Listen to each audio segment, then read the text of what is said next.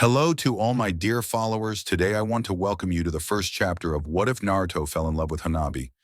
Remember that on the channel you'll find many playlists with the different fanfics we've been uploading. Enjoy! Chapter 1, Meet Your New Teammate. It was a clear warm spring morning without a cloud in the sky. Naruto was sleeping in his small bed at his home when several loud bangs on his front door tried wake him. Naruto groaned slightly and tried to go back to sleep. The banging came again but more forceful than before. He covered his head with the pillow trying to ignore the sound. Naruto, get your butt down here and open this door before I break it down. An aggravated female voice yelled at him from outside. Oh great Sakura-chan. He mumbled to himself unenthusiastically as he blinked sleepily a few times while he held his pillow. Guess I'd better get up before she knocks it down, again. He got out of bed and yawned while stretching his ribs. Coming Sakura-chan. He yelled while scratching his butt before putting on his Tsunade and Jiraiya house slippers. His slippers had big stuffed heads over the toes of Jiraiya on the left and Tsunade on the right. He thought they were the weirdest gift ever when he got them from Shikamaru for his 20th birthday, until he showed him how they worked. Flashback. Naruto picked up small box wrapped in red wrapping paper. You. He said excitedly as he shook the box and it made no sound. He looked at the tag. From Shikamaru. He ripped the paper off the box in typical Naruto fashion and pulled out a pair of Jiraiya and Tsunade bed slippers. He said as he eyed them for a second. He giggled a bit. I kinda like them, but what's with Tsunade's face? She's never smiling. He said pointing to the big smile on one of the slippers. She looks more like this. He took his palms and vigorously rubbed his cheeks until they were red and put on his best grumpy Tsunade look. Everyone laughed, but Sakura, who had a vein in her head bulging and gritted her teeth. Naruto. She said, soaked in venom as a warning.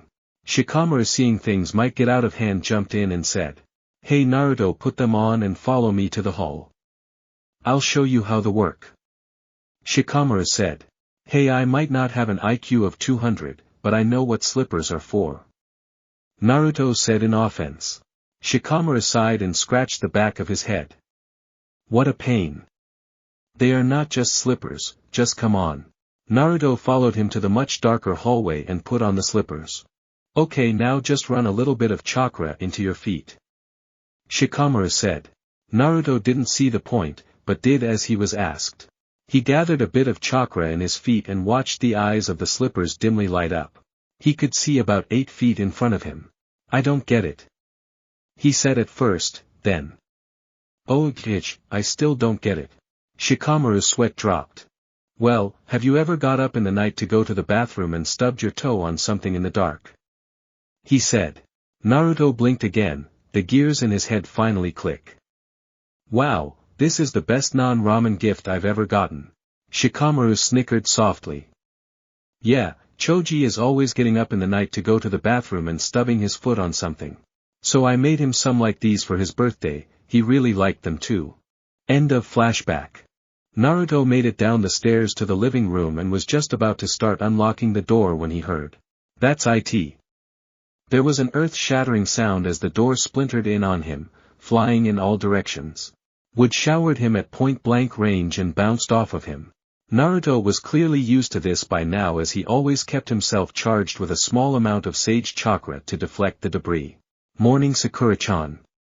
He said in a zombified manner as he turned around to head to the kitchen for some breakfast. Naruto UZ. She yelled until Sakura finally saw what he was wearing.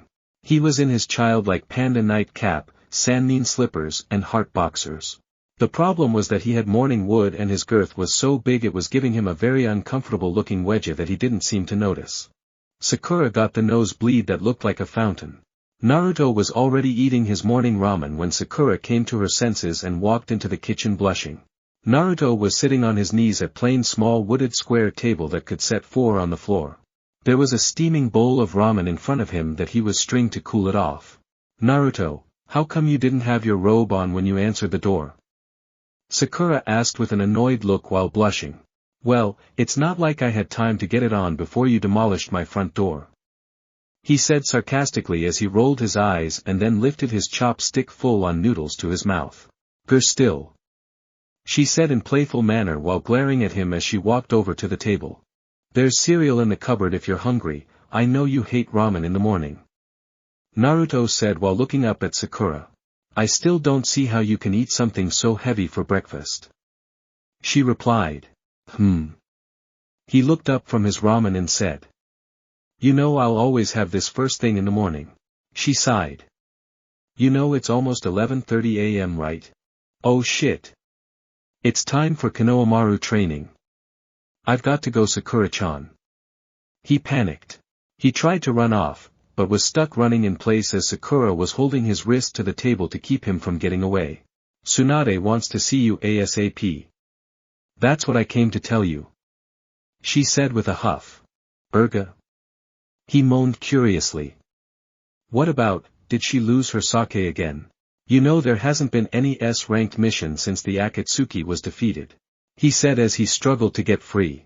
I'm not sure what it is, but do you really want to piss her off? She replied.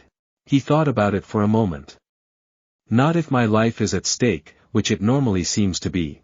Okay, I'm going. He poofed into smoke and was gone.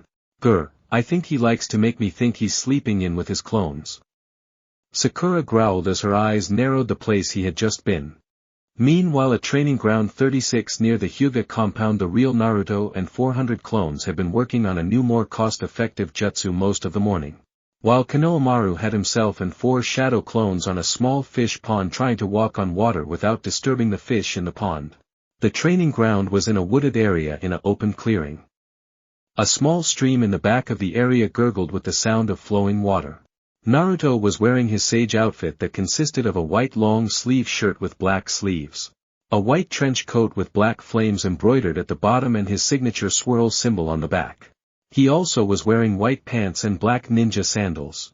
Naruto had just devised this training a few days ago to help him with his stealth and his chakra control. Ugh, this is impossible. Konohamaru yelled in frustration as he threw his arms down.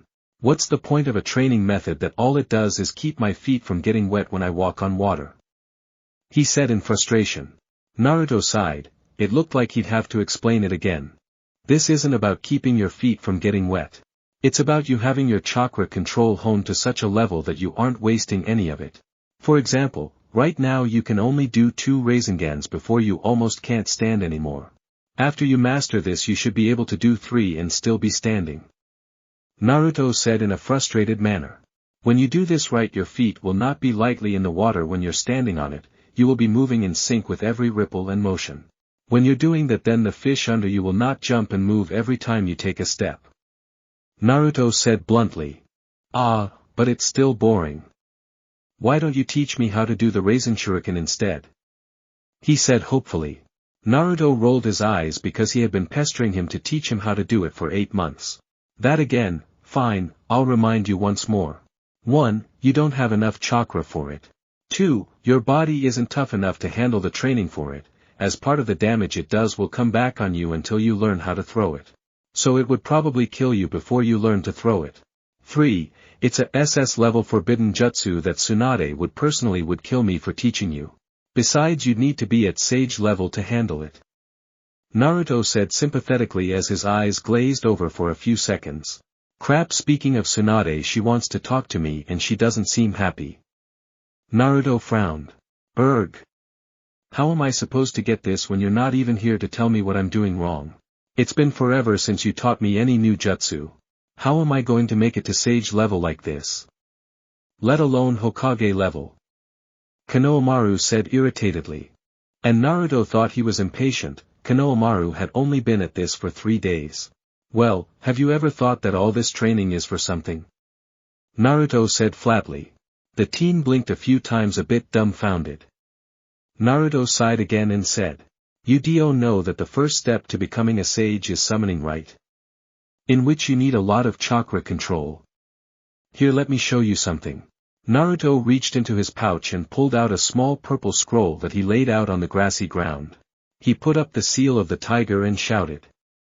Unseal. After the puff of smoke cleared there was a giant 3 feet tall purple scroll. Dispel your clones and come over here, Konohamaru. He said with a wave of his hand. Konohamaru dispelled his clones with a loud pop and walked off the pond over to where Naruto was sitting on the ground cross-legged with the scroll ready to open it. Naruto turned the scroll around and opened about 4 feet of it to reveal the names Jiraiya, Namikaze Minato, and Naruto Uzumaki.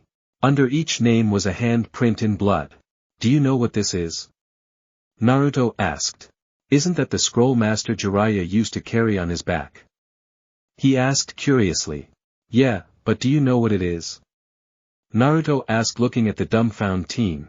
Konohamaru just gave him a blank look. Naruto just looked up and groaned while thinking to himself. No wonder my teachers were always calling me dumb, teaching is a lot of work, seriously, what has Ebisu even been teaching his squad? It's a summoning contract. Naruto said and paused for a long moment for effect. Suddenly Konohamaru's dumbfounded look turned to a smile. Konohamaru was clearly shocked before saying. Wow, this is the same scroll the 4th Hokage used to make his summoning contract with the Toad Sages.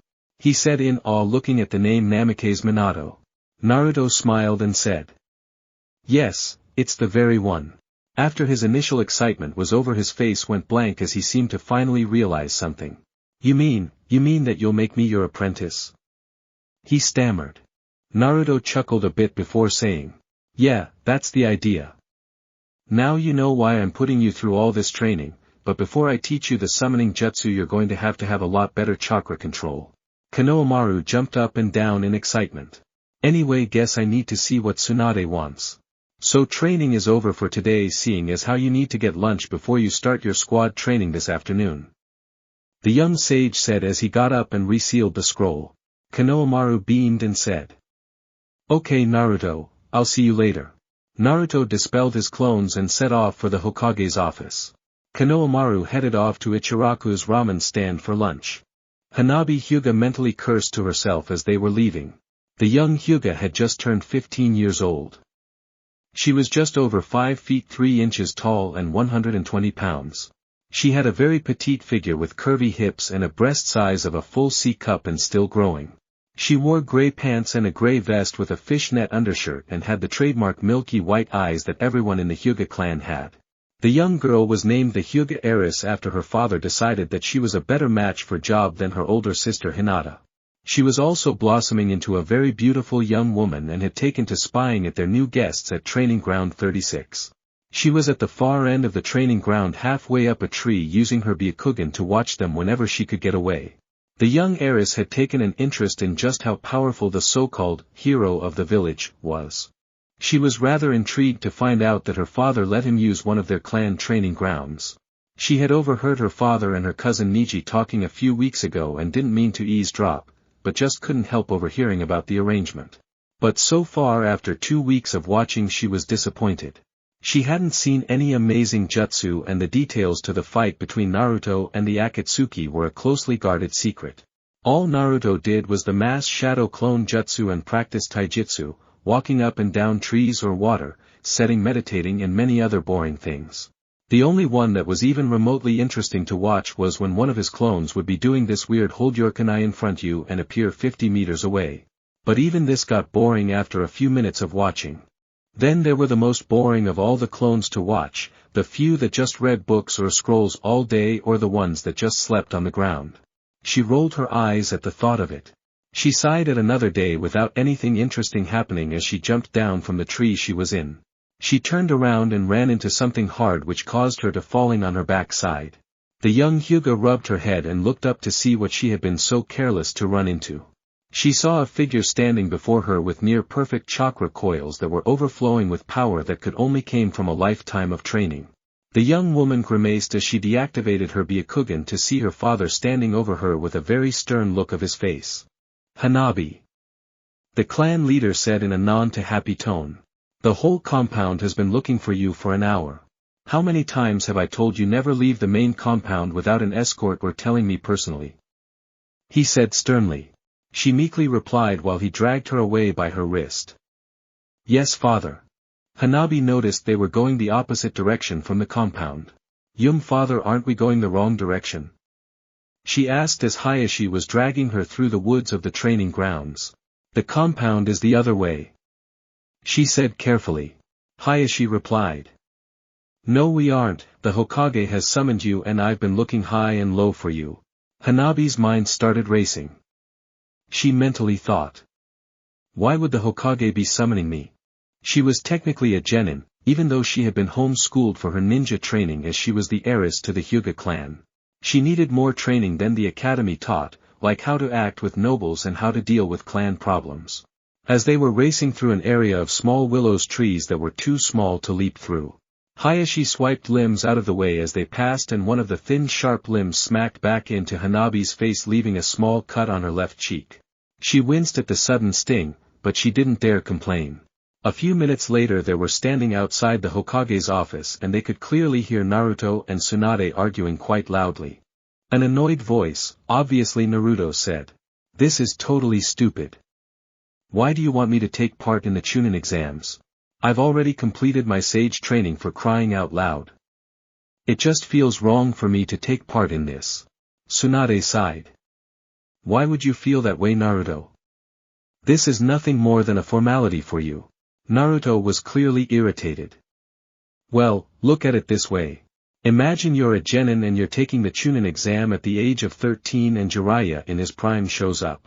If you were him it would just be a formality, but for the genin that he took the scroll from on the second part of the test it would just be overkill. Sure, they have got time to get another set, but someone that powerfully shouldn't be there in the first place. It's the Chunin exams, not the Hokage exams." Tsunade sighed. He had a very valid point, but, I know Naruto, but the second part of the test you took 7 years ago was meant to test the ninjas in a real-life scenario. And in a real life you're likely to come up against more powerful shinobi when you're just a genin. They need to know how to handle that situation," she said emphatically with a sigh. "Besides, we are still one hidden village among 5. To raise through the ranks the villages we have set up the exams so no one village becomes too powerful over the others. Please understand. It may be a formality, but it's one you'll have to deal with." The Hokage said firmly. "Yeah, I know. I was fighting a losing battle the moment we started this. I'm not a fool anymore. I knew it would turn out this way," he said with a huff. "But still. By the way, even if I am a sage, am I doing this exam solo? I thought you had to be a 3-man team to even sign up, so are Hayashi and Hanabi my teammates?" he said with a curious look as he looked over at the closed door of her office. Both Hyugas gave a start listening at the door. Hayashi thought to himself. Can all sages do that? Knowing when others are near and knowing who they are. I never saw or heard of Jiraiya do that. Lady Tsunade gave him a questioning look, tilting her head to one side. Hayashi Hyuga. Why would I send the Hyuga clan head to? She stopped in mid-sentence and shook her head in confusion. Why on earth would you ask that? She asked with a puzzled look. Naruto flatly stated. Because they are right outside the door. Tsunade had forgotten that her little drinking binge with her new assistant had left her with alcohol poisoning, and she had even forgotten to put up the soundproof seal for privacy. Mentally cursed herself and thought. Great. Half the town has probably heard us arguing. The Hyuga head saw what position they were in and cleared his throat loudly and knocked on the door. Hokage-sama, we are here as you requested. He stated awkwardly. Tsunade put her head in her hands and sighed. It was definitely going to be a long day. Come in, Hayashi. The door opened and the two Hyugas filed in while taking a look at her office. The Hokage was sitting at her desk still holding her head. She had a 1.5 foot tall stack of paperwork on her desk, and another stack that seemed to have fallen off her desk while arguing with Naruto was in a messy pile beside the desk. On the other side was a much smaller stack of papers that was probably the done side. Right in front of her desk was an unhappy and slightly frustrated Naruto. He turned and smiled. Oh, hello Hayashi and Hanabi-chan. He said cheerfully. They returned the greeting with a slight bow. Hanabi was a bit surprised at Naruto's greeting. 1 minute he was yelling so loud the whole village could hear him, whether they wanted to or not, and the next he was smiling like nothing had ever happened.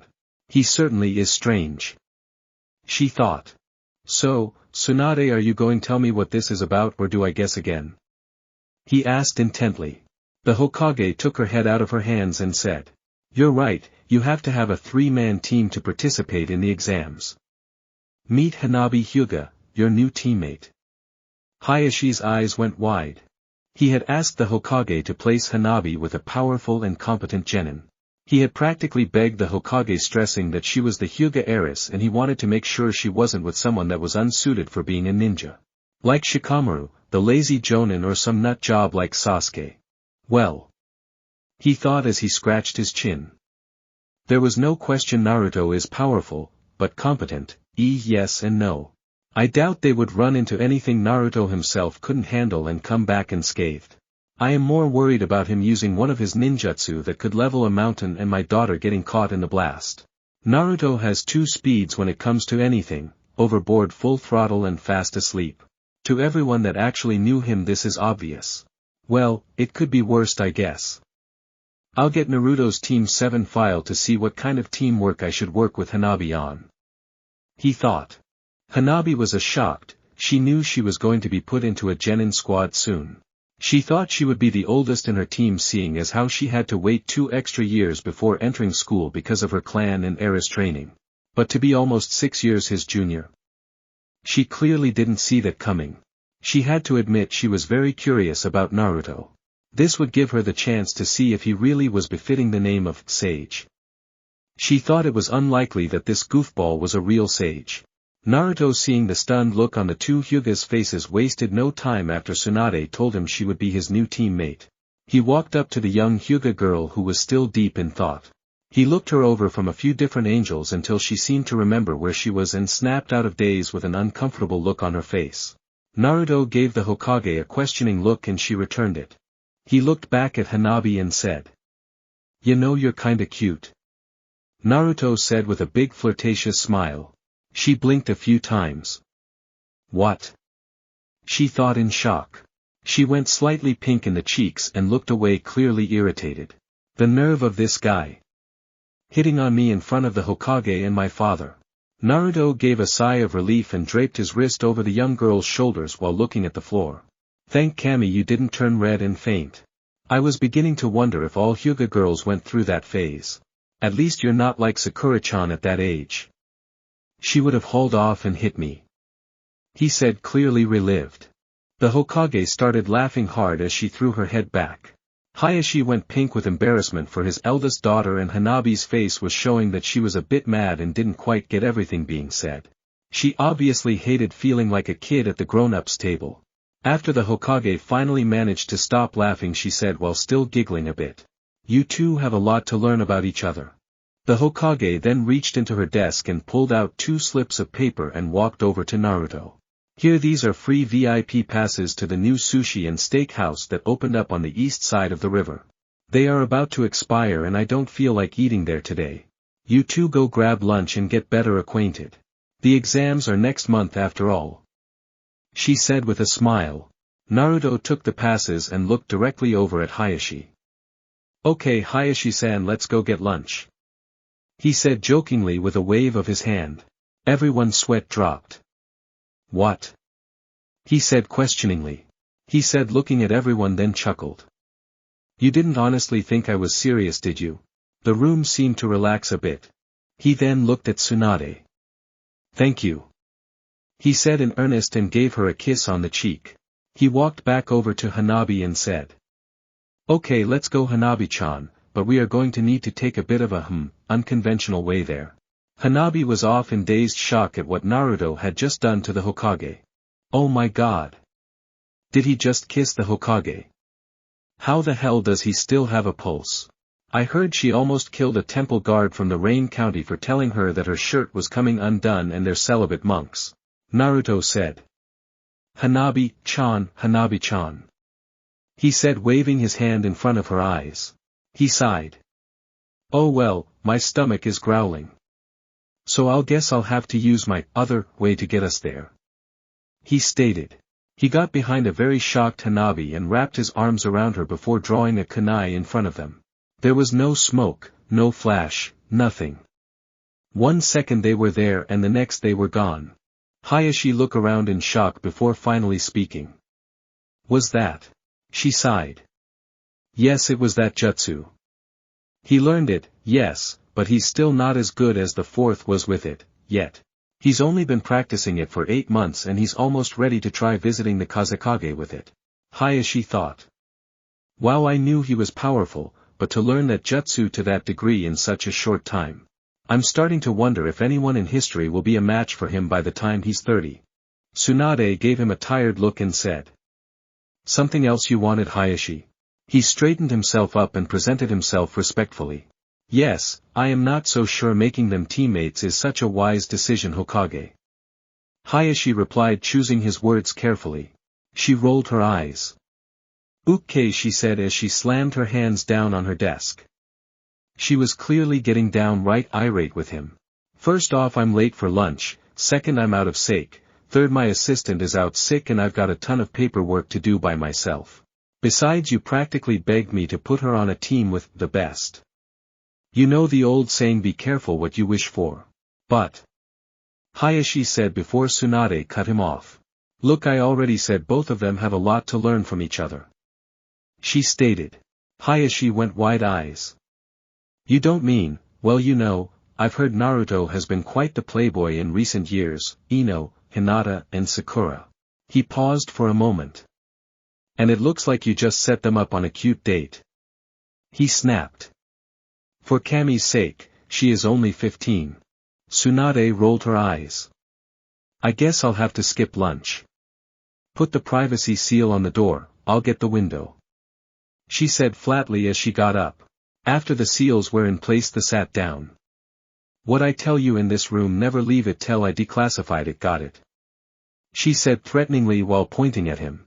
Yes, Hokage-sama. He said respectfully. He wasn't used to getting near killing intent from Tsunade. Okay. She took in a deep breath and released it. I'll just put it bluntly as it saves the most time.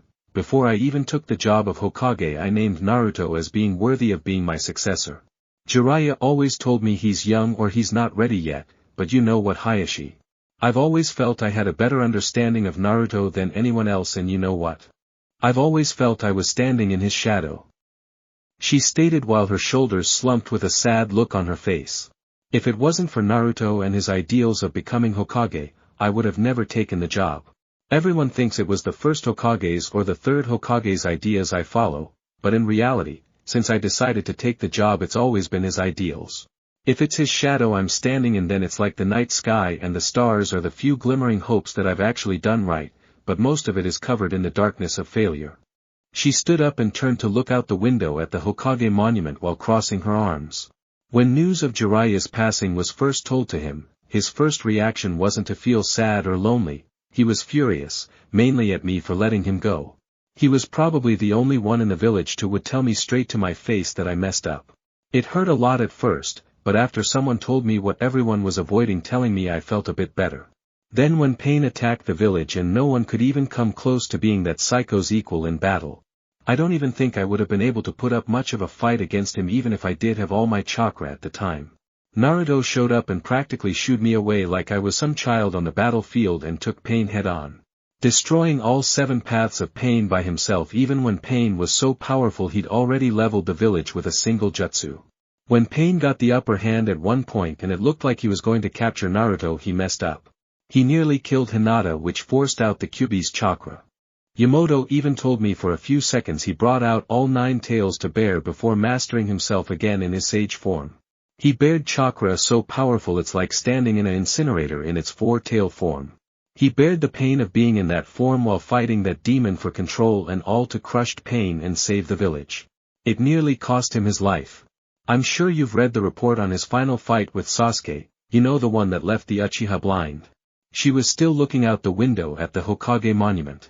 Hayashi stunned at the Hokage's words. He felt a bit awkward before he spoke.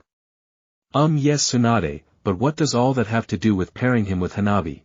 He cringed at the thought, waking of the Hokage up out of her ramblings. Tsunade was still mostly lost in her thoughts but replied. That's simple. Have you ever seen Naruto eat? Imagine the Hokage sitting at the Fire Lord's personal dining table eating like that. Hayashi looked up thoughtfully and brought up an image of Naruto in the formal Hokage garb sitting next to the Fire Lord inhaling ramen. Ha ha ha ha ha ha ha ha. Hayashi laughed for a few minutes before mastering himself again and wiping a tear out of his eye. Yes, I see your point, Lady Tsunade-sama. He said with a rare smile still on his face. She turned from the window to see the normally stern man smiling in front of her desk. His laughter had helped bring her back from the sad depths of her own mind. She was in a noticeably better mood. Yes, I figured that if anyone could teach the knucklehead something about manners, grace, and nobility it would be the Hyuga heiress. Besides, you wanted to make sure Hanabi was relatively safe. So it was a no-brainer when I thought of it. Killing two birds with one stone, as the old saying goes. She stated with a slight grin. Yeah, Hayashi, be careful what you wish for, you just might get it. Just like this time. She thought silently. Hayashi said. Well, then what would Naruto need to teach my Hanabi? Guts. I can't believe I thought that. It's like Jiraiya is in my head for some reason. Ah, what the hell? She stood up and looked at him sternly and stuck out her arm-closed fist like Naruto did when he was younger and said. Guts. Hayashi was speechless at the Hokage's strange gesture and stared at her blankly. In the corner of her office laughter erupted. Tsunade looked over to see Kakashi doubled over his hands on his knees, his book from the Makeout series was on the floor and he was having a laughing fit. Hatake. How long have you been there? She yelled angrily. When Kakashi finally mastered himself a few minutes later he said. Long enough to see. Kakashi steeled himself with a stern look and punched his fist out in front of him and said. Guts. He entered another laughing fit. Tsunade was grinding her teeth in anger while charging her fist up with chakra before charging the laughing Jonin. When she was 3 feet from blasting him out of her office, his look suddenly changed to his normal unreadable face and he was holding up an official Kage scroll. She stopped less than an inch from smashing his face through her office wall.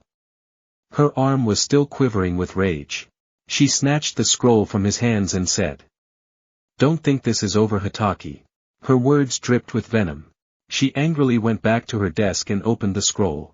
Dear Hokage. Thank you for your incredible advice. I'm sure you helped avoid open war with the village hidden in the mist, the village hidden in the waves, the village hidden in the rain, and the land of rice paddies. How did you even come up with such an ingenious plan? After 6 months, all of their nations are thriving. Sincerely. Kazekage Gara. Flashback. 19-year-old Naruto was sitting behind the Hokage's desk going through stacks paperwork. An umbu in a cat mask had just come into the office and he didn't seem to be feeling too well. He was leaning on the wall just inside the office for support while holding his stomach. A familiar voice spoke. Naruto, what are you doing? When the Hokage sees this, she's going to send you flying across town again. Hey! He said in an offended manner. Tsunade had her birthday last night and you know how that ends up, Kakashi. Kakashi knew this all too well. She would be forced to greet tons of high-ranking ninjas, nobles and lords until she was blue in the face. She would get fed up with it and grab anyone that was nearby and drag them to the bar to get drunk. Kakashi was the unlucky person near her when she decided to go to the bar last night. That still doesn't explain. Kakashi suddenly went green and he ran for the bathroom on the other side of the office. Naruto went back to sorting paperwork into 20 to 30 smaller piles, but it was hard to work with his former sensei in the bathroom making the most horrible heaving sounds. After 10 minutes of this, Naruto gave up sorting. The noise was just too distracting. He crossed his arms and waited for the noise to stop. Another 5 minutes passed and it was finally quiet. He had just picked up the next paper in the stack when Kakashi came out of the bathroom looking like hell holding his cat mask in his hand. That still doesn't explain what you're doing, Naruto. He said shakily. Naruto sighed. His cheerful face was replaced with a very sad one. You know, I've been dating Sakura-chan lately. Well, I was so caught up with doing things with her that I totally forgot about Lady Tsunade's birthday. When Sakura-chan took me to the celebration, I didn't even have a gift to give her. He said sadly as he looked down. Kakashi eyed him as carefully as he could with a stomach that wouldn't sit still. I thought about it, and if I was Hokage, the best gift I could receive would probably be a day off from all the paperwork, but it's been pretty hard to do. A lot of this stuff I just don't understand who to put on the missions. Like that stack. He pointed at the largest stack that stood almost 3 feet high next to the desk. It accounted for about half of the total paperwork. Kakashi was starting to feel that his own gift of socks was seriously beginning to pale in comparison to Naruto's thoughtful gift. He sighed. At least I should make sure he doesn't make a mess of things, he thought. He began going through the 3 feet tall stack of papers. No wonder Naruto didn't know who to put on these missions. They are all recon and information gathering missions for Umbu level ninjas, and he doesn't know who all the Umbu ninjas are. He started going through the stack, putting down Umbu teams for missions almost without thinking about it. Kakashi realized another of the problems Naruto was having. There was almost a month's worth of missions here. And he was trying to assign them to everyone in a day instead of spreading them out over a month's time. The Hokage has been being quite the layabout recently, he thought sourly while eyeing one of the missions. They worked through the morning until Kakashi went to grab the next stack absent-mindedly. Hey sensei, those are the genin missions I've already assigned. You don't need to do those. Kakashi eyed his work and grimaced. Naruto, you have totally messed up on which teams to assign for these missions. If these had been Chunin rank or higher missions, this would have been a disaster. You sent the Taijutsu type team to do negotiation missions, the Genjutsu type teams to manual labor on the docks, and the Ninjutsu type team used to entertain young children. What possible reason could you have for handing out missions this way? Are you trying to intentionally assign missions to the wrong people? Naruto scratched the back of his head vigorously. Kami, and I thought I was dumb. No, I set out the missions for the genin right. The Genjutsu users are physically weak, so I sent them to the dock for manual labor so they will get stronger. I sent the Taijutsu users into a mission where they need to use their head instead of their muscles, so they got smarter. Lastly, I sent the Ninjutsu users to entertain kids because it takes a lot of social control and restraint using ninjutsu to entertain them. But I set a few of the Hyuga medics in training to watch the ninjutsu users just in case it got out of hand. They need to learn not to depend on one form of jutsu all the time, or at least that's what I learned. He replied frustratedly. Kakashi thought to himself. He's using the missions just like training. It's actually ingenious at the genin level, but it would have been a disaster at the chunin level. Well, what are you going to do when they all come back and have failed because they're not suited for their missions? That will hurt our reputation and our future job offers. He stated knowingly. That's why I gave them missions inside the village at a discounted rate and told the employers they would probably take a few days to get their work down. Naruto said irritatedly. Kakashi thought. He certainly covers all his bases. If he had understood who all the Umbu Black Ops were, then he probably wouldn't have needed my help much at all. Almost all the paperwork was done, but a very small stack of papers not 7 sheets high. A very hungover Tsunade dragged herself through the door of the office.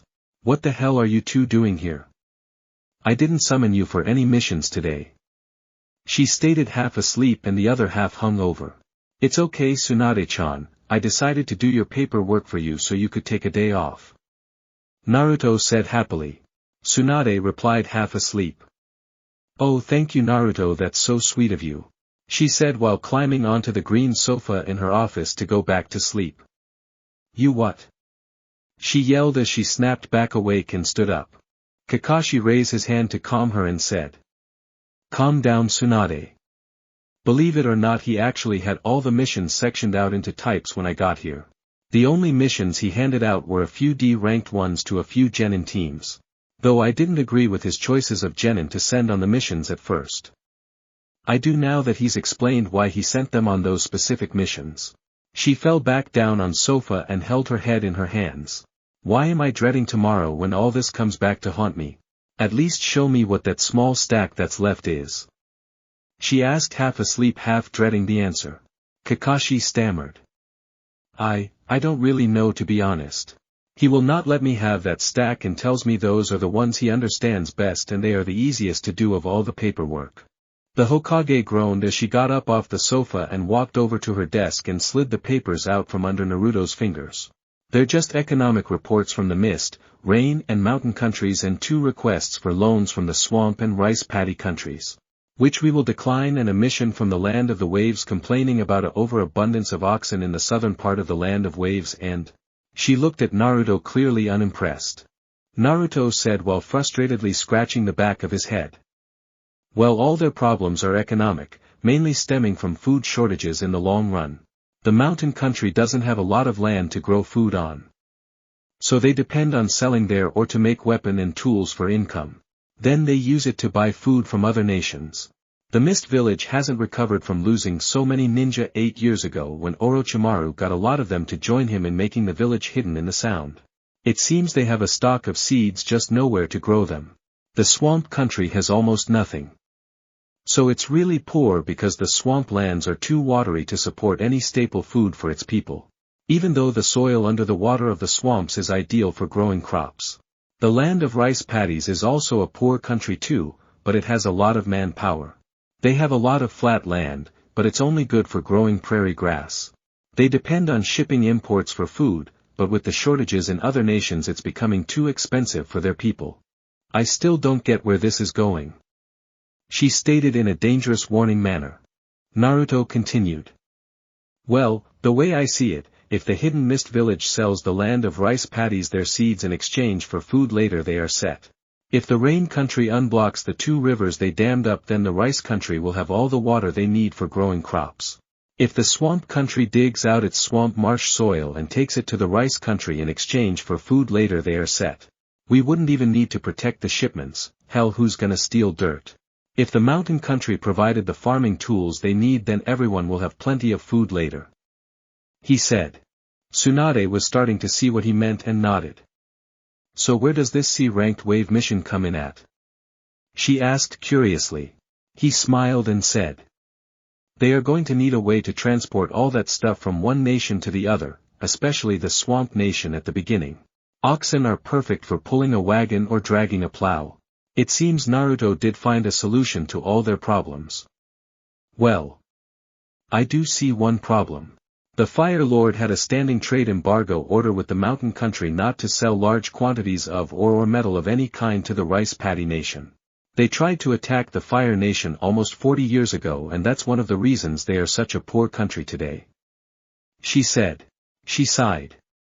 The Fire Lord probably will not lift that agreement without a good reason. Naruto. He looked at her. Well, an economically stable country doesn't need to start a war to get the things its people needs to survive and no country is going to willingly starve to death. They will steal from another country to survive which will start a war. Besides it couldn't hurt to give them the idea and ask the Fire Lord to adjust his trade embargo so it excludes farming tools. He said with a smile. End of flashback. Tsunade fell onto her desk depressed. Kakashi was looking over her shoulder reading the scroll. Why are you all depressed looking? This looks like good news. He asked with a smile. Because it was Naruto's idea. He may have caused me more trouble than help with that birthday gift, but he did find the most important papers that I would have overlooked. And solved problems of 4 countries in a matter of 20 minutes. I'm starting to worry if I'm even cut out to be Hokage anymore. She stated with a depressed look on her face. Kakashi got a slight worried expression. Don't say that, Tsunade. If I hadn't been there to help him he would have given all the missions he didn't understand to Shikamaru's squad. We probably wouldn't have seen them for 5 years. He said with a laugh. The Hokage laughed as well. You're probably right. Hokage-sama, if I might ask, who's the 3rd member of Naruto's team? Hayashi asked. She looked up at him and gave him a disregarding look. Oh, that. Sasuke Uchiha. She said absent-mindedly. Hayashi started with horror. You can't mean that, Hokage. Not with my daughter on that team. Relax, Hayashi, Sasuke isn't in any shape to take the exams. This is still Squad 7 though, and Sai and Sakura have already completed the exam. So the only other genin on Squad 7 has to be on the sign-up form. Sasuke is the only choice I can make. She stated, trying to reason with him. Naruto would have given me a lot of trouble if I removed Sasuke from the team officially. So he'll just be on the paper as part of the team, not actual participating. She said. Naruto was standing just outside Ichiraku's ramen stand after using the yellow flash jutsu with a very shocked and speechless Hanabi Hyuga.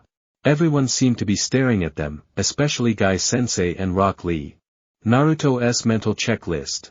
Okay, I'm standing out in the open with one arm around a very cute younger girl's neck and the other wrapped around her waist. Check, that looks bad. I'm holding a kunai in a menacing type manner in front of her. Check, that looks even worse. There are rumors going around about me being a playboy, sigh, check. She's total speechless and shocked at the moment. Oh big check, that makes all the rest look even more bad. The last two people on the planet that I would not want to be seen like this are in front of me, sigh check again. Conclusion. Oh shit, this isn't gonna end well. Guy finally came out of his shock and took a slow timid step back. Then faster than Naruto thought was humanly possible he turned around and ran away, leaving a huge dust trail behind him, yelling in a pleading voice at the top of his lungs, Hokage. Lee's shocked look quickly turned to anger, then to resolve, before saying, Naruto, you really have turned into a playboy. First Eno, then Hinata, then Sakura-chan, and now you're trying to molest this little girl. He said dramatically. I may die trying to stop you for the error of your ways, but I can't let you do this. He said, sounding like a total drama queen. Oh shit. Was all Naruto could think as Rock Lee charged. Chapter 2, Getting to Know Each Other. Naruto was trying to disperse his sage chakra so that when Lee hit him it wouldn't reflect the damage and add even more of it back at him. The sage did the only thing he could do. He quickly turned around while holding her so Rock Lee's assault wouldn't hit Hanabi and waited for Lee's to start beating on him. Just as Lee was about to send Naruto flying with a charging jump kick is when a very outraged Hanabi regained her thoughts. She grabbed Naruto by his trench coat and slammed him up against a nearby wall. You kissed the Hokage. She screamed. Rock Lee flew right by them at an amazing speed and crashed into a thick wall with his flying kick leading the way. He crumbed the wall right on top of himself. Naruto blinked a few times before forgetting about Lee and said, yeah, so what?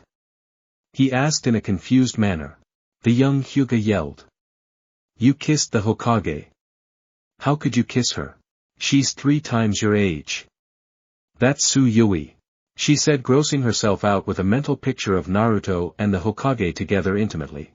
Naruto blinked a few times, clearly not sure why she was making a big deal out of this, before finally telling her flatly. She's like the mother I never had, of course I love her. What's wrong with giving someone you love like family a kiss on the cheek? Is the Hyuga family so cold to each other that you show no signs of affection toward each other at all?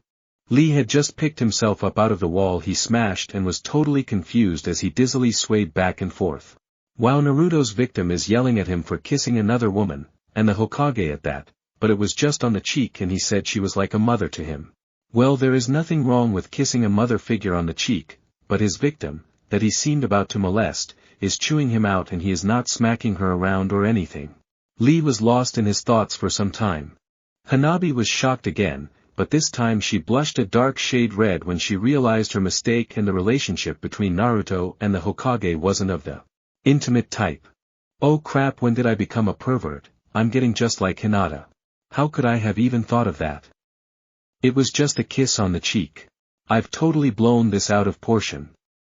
I'm the Hyuga heiress, I have to keep up the most noble of images. She thought nervously. She then looked around at all the people that had stopped dead in the tracks staring at the 2 ninjas. She panicked. Oh shit, oh shit, oh shit. Not good, father's going kill me for tarnishing the Hyuga name. Naruto's stomach growled loudly, breaking her out of her panic attack. Erg.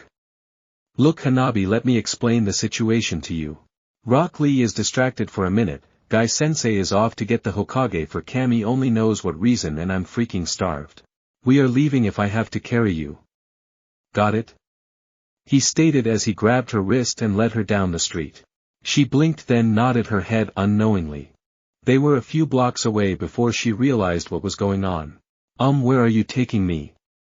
She squeaked in a very high voice when she came back from her latest episode of being shocked. She was drawing up images of Naruto dragging her off into the woods to do unspeakable things to her. Naruto actually let go of her and covered his ears, thinking he was being attacked by a sound ninja attack. Ouch, what was that for? Are you trying to attack my sense of hearing? The sage said while peering over at her. He said while digging in his pocket to retrieve the free meal tickets from Tsunade. He procured them, pulling them out of his pocket, and stared at them for a moment. We are going to the Bounty Earth and Sea. It looks like a sushi and steak house. We're almost there and I'm starving. he reiterated. The sage grabbed her wrist again and led her down the street. They finally made it to the restaurant and Hanabi was finally not so shocked at everything Naruto did. They both stepped inside the mid-sized establishment. All the tables were made of a black wood and trimmed in a gold-looking metal. On the walls were mostly giant fans that were black with golden flowers on it. The fireplace mantel was covered in purple velvet with a small 8 feet 10 inches picture of each of the Hokages from 1st to 5th, and there was a blank frame at the end. The place seemed fairly dim compared to the outside sunny day. The place wasn't very busy. Out of the 20 or so tables there wasn't but about 5 that had people at them. The only people she did recognize were high-ranking officials. This was probably a rather expensive place to get lunch, she decided. A small dark-haired young woman in a tightly wrapped kimono that decorated was just like the rest of the restaurant, black with gold flowers, came up to the couple. "How many are in your party?" she asked with her eyes squinted, and she gave them a short bowing. Naruto said, "2, here is our tickets from the Hokage." He held out the VIP tickets. The hostess got up from her bow and finally opened her eyes to see who she was seating. Her fake smile turned into a real one as she looked at Naruto, eyeing him up and down. She took the tickets, barely looking at them, and led them to a door at the back and opened it. "Please sit wherever you like," she beamed while leading them into the private room. Inside was a huge oval oak table with 14 cushy black leather chairs. Hanabi guessed it was set up so the council could come and eat while discussing business. Naruto went to the middle of the table and sat down, and the hostess put a menu in front of him. Hanabi realized she was being rude standing at the door and took the seat on the opposite side of the table from Naruto. The hostess placed a menu in front of her. "I'll be back in a few minutes for your orders," she said while never taking her eyes off Naruto or removing her smile. The hostess quietly closed the door behind her. Naruto went over the fancy menu a few times and still didn't know what the heck any of it meant or what the place even served. Why do they have to use such formal names for everything? I can barely understand any of it," he thought. "Which one of these is ramen, damn it?" After a few seconds of looking at the menu, Hanabi had decided on the seaweed fried rice with greens and shrimp. She also decided that she wanted the honey-glazed swallow's nest with vanilla ice cream for dessert. Naruto looked at the menu again and still didn't understand what to order or what the hell it was that he was ordering, if he did order anything.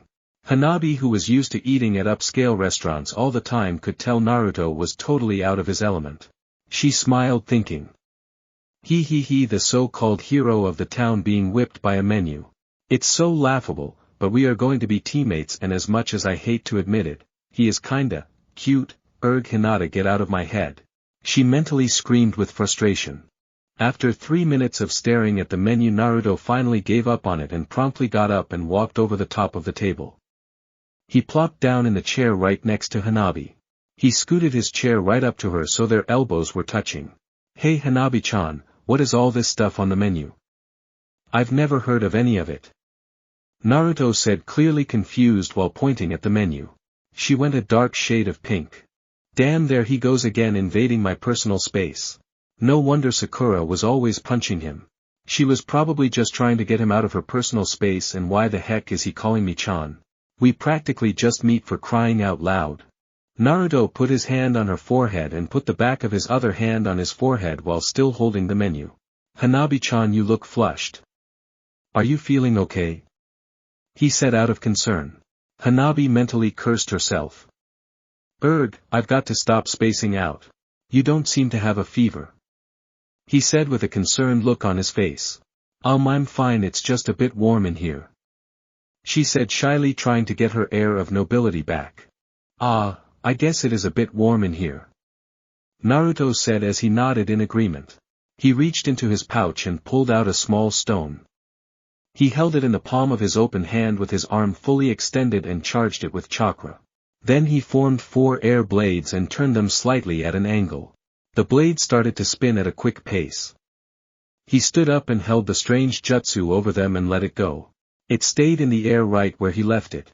Naruto then sat back down like nothing had happened and looked over at Hanabi, who was noticeably uncomfortable.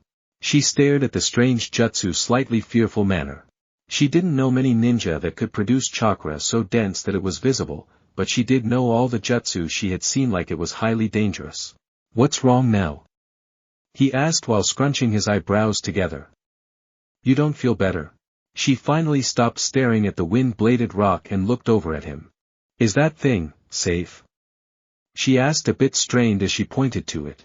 He looked at her for a long moment slightly confused. Well, don't go sticking your fingers in it and it is. He stated. She went back to looking at it and noticed there was a nice breeze coming from it blowing down on the two of them. Oh, I get it. It's a fan.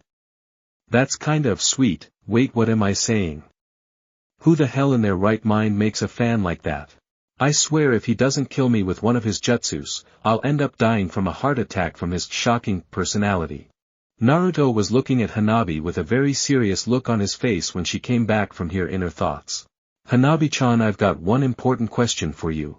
He held up his menu in front of him while taping his finger on it with a very serious look on his face and said. Which one of these is ramen? His eyes were very intense. Hanabi blinked a few times processing the odd request. She looked over the menu, and then looked at Naruto, then back over the menu, then back to Naruto before saying, there is no ramen on the menu. She stated. Naruto's eyes went wide and he had a look on his face like someone died. Guy-sensei burst right through the door to the Hokage's office without opening it. Hokage-sama. He yelled, skidding to a halt right in front of the desk as the debris from the door showered Tsunade's office. Tsunade covered her face when she heard the crash like this had happened many times before. Hayashi jumped into full defensive taijutsu form and Kakashi ducked behind the Hokage at the sound of the thunderous crash. Hokage-sama. He yelled as he panted and held the stitch in his side. The Hokage rolled her eyes as she lowered her arm. What is it this time, Guy? She obviously wasn't happy and sounded a bit annoyed with him. He huffed a few times to catch his breath and then inhaled sharply. It's Naruto. He looks like he's kidnapped some poor Hyuga girl and is planning on doing all sorts of lewd things to her. He had her at knife point and the poor girl was in such shock and horror. He said, using over-exaggerated hand and arm movements to the point of being silly to emphasize his point. You've got to do something. Mai Li is out there trying to stop him now. You know he doesn't stand a chance if Naruto gets serious. He begged her and continued on, but was talking so fast no one understood any of it. After he finally ran out of breath and started panting. The Hokage rolled her eyes at the hyperactive Jonin inside. She reached on top of a pile of paperwork and retrieved a folder. She opened it and pulled out a photo. Is this the girl? She asked, slightly annoyed and tired of everything while holding the photo of Hanabi Hyuga. Yes. Hokage-sama, that's the cut. He just noticed the Hyuga clan leader in the room simmering with rage and hanging on every word he said. Young woman. He corrected himself mid-sentence, suddenly very self-conscious of the situation. The Hokage's head had a vein starting to bulge in her forehead. Did you see any of these so-called lewd acts that you're speaking of? She said accusingly. Guy was suddenly on the defensive with his open hands shaking back and forth in front of him.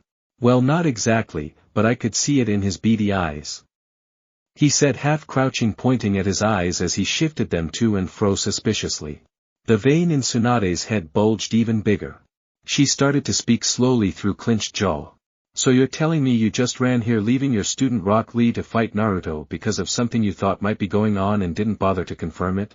She spat like she was spewing venom. Guy-sensei was backpedaling from the Hokage's killing intent. Well, you see. Naruto, I mean, you know recently has gotten, to be rather a playboy so to speak, so I just assumed. He said fearfully.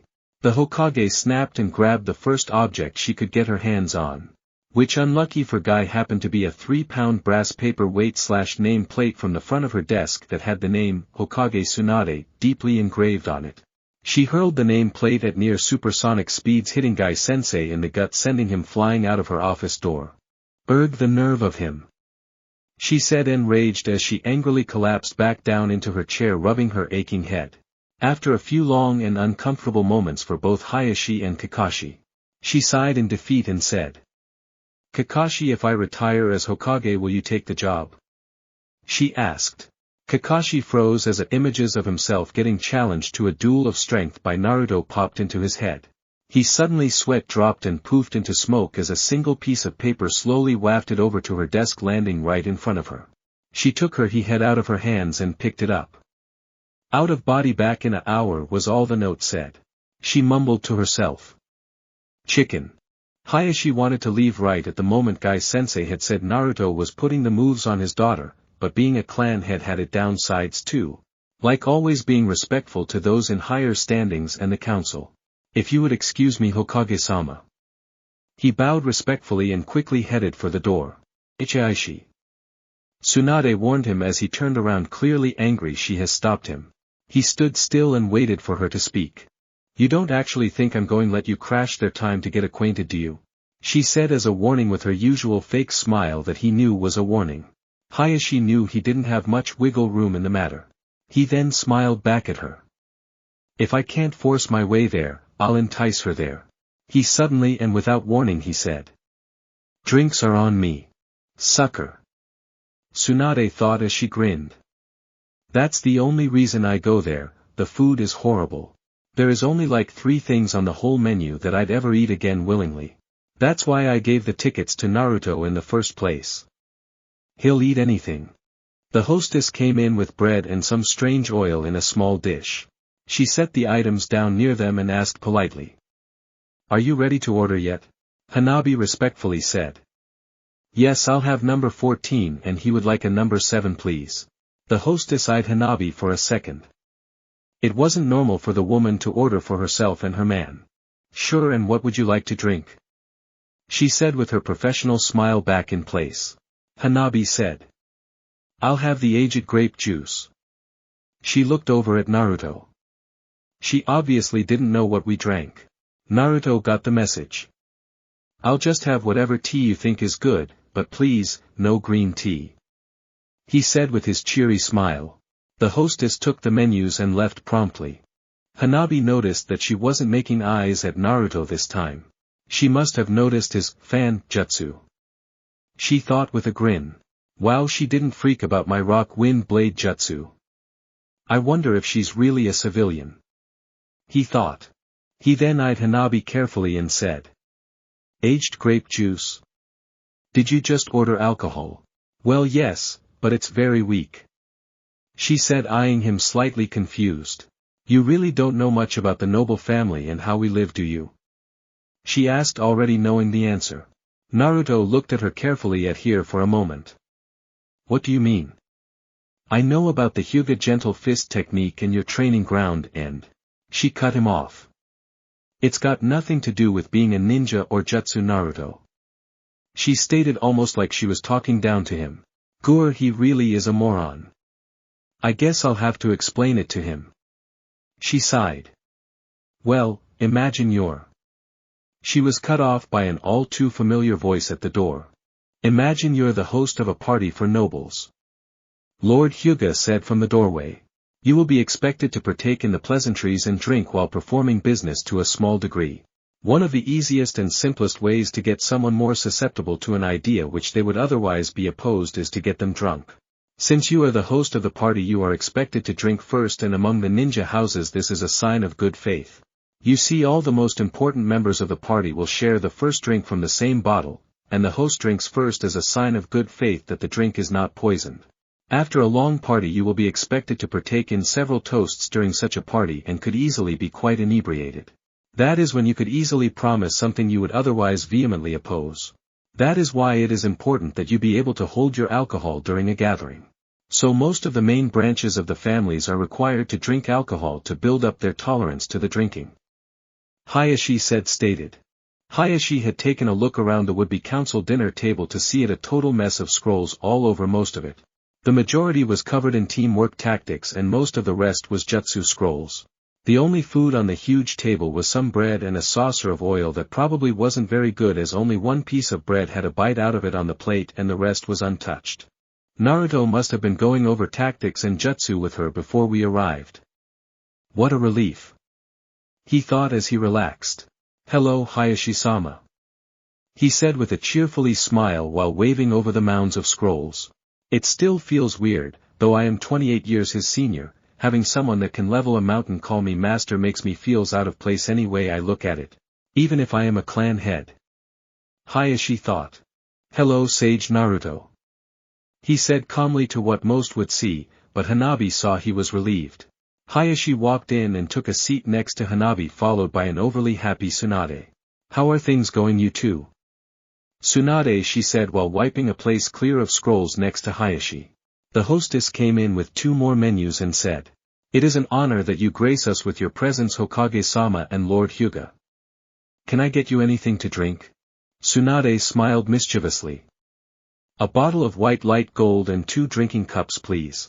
Hayashi just realized what she ordered and it wasn't good. White light was 197 proof. Oh crap, I thought she'd order high-grade sake, not that stuff. It is not even recommended for human consumption and it is used mostly to make high-grade fire bombs. Oh Kami, did she say 2 drinking cups? He panicked and started sweating. The Hyuga had a feeling that he was going to give Naruto a first-hand showing on that lesson he just taught him. Hey there, what brings you two over? Naruto asked over a scroll he was showing Hanabi in his hands. She eyed him carefully before speaking. Well, Guy-sensei convinced Hayashi and I that we should come here for lunch. She smiled. Naruto looked up from his scroll and rolled his eyes. He knew quite well what Guy probably said to them to come and check up on him. Hanabi, who just bowed her head slightly when both of them came in and directed Naruto's attention back to the scroll he was holding and asked. So what is the point of this 3-prong formation attack if we only have 2 members, and why would you put me at the head of the arrow? Shouldn't that be where the strongest ninja of the 3 should be? She questioned. Hayashi eyed the young sage. My girl has a valid point there. Oh no, here comes that waiter holding my doom in her hands. The Hyuga Lord was getting nervous enough for Hanabi to notice if she was paying attention. The hostess came back with a 20-ounce clear bottle with a golden sun symbol on the front of it and set it and 2 drinking cups in front of her and Hayashi. Thank you. The Hokage said with a smile. Naruto waited for the hostess to leave before answering Hanabi. Well, for a 3-prong arrow attack you're right, but this one's a feint. If you look farther down the scroll you'll see that the ninja in the center runs slower than the 2 on the sides. The ninja in the center gets the enemy to focus on him and then lets the other 2 ninja overtake him in the charge. Now on a non-ninja enemy the center might actually be more dangerous. But on a ninja he will realize this a turn to defend himself from the 2 side ninjas, leaving an opening for the ninja in the center to attack. Do you see now? He asked. Hanabi looked at him carefully while squinting and said. That still doesn't explain how we will use this with only 2 people in our squad. She eyed him critically. Naruto laughed. And here I thought you might have had that figured out from peeping on me in Konohamaru training. He said while still laughing. Hanabi thought. Kami, how did he know I was watching him?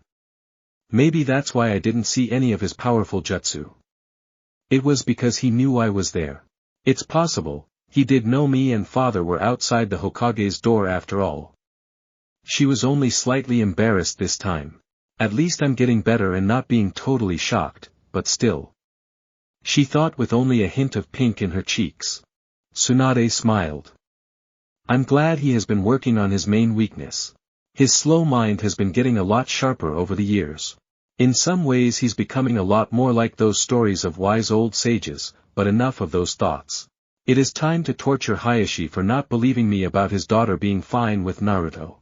Tsunade grabbed the bottle of white light and poured a shot for her and Hayashi. Drink up. She said with a friendly smile as she downed the shot.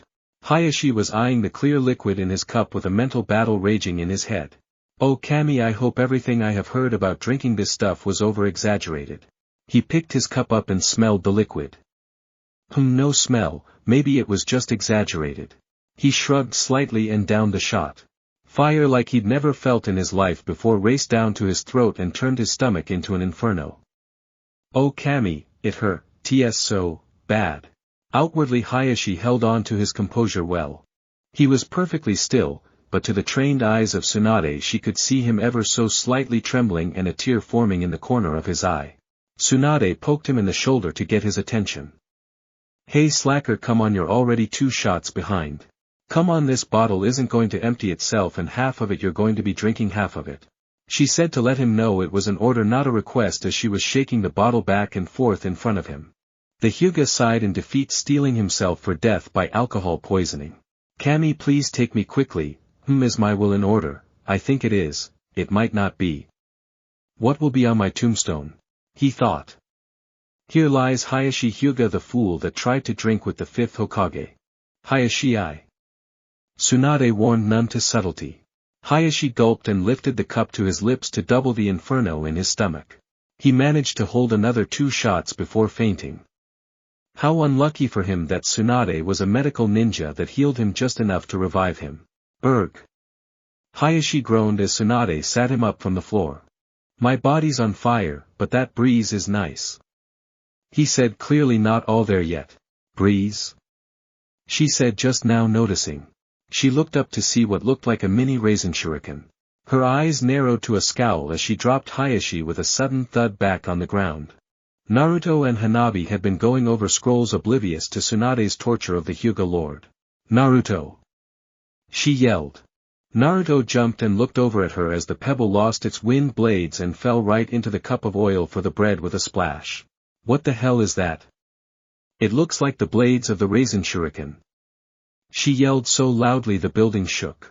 I told you that you are never to teach that jutsu to anyone. Especially Konohamaru. I made it ASS rate forbidden jutsu for a reason. You damned wart sage. She grabbed Naruto and had him pinned on the table with one hand on the front of his shirt holding him down, and the other cocked ready to send him to hell and 6 feet under the ground at the same time. Tsunade-chan. He said nervously. It is not what you think. He pleaded. She scowled at him. You have 5 seconds to explain before I send you to Kami. She warned. Hanabi was hot, so I adapted the blades of the raisin shuriken into a fan to keep her cool. Honestly, I wasn't planning on teaching Konohamaru that jutsu. I know it would kill him from the backfire damage until he learned to throw it. He said, slowly opening his eyes from the squint he was wearing to see if he was still alive. Tsunade felt slightly embarrassed and let go of her killing intent, said. Oh, I guess that was kind of sweet. I guess. In a Naruto type of way. Oh, thank Kami, if she had been sober that would have never worked, and I didn't want to use the other method to calm her down with Hanabi here. She would totally have taken it the wrong way. He thought, clearly relieved. Hanabi was a statue. She was so shocked. She had always looked up to Tsunade as a strong, conservative woman, but seeing her squatting over her unconscious father in a very unladylike manner, she was forced to think of the Hokage as a drunken brute. Hayashi was on death's door. Oh, their light at the end of a tunnel, beautiful white light. He said as he gripped at the empty air while laying on his back. Tsunade scowled. Oh no, you don't. She grinned wickedly. I'm not letting you die yet. There is still over half the bottle left. Just then the hostess came in with the 2 steaming plates of food Naruto and Hanabi ordered. Her eyes still squinted like before. Naruto made a crossed finger hand seal and said. Scroll library seal. All that was left on the previously mess of a table was a single 10-inch long scroll that was 2 inches thick, the bread, oil, the bottle and cups.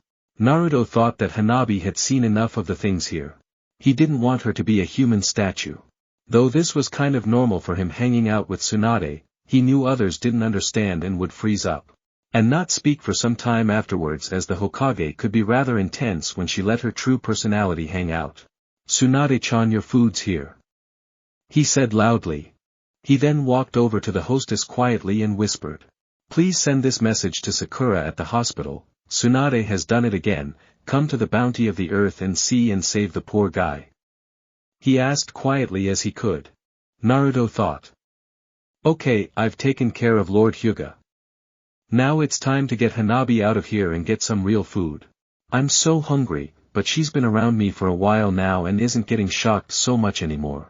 I have to have her perfectly still to use the yellow flash jutsu to get us out of here. The young sage thought. I really hope she doesn't hate me long for this, but it's kind of my only ace in the hole for shocking her without fail. Naruto sneaked back over to the Hyuga heiress and whispered softly in her ear. I'm so sorry. Naruto gently grabbed her wrist, leading her out of her chair ever so smoothly. Then he pulled her wrists over her head and gently pinned her to the table. His eyes went from brilliant blue to crimson red with slits for pupils. He kissed her softly twice on the neck. "Now you're mine," he whispered in a dark and sinister voice that was not his own into her ear. She totally froze. Yes. I knew it would work. I just hope she forgives me later for scaring her, he thought. He quickly reached into his pouch and pulled out a rune-covered kunai, and they both disappeared as he used his yellow flash jutsu, leaving Hayashi at Tsunade's mercy. Rock Lee was finally coming to the conclusion maybe Naruto wasn't trying to hurt that cute girl and was just about to leave when he had a total déjà vu.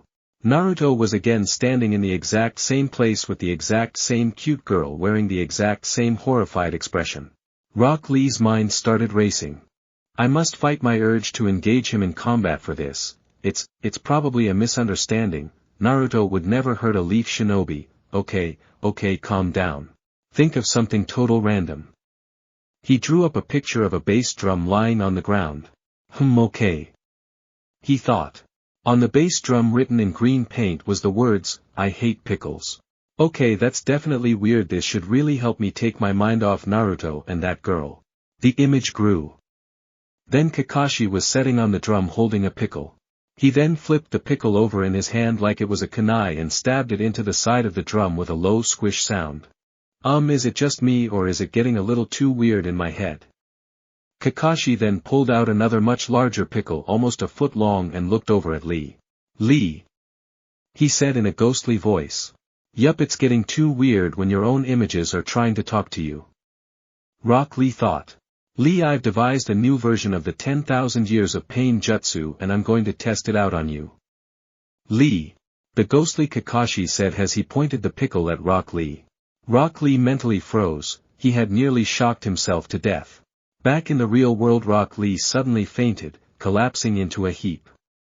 Not long after that, Guy Sensei charged up with his normal huge dust trail. "Lee, we have got to go. The Hokage is pissed at us and put us on shit detail." He said it so fast he sounding like a squeaking rat on an adrenaline rush.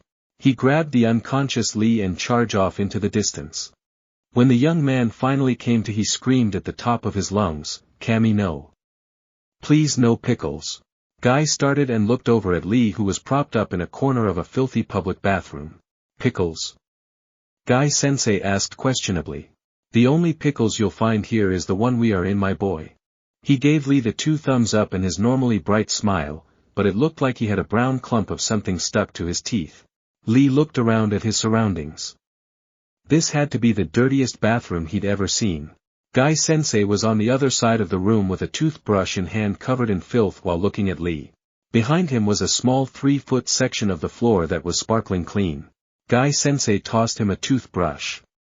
"It seems the Hokage has given us a new training regimen. We are going to clean all 42 public bathrooms with toothbrushes," he thought. What could the Hokage be training us in? Ninjutsu? No, that couldn't be it. Stamina, maybe, but I don't think so at our level. Chakra control, definitely not.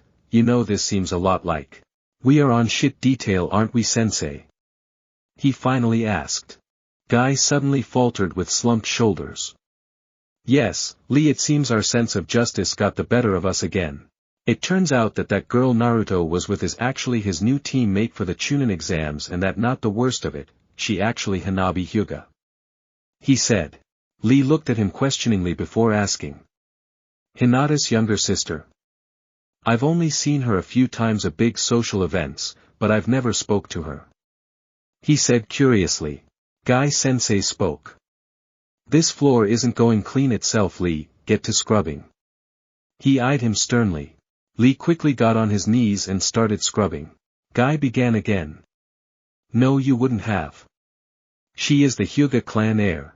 Lee looked puzzled for a moment. "I thought that always went to the eldest child," he said. Guy was still scrubbing a particularly stubborn stain between the titles. "Yes. Normally it does, but the Hyuga lord decided Hanabi was more fit for it, hence why we are scrubbing crap-stained floors for the next 2 days for interfering with them," he stated. Lee grimaced. 2 days. Naruto was standing outside Ichiraku's ramen with a very beautiful and very shocked Hanabi in his arms. He thought. Wow, she smells nice. Why didn't I notice that last time? She smells like honey and cherry blossoms with a hint of grass clippings. Maybe my hunger is getting the better of me, just the smell of honey is getting me in a longing mood for food. Hanabi-chan. He said as he removed his arms from around her, but held on to her wrist. He reached over with his left hand to poke her in the ribs a few times. Hanabi-chan. He yelled rather loudly. Hanabi finally snapped out of it.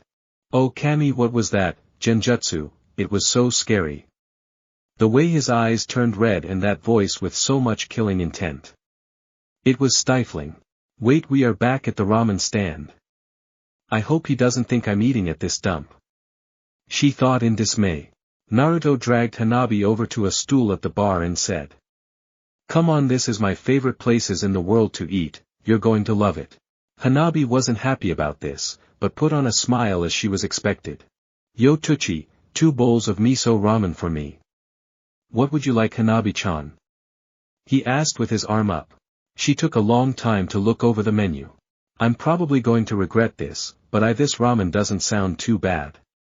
She thought. I'll have the duck ramen please. She said in a reserved manner.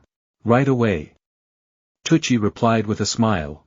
They were both sitting there perfectly quiet for a while, which was very uncommon for Naruto. Naruto finally turned toward Hanabi and said, I'm sorry, I didn't mean to scare you back there with that jutsu. He said earnestly and a bit sadly. I probably scared the poor girl half to death. What was I thinking? I'm such an idiot bringing out some of Kyuubi's chakra for that. What if she finds out before I'm ready for her to know? What if she acts like the way the villagers used to treat me, like I'm some kind of monster? I'll definitely have to be more careful. She's not Sakura-chan who knows the full extent of what I am and what I can really do. He thought sadly. Hanabi blinked a few times, she was caught a bit off guard the way he suddenly broke the long silence before asking. Which one would that be?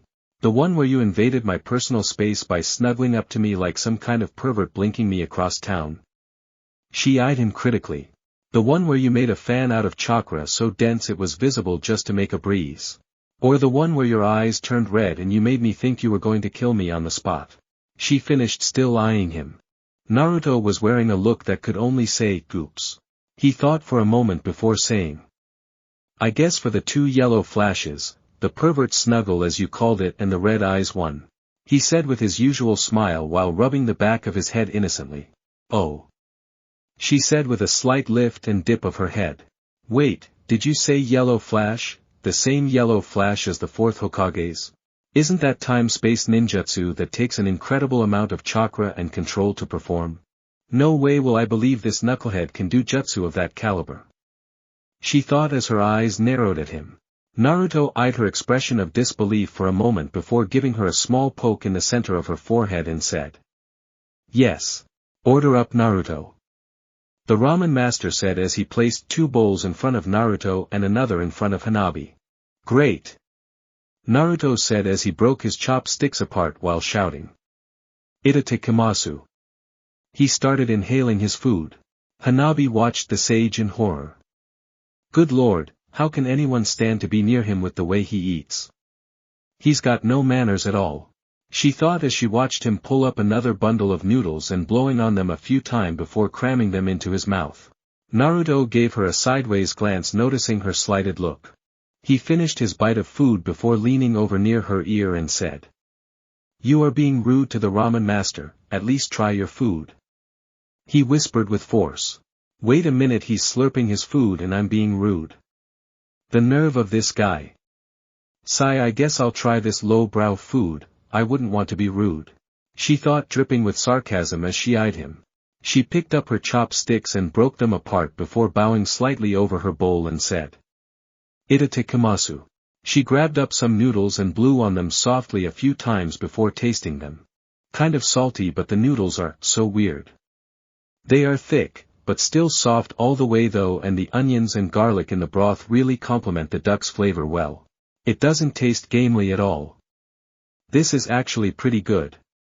She thought as she bit the noodles off in her mouth. Naruto laughed. You know that's not how you're supposed to eat ramen. You're supposed to slurp the noodles up into your mouth. Not bite them off. He stated with a smile that was obviously trying to hold back a chuckle. She sighed. You know it's not ladylike or noble to slurp your food, Naruto. Even you should know that. She stated like he was a child. Naruto smiled. You're a lot more gutsy than Hinata. I'll give you that, but you're still going to get outranked just like she did on this matter. He stated in a matter-of-fact attitude. I'd forgotten that he dated my older sister over a year ago, even still there is no other noble here. How could I get outranked unless he is going to try to say his sage title outranks me when we are both genin? She thought as she smirked at him confidently. Let me ask you something, Hanabi, when you spar with your father, who is the master, you or your father? He asked while slurping another mouthful of ramen. She looked at him not really knowing what he was getting at before stating. My father is the master, of course.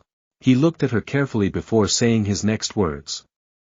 So when you sit at a ramen stand, who is the master, you or the chef? He smiled. She smiled right back at him and said. I am, because I am the customer and I have the money. Naruto grinned back playfully before saying. So you think money can buy personal skills? No, but it can hire that skill, and why should I learn a skill when I can hire another that already has such a skill? She stated. Naruto was still smiling. So you by hiring him are admitting that the person you hired is the master and you are not at that skill. You're sitting at a ramen stand arguing over this manner. By paying for your ramen you have admitted that he is the master ramen maker and you are not. He stated. He turned to Tucci, who had heard the whole conversation. Hey Tucci, how are you supposed to eat ramen, slurp it or bite it off? He asked. The ramen master never looked up from his work before stating. Any 5-year-old knows you slurp hot ramen to cool it off while eating it. She sighed in defeat. It's okay. He has a point and I knew he was baiting me the whole time, but I wasn't expecting him to have such a meaningful ramen speech set up. Kami, he is weird. She thought then sighed. I guess you're right. I don't know the first thing about making ramen, she said as she rolled her eyes. But it's not like ramen is going to save the town though if we are attacked. His face suddenly relaxed from its smile and his thoughts seemed far away, like remembering a long-lost memory. What if I told you that a bowl of ramen is the reason that this village was saved more than once? He said, looking farther off than the back of the ramen shop. Hanabi chuckled. Then I'd say I'm not that gullible, wart sage. She said playfully, remembering what the Hokage called him when she was in an uproar. He raised his eyebrows while looking down, nodding his head solemnly. I guess you're right. It was a silly story anyway. There was an awkward silence that hung between them for a long moment before Naruto spoke. Well, I think I need to get back to training. He said, replacing his look with his normal cheery smile. It has been a while, but I think I should go see the king first. He said as he stretched as he got up from his bar stool.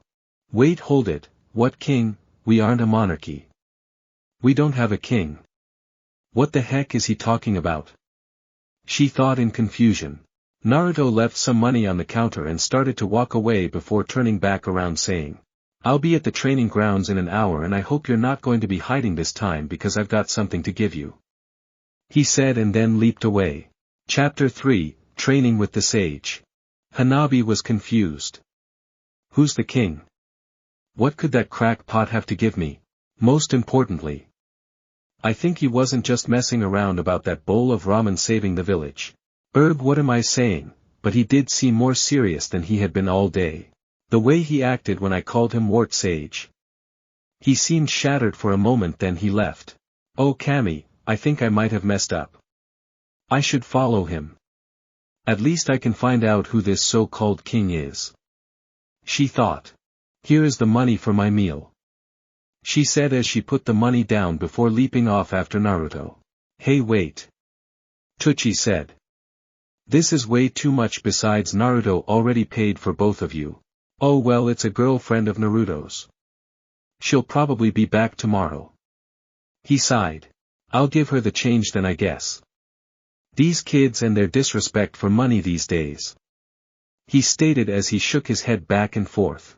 Hanabi was already leaping from rooftop to rooftop looking for Naruto. Byakugan! She shouted as the veins in her temples budged. She searched for a huge mountain of chakra and she found it heading toward the ninja training school. Why would this king be at a school? She thought as she raced after the sage. Nearby a Naruto clone smiled as he watched Hanabi chase after the real Naruto. Then the clone poofed and was gone. Naruto smiled. Oh, she's following me. Hee hee, I guess I shouldn't, but she does need to know we will be spending time apart sometimes. I don't need her following me like a lost puppy dog all the time even if she is my teammate. He grinned mischievously as he ducked into classroom 3A of the Ninja Academy. It was near the end of the school day and most of the ninjas in training were doing a writing assignment and didn't notice Naruto coming into the room. Naruto, remember. Oh crap. I'd forgotten to come back and check on everyone's progress for 2 weeks, I hope they aren't mad. Naruto sneaked up to Iruka-sensei's desk and quietly said. Hey, Iruka-sensei.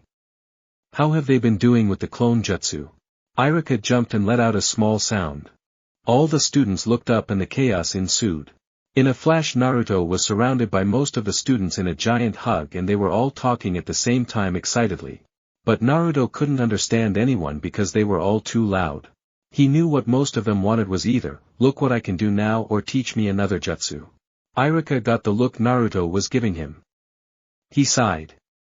Okay Naruto, you can have the last 35 minutes of class. He said defeated manner. The class cheered. Quite. Naruto said in a commanding voice. Then he grinned as they all went silent immediately. Okay, it's time for an ambush lesson. All the guys get over by the far wall out of sight of the door. Now all the girls stand right by door frame and I want you to tackle the next person through the door while yelling, I've got you Sage Stalker. All the students did as they were told, the boys hid as best they could and the girls were along the wall waiting for the next person to come through the door. They didn't wait long till Hanabi tried to sneak through the door. We've got you Sage Stalker. 12 girls yelled as they tackled the would-be stalker Hanabi as she came in. They all fell into a pile with the young Hyuga heiress on the bottom. There was a few seconds of muffled yells from Hanabi before Naruto said. Okay, good job girls. You caught my stalker. Now let her up. The sage was smiling ear to ear. Gradually, all the girls unpiled themselves off a rather put out Hanabi. Wow Sage Naruto, that's one pretty stalker, I hope I get stalkers like that when I become a sage. A boy said. Yeah me too said another boy. She looks a lot like that one girl you used to date, you know, the one with the really big. He had his hands open palmed and fingers out in front of his chest about 7 inches away with his fingers making a grouping motion toward his chest. Rookie and you pervert. One of the girls shouted before hammer fisting him to the floor. Naruto was trying to hold in his laughter. I know most girls think that was perverted, but I have to admit it's hard not to notice that about her. He thought. Okay, no fighting, everyone head for the training field. I'll be there in a few minutes to train you all, but first I have to deal with my stalker. He said trying unsuccessfully to suppress a giggle. The students filed out very happily. That's when Naruto got a good look at Hanabi. Her perfect dark brown hair was a total mess, she had a lipstick smear across her left cheek from one of the other girls and she was fuming. Naruto. She said through clenched teeth. I'm going to get you for this. Here I came to make sure I didn't upset you and you do this indignity to me. She picked herself off the floor. Oh I see. He grinned. You just couldn't get enough of me so you decided to stalk me and you got caught, and now you're mad at me? He teased. Hanabi had had it. She charged him and tried to strike him on the left side of his face with her gentle fist. Naruto crouched slightly and dodged just enough so that her open palm shot over his left shoulder and the rest of her followed as she overshot. Naruto grabbed Hanabi's curvy hips to stop her from crashing into him. When Hanabi finally stopped herself she was right in Naruto's face with her left eye staring right into his left eye. She realized that she felt Naruto's breath less than an inch away from her lips. Hanabi panicked. Oh God, we almost kissed, not good, not good. I don't want him thinking I'm that kind of girl. She thought as her heart began to race. Naruto smiled at the situation and said. Oh, trying to seduce me now. I see. His right arm at her hip snaked around the small of her back and pushed her right up against his chest. Two can play at that game, he said seductively while gazing deep into her eyes. His other arm started snaking it way up her spine. Naruto slowly traced the crevices of her spine till he was almost at her neck. Naruto thought, wow, she really easily turned on. I've barely touched her and her rock-hard nipples are poking me in the chest. Oh Kami, his touch, it's setting my body on fire. I have to stop trembling. I have to push him away, she thought as her heart turned into a raging monster intent on breaking her rib cage wide open. Naruto trailed his hands across the bare skin of her neck. The result was immediate, the hair on her neck stood up on end and she suddenly sprang up, goosebumps all over her body. She was nearly panting and trying to hide it. Naruto was already breaking through her shield of nobility.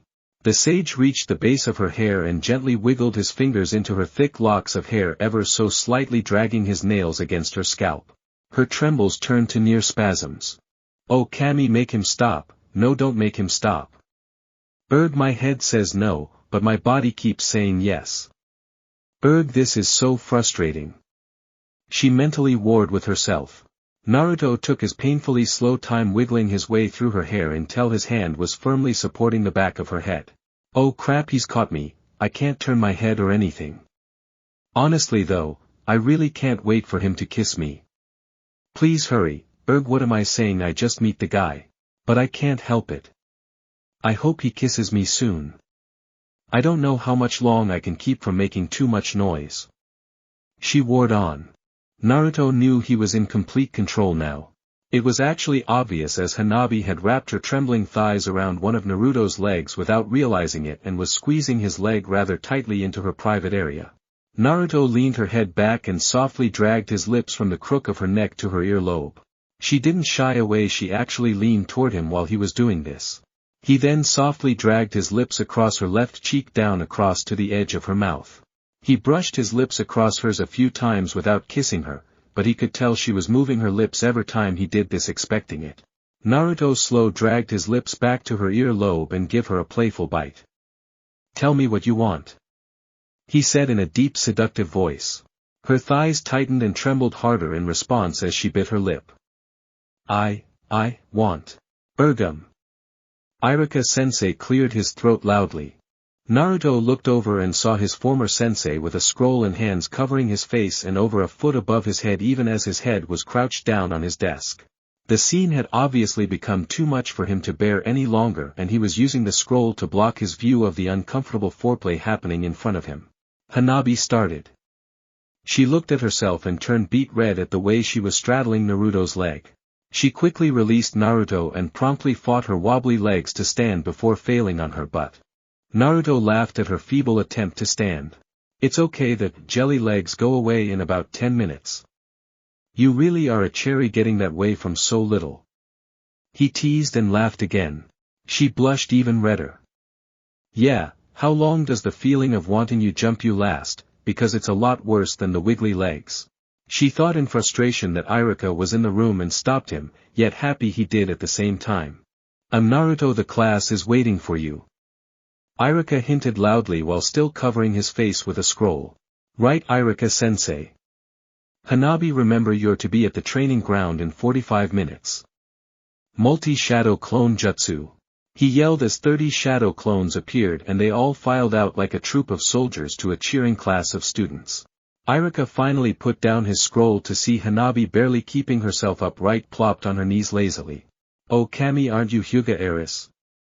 He said worriedly.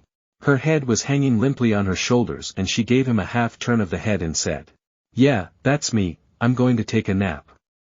As she collapsed in a heap on the floor, out like light. Kami, I almost think I should have watched so I knew what I am getting myself into. I've got to take her home. I just hope Hayashi isn't there to see her like this. He thought as he cringed. The 30 Narutos we all teaching the students. Most of them were learning the clone jutsu, a few were starting to walk up trees, but 2 were way ahead of the class. A fiery red-haired, emerald-eyed boy that wore his hair in thick spikes like Naruto's hair named Rukian. The other was Haruki, a pretty blue-eyed blonde that wore her hair in a long braided ponytail that was just starting to get her womanly curves. Both of them on the outside were bitter rivals. Rukian didn't want to be beaten by a girl and Haruki thought Rukian was a screw-up and didn't want to be considered at his level. "Okay, I'm going to teach you ninjutsu today," he said before being cut off by their cheers. "Yes. Finally," Rukian said as he threw his fist in the air. "Silence," Naruto shouted as the both became dead still and absolutely quiet. Naruto said, "I had to get the Hokage's permission to teach you two this ninjutsu. She agreed to let me teach one of you, but I had to persuade her to let me teach the other. AWW man. I don't want to be in her shadow," Rukian stated loudly while pointing at Haruki. "HHHA, so you admit it?" she yelled while pointing at him. "I admit nothing," he said as he crossed his arms and stuck his tongue out at her. Naruto thought, Kinda funny, but Rukian was the one I got approval from first and I had to fight to get Haruki's. Hee oh well, no sense letting them know that." Naruto pulled out 3 blue water balloons and dropped them on the ground. He reached down and picked one up. He held it out in front of him, the surface of the water balloon got very bumpy then exploded. He reached down and picked up the other 2 balloons and tossed them to his students.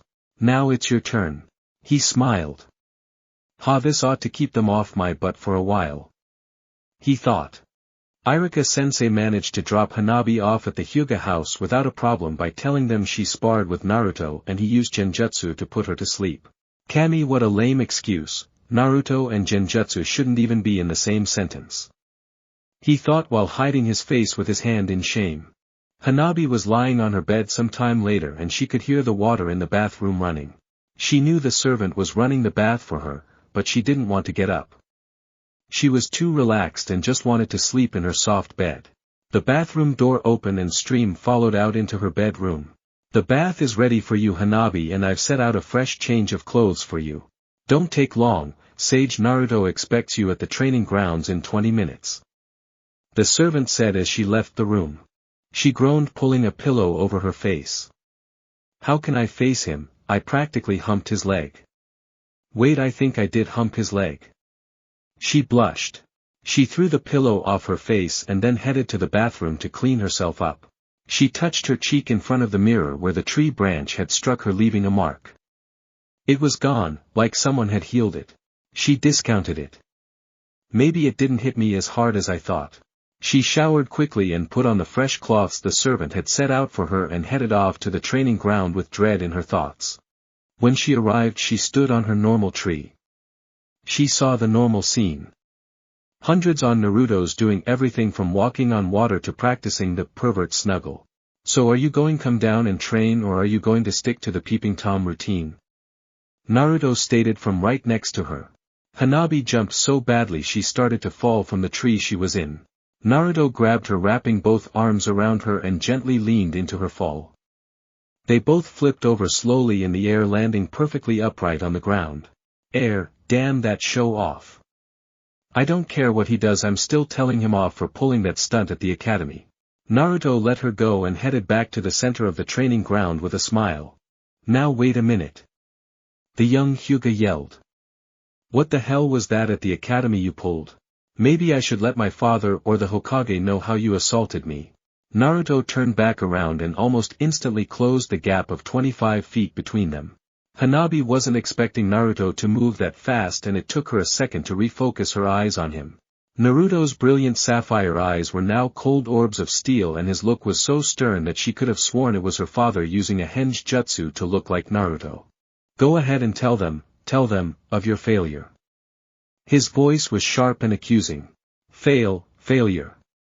She stammered, outraged at his words. "That's right, Hanabi. You tried to strike me, so you started our duel. You lost, not to ninjutsu or genjutsu or even taijutsu. You lost to simple seduction. How many times do you think I could have killed you during our duel? Even a clumsy civilian with a kunai could have killed you a dozen times without a problem at the way you reacted to my movements." He spat, drenched in venom. Hanabi's face went blank. She was going to tell him off and she was the one getting told off. "Oh Kami. I think that was a test and I failed horribly. Naruto continued.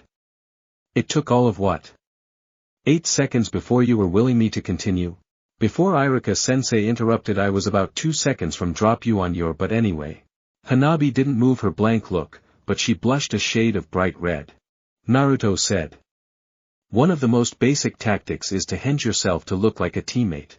And infiltrate their 3-man squad while one of their members are away to catch the other 2 members with their guard down.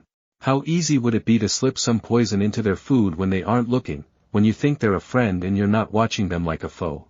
His steeled expression still locked on to her eyes. Think Hanabi, how it would look on this village if the Hyuga heiress was killed by a cute guy with a dazzling smile and a poison needle. He stated. Hanabi hung her head in shame. He's right, he beat me with one of the first things any ninja is taught.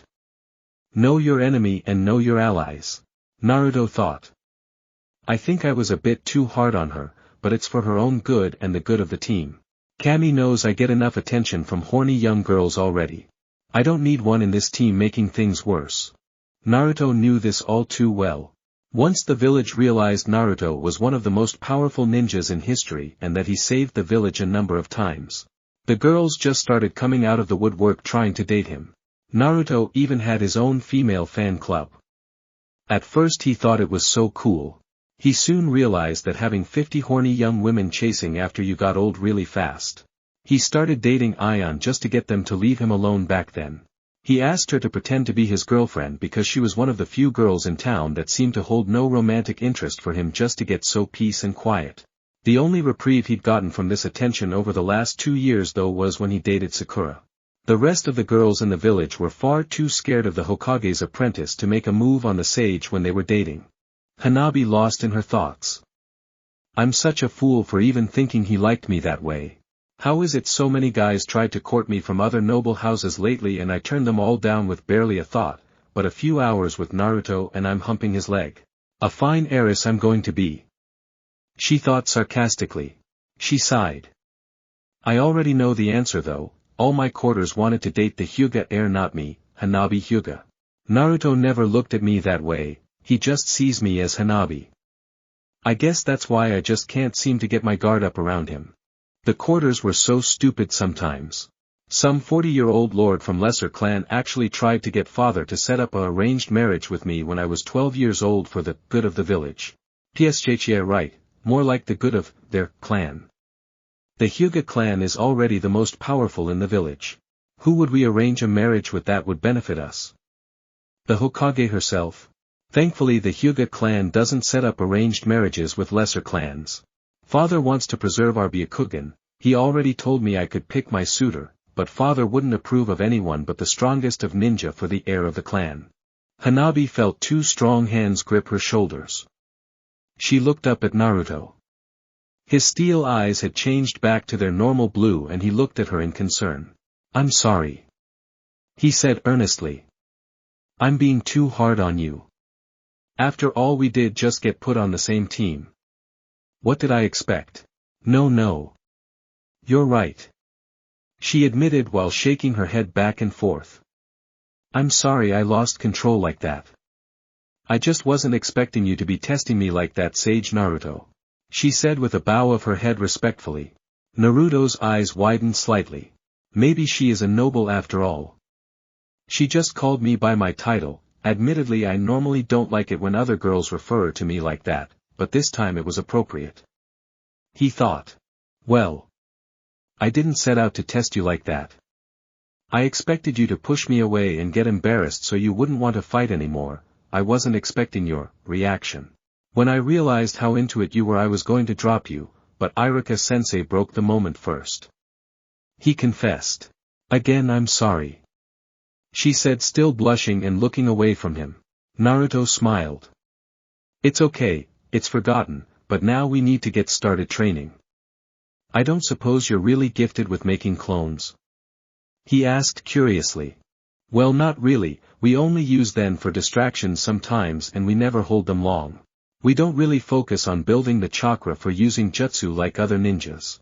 We focus more on pinpoint control so that we can do great amounts of damage with very little chakra. She said. He said in thought, finally taking his hands off her shoulders. I guess I should teach you the shadow clone jutsu first. That way you can train like me and Konohamaru and get stronger much faster. He said thinking out loud. Sage Naruto, I don't think that jutsu is going to help me when my chakra reserves are so low. It would probably burn up a fifth of my chakra to make one clone. Isn't it also a forbidden jutsu? I think you need to get permission to teach it.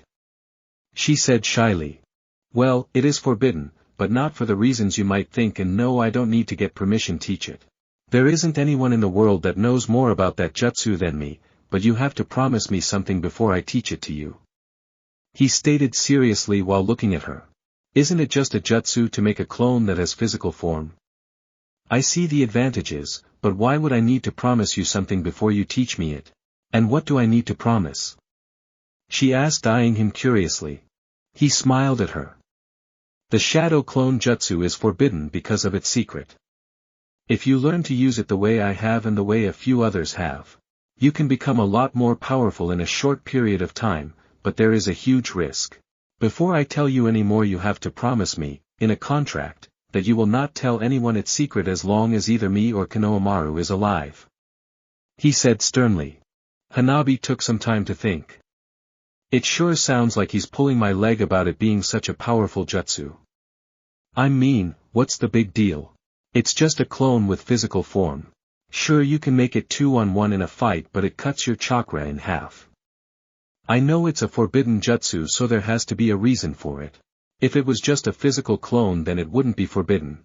I think I should speak with my father before signing any contracts, Sage Naruto. I've got my clan to think about too. I can't just go signing any ninja contract that binds me. If I did that too much, then it would be harder to rule the clan when my time comes. She said, slightly disappointed at her predicament. Naruto looked at her for a moment before scratching the back of his head unknowingly. Yeah, guess I didn't think of that. He admitted. He thought for a few moments.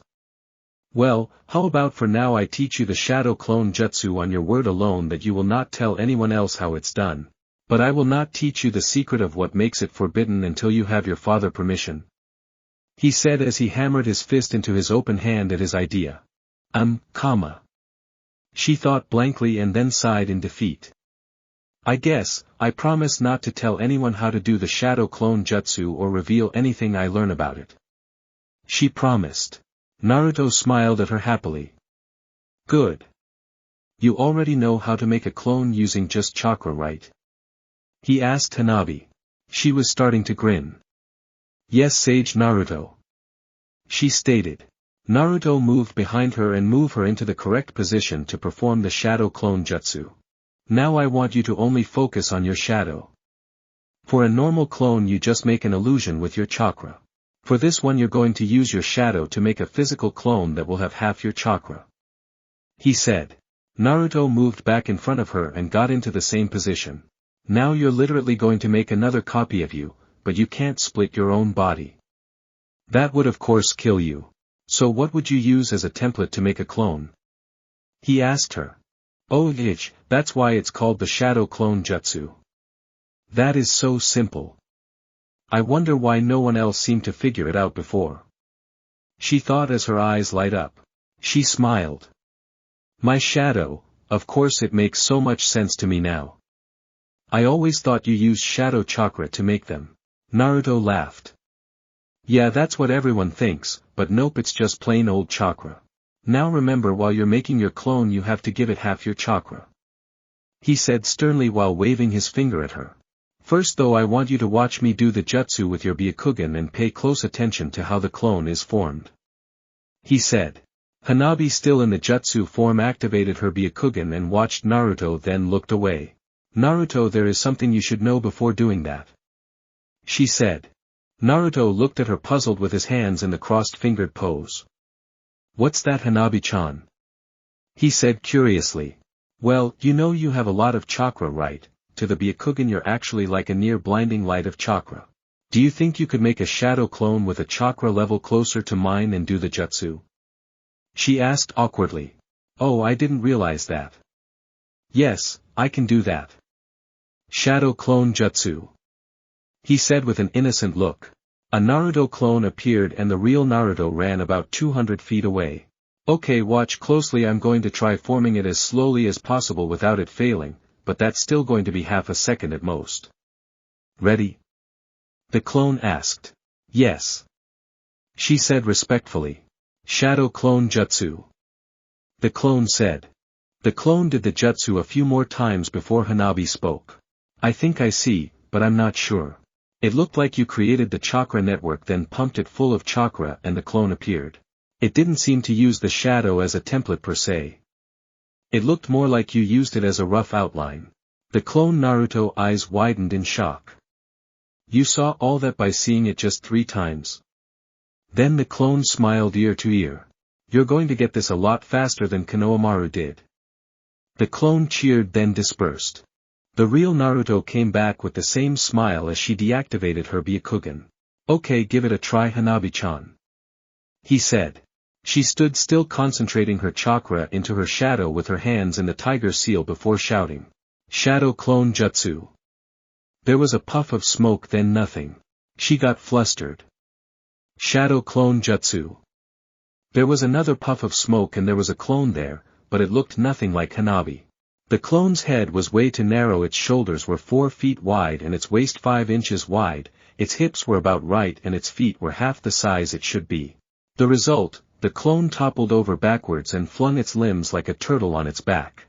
Naruto normally would have been laughing at this point, but Hanabi did something dangerous without knowing. Hanabi was panting on her knees sweating when Naruto made a single clone and then bolted to her. Hanabi-chan. Don't release the jutsu. He said as he reached her and grabbed her in a backwards hug. Naruto, I don't know how much longer I can hold this jutsu, it's eating up the remains of my chakra pretty fast. She said panting. I know, Hanabi-chan. He said with worry in his voice as he started charging his heartstring with chakra and then pushed it out into Hanabi's heartstring. Within seconds she began to breathe normally and held the clone jutsu with no trouble. Hanabi was tingling all over as the chakra Naruto sent into her was filling her up like a white light. Naruto, from how your heart is pounding on my back I'm guessing I messed up. She cringed while waiting for Naruto to scold her again. You sure my heart's still there? I could have sworn it leaped out of my chest when you tried to do the shadow clone jutsu with 1/2 the chakra you started with. He said very worried. No. He began again once he caught his breath. I messed up. He sighed. I should have explained the risk of the jutsu better to you before having you try it. I think Konohamaru has spoiled me as a teacher. He stated as he dragged Hanabi over to a nearby tree and leaned his back against it with her in his arms and her sitting between his legs. Naruto. What do you mean about Konohamaru and how did I mess up the jutsu? Why didn't you want me to release it right away? She asked. Naruto said. Well, first about what you did wrong it should be obvious. If you transfer half your chakra into a clone that fails you lose half your chakra, then you did it again cutting your chakra into 1/4. What I failed to tell you is that until you've mastered the jutsu you will lose a substantial amount of chakra dispelling it. I can't tell you why until you sign the contract though. He stated as he tightened his hold onto her into a brief hug of relief. I think I really worried him, that hug was too honest and caring to just be a casual hug. I think I almost put myself into chakra exhaustion trying that jutsu 2 times in a row. She thought. As for Konohamaru. You know he's the grandson of the 3rd Hokage, right? Well, he actually started with 3 times more chakra than anyone his age. He was poor at learning to use it, mainly because he kept skipping class. Naruto smiled before continuing. He used to attack his grandfather all the time intending to off him, not seriously mind you, and become Hokage himself. Everyone used to call him honorable grandson this and honorable grandson that. What he actually was a spoiled brat that no one would discipline, until he smarted off to me and I clocked him over the head. He started stalking me for a while and telling me that I'd better respect him, that he's going to be Hokage someday. I told him something that his sensei Ebisu had been lying to him about. He said. Hanabi curiously asked. And what would that be? He stated. There are no shortcuts to becoming Hokage. He stopped cutting class after I told him that, and the next time Ebisu told him that his training was the only shortcut he had to becoming Hokage. He told him that there were no shortcuts to becoming Hokage and that I had taught him that. Ever since then I've been teaching him. He was the first person that liked me for who I was, Naruto, and not. He stopped before saying anything about Kyuubi. What everyone thought I was. He said a bit sadly. Hanabi was very curious. What did they think you were? She questioned. Naruto gazed at the back of her honey and cherry blossom smelling hair before answering. I'm sorry Hanabi-chan, you just aren't ready for that answer yet. He stated with sadness in his voice. He started speaking again. I think it's time you released you shadow clone. He said. She released the jutsu with a puff of smoke and suddenly felt a bit more tired than she was before. She then asked. What was that tingly jutsu you used on me anyway? Naruto looked at her for a minute. Oh, that wasn't a jutsu per se. I guess if I'd call it anything it's a medical jutsu gone wrong. He said with a reserved smile. Would you care to explain that? I don't exactly get what you're saying. She stated as she leaned back on him. He sighed. Another secret from my past. Okay, but this is the last one, only Sakura-chan and the Hokage know about this one, mind you. He took a few deep breaths like he was remembering something painful he hadn't got over yet. We were fighting two very strong ninjas. While I defeated one of them, the other managed to deal Sakura a mortal wound. I lost control, for the second time in my life, unwillingly. I obliterated him and half the countryside before regaining my senses. When I finally did, I saw Sakura-chan. She was covered in blood from a chest wound no one could hope to survive. He said very sadly. It was then that I realized, all my jutsus were for killing. I didn't have a single one for saving a life. I only had the power to destroy life. Not save it. I begged my inner self that had incredible healing power to save her. It told me that I was the only one that could bear its terrible force and actually be healed from it. I didn't care, it seemed hopeless anyway at the time and begged it to at least try. Its power surged from me, healing her insides and burning off the skin on her torso. It sent her into a state of shock. My inner self was right. Even if it healed her insides, the damage would be too great for her to bear. She convulsed violently as her body was dying. I did the only thing I could think of. I tried to mimic her healing technique. I stood over her with my hands on her charred chest, willing her to heal while pour my chakra into her, but it seemed to do no good. The more chakra I poured into her, the less she convulsed. It didn't seem like she was getting better. She seemed to be getting farther into the beyond. I honestly was planning to follow her into death. That's when she lifted her hand and started healing herself. She was in unimaginable pain, but she was healing herself. My hands were shaking as she was pouring healing chakra into her wound to save her life, and I was pouring my chakra into her. She had closed the wound just before I blacked out. I ended up in a coma for 6 days, and when I woke up, Tsunade was furious with me. She demanded to know who had taught me that forbidden jutsu. I explained that I was only trying to mimic Sakura-chan's healing jutsu. She scolded me, telling me that what I did wasn't a healing jutsu. It was a raw chakra transfer, and it was very dangerous. She told me that I connected myself to Sakura-chan's heartstring chakra line, essentially linking our chakra networks. If she would have died, I would have felt it like I had died and lost my life due to the shock. She told me that even in the hands of a master of medical jutsu it was dangerous because the patient would suck the medic dry of chakra trying to stay alive even if they were out cold, killing both the medic and the wounded ninja. She also told me that doing a raw chakra transfer was a huge drain on a person's chakra, as most of the chakra in the transfer is lost. She told me that it would take about 4 times the chakra that would normally be in someone's body to bring them back to full chakra levels. After that I begged her to teach me medical ninjutsu. She laughed at me until she figured out I was serious. She taught me healing ninjutsu, but told me I'd never be anywhere near her or Sakura-chan's level. I can close most life-threatening wounds enough to save their life until a more qualified medic can look them over. I asked her to teach me more, but she refused, telling me I had too much chakra to control to learn anything else. I found a way around that though. I made a clone with 1/100th of my chakra. She still refused to teach me and told me I was too careless and reckless to learn surgical ninjutsu or anti-poison ninjutsu. She also made the whole hospital staff promise to never teach me any more medical ninjutsu, especially Sakura-chan. He finished. Wow, it's like he'll tell me anything about himself, well, anything that doesn't pertain to forbidden jutsu or one of his so-called secrets. I almost forgot. I was so wrapped up in his story. That jutsu he used on me that might have killed him if I followed his story right. She cringed. Naruto? She said awkwardly. Did you do something really dangerous for me? No, Hanabi-chan. The raw chakra transfer is one of the few medical jutsus where having a massive amount of chakra isn't a hindrance, it actually helps. He stated. She let out the breath she had been holding in relief.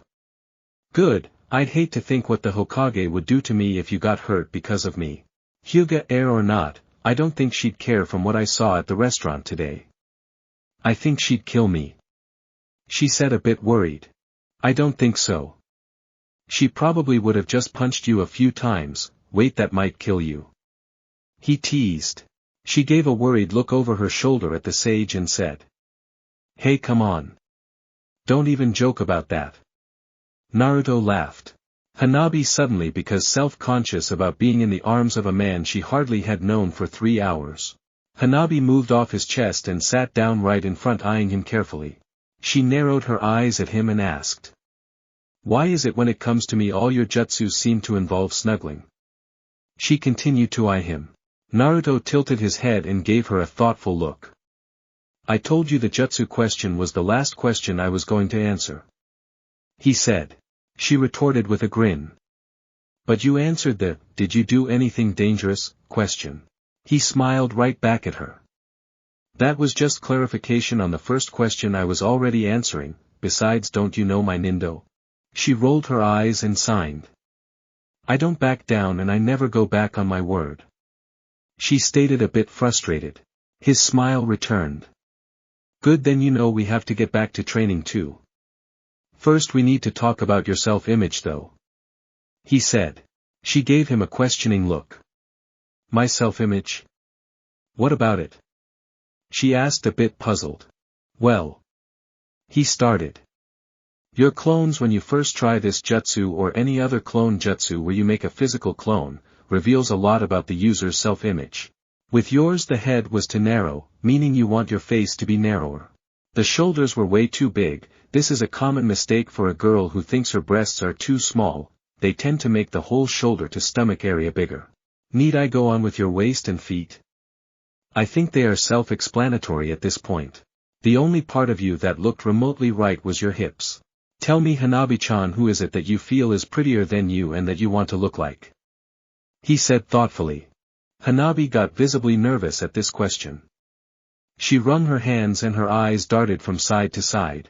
This was obviously a touchy subject for her. Well, she stammered. It's not so much the question, it wouldn't be a problem at all if it was a girl, but telling a guy. A handsome one at that, my insecurities. It's embarrassing.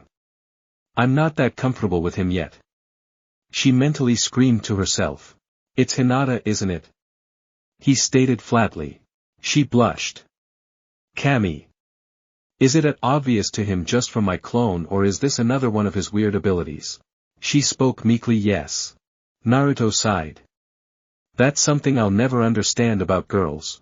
You dress yourselves up to be as physically attractive as possible, wanting huge breast and a toned butt. Then you chastise the guys for looking when you catch them, but at the same time you seem to like it. He said.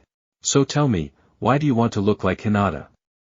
Do you really want a bunch of horny fools drooling at the sight of you? He stated bluntly.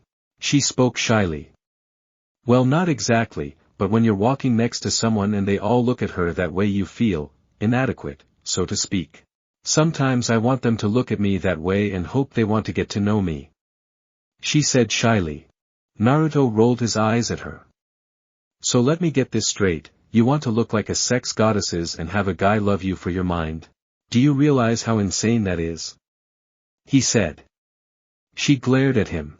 Well, it's better than having them like you just for you mind and ending up in the just friends zone, which always happens if the guy doesn't see you as sexually attractive in some way. She spat. Naruto stared her down for a moment.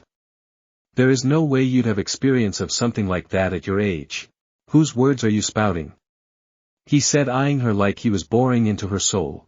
Well, a long time ago, I talked.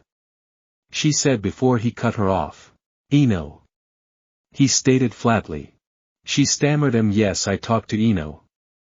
She said shyly after being caught. Naruto signed, knowing what he had to explain. Look, I know Eno better than you think. I ought to. She was my first real love. The whole way she went about getting a guy to like her was total wrong. He sighed again. Just like I've told you. Let me explain, men are simple. You show them as sex goddesses, they see as sex goddesses and want her sexually. You show them someone that they have a lot in common with and who's easy to talk to, they will like you and they may end up as just a friend. Where girls make their mistake is they get insecure about a relationship and try to use the one thing that they know will get the guy to think of them, sex appeal. Which end up leading to sex or the guy not liking you at all because you're a tease. What if 3 years down the road when you already have a child together you realize that you both make each other miserable? You honestly think he's going to leave you? Of course not, he's not going to abandon his child. Then you have trapped him and you'll realize one day that maybe someone else was perfect for you. But you went and dragged sex into a relationship before you knew if you wanted to spend the rest of your life with that person, all because you got insecure. He said knowingly. Cammy, he rambles on like he's my father telling me why not to have sex before I'm ready. Who knew the village playboy had such a tight moral views on the matter? Hanabi thought. She spoke. I understand your view, but I still don't completely agree with you. She squinted at him. He laughed. Fine, ask Hinata about how she feels about all those guys staring at her. Then I want you to go eat breakfast over at Nara's house and tell me if you want to look sexier. He stated. She blinked a few times in confusion. The Nara's? Isn't that Shikamaru's parents' house? She asked. He grinned. Yes, that's the one. He said. I think it would be good for you to see two people much later in life that had sex too quickly. Naruto got up off the ground and said. Enough relationship talk. He waited for Hanabi to get up. She pushed herself up off the ground knowing he was about to make her try that jutsu again. It's time to get back to training, but before you try again. Naruto walked over to her and placed his hands on her shoulders and looked deep into her eyes. Remember, you beautiful just the way you are. He said slowly. Hanabi blushed dark red at him saying it like that. She got back into the crossed tiger seal and tried again. They spent the next 3 hours with her trying the shadow clone jutsu and Naruto recharging her with chakra. She was making good progress, but her clones still weren't perfect. The face was still a bit too narrow and breasts were slightly larger than they should be, but the rest of the clone looked good. Naruto yawned. Okay, that's enough for today, Hanabi-chan, he said sleepy. Hanabi frowned. I can still keep going. She eyed him. Naruto yawned again. Maybe you can, but I can't. I've refilled your chakra network over 30 times now. I'm running out of chakra. He said sleepily. Hanabi yawned.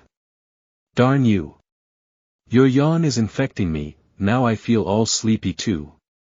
She said, feeling her body slowly throb as she had stopped for a moment. I'm going to be sore tomorrow, that's for sure. She thought. Oh, you said you had something you wanted to give me. What was it you wanted to give me? She asked. Oh yeah, I forgot to get it from my house because someone decided to stalk me. He teased. Her eyes shot open and her face got flushed.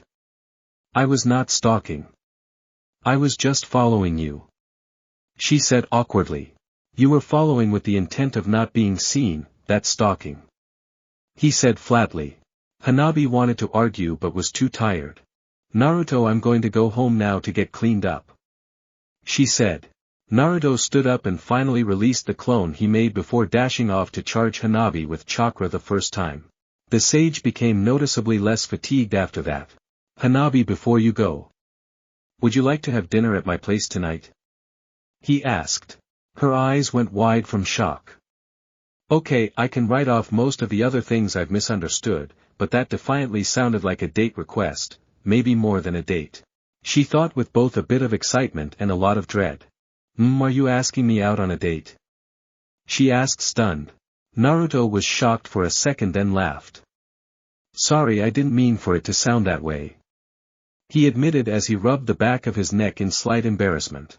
It's just that I've gotten used to cooking for two because Konohamaru normally comes over for dinner, that and I forgot to get that item I wanted to give you. I guess that did sound bad, asking you over for dinner when we hardly know each other. I'm sorry I brought it up.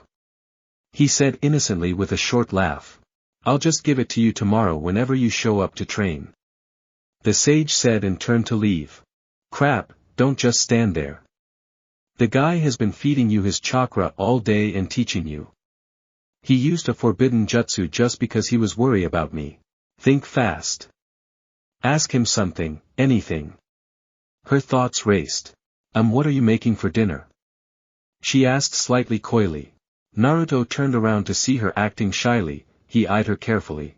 Nothing too fancy, I'm not that great of a cook. Probably some sushi rolls and miso soup.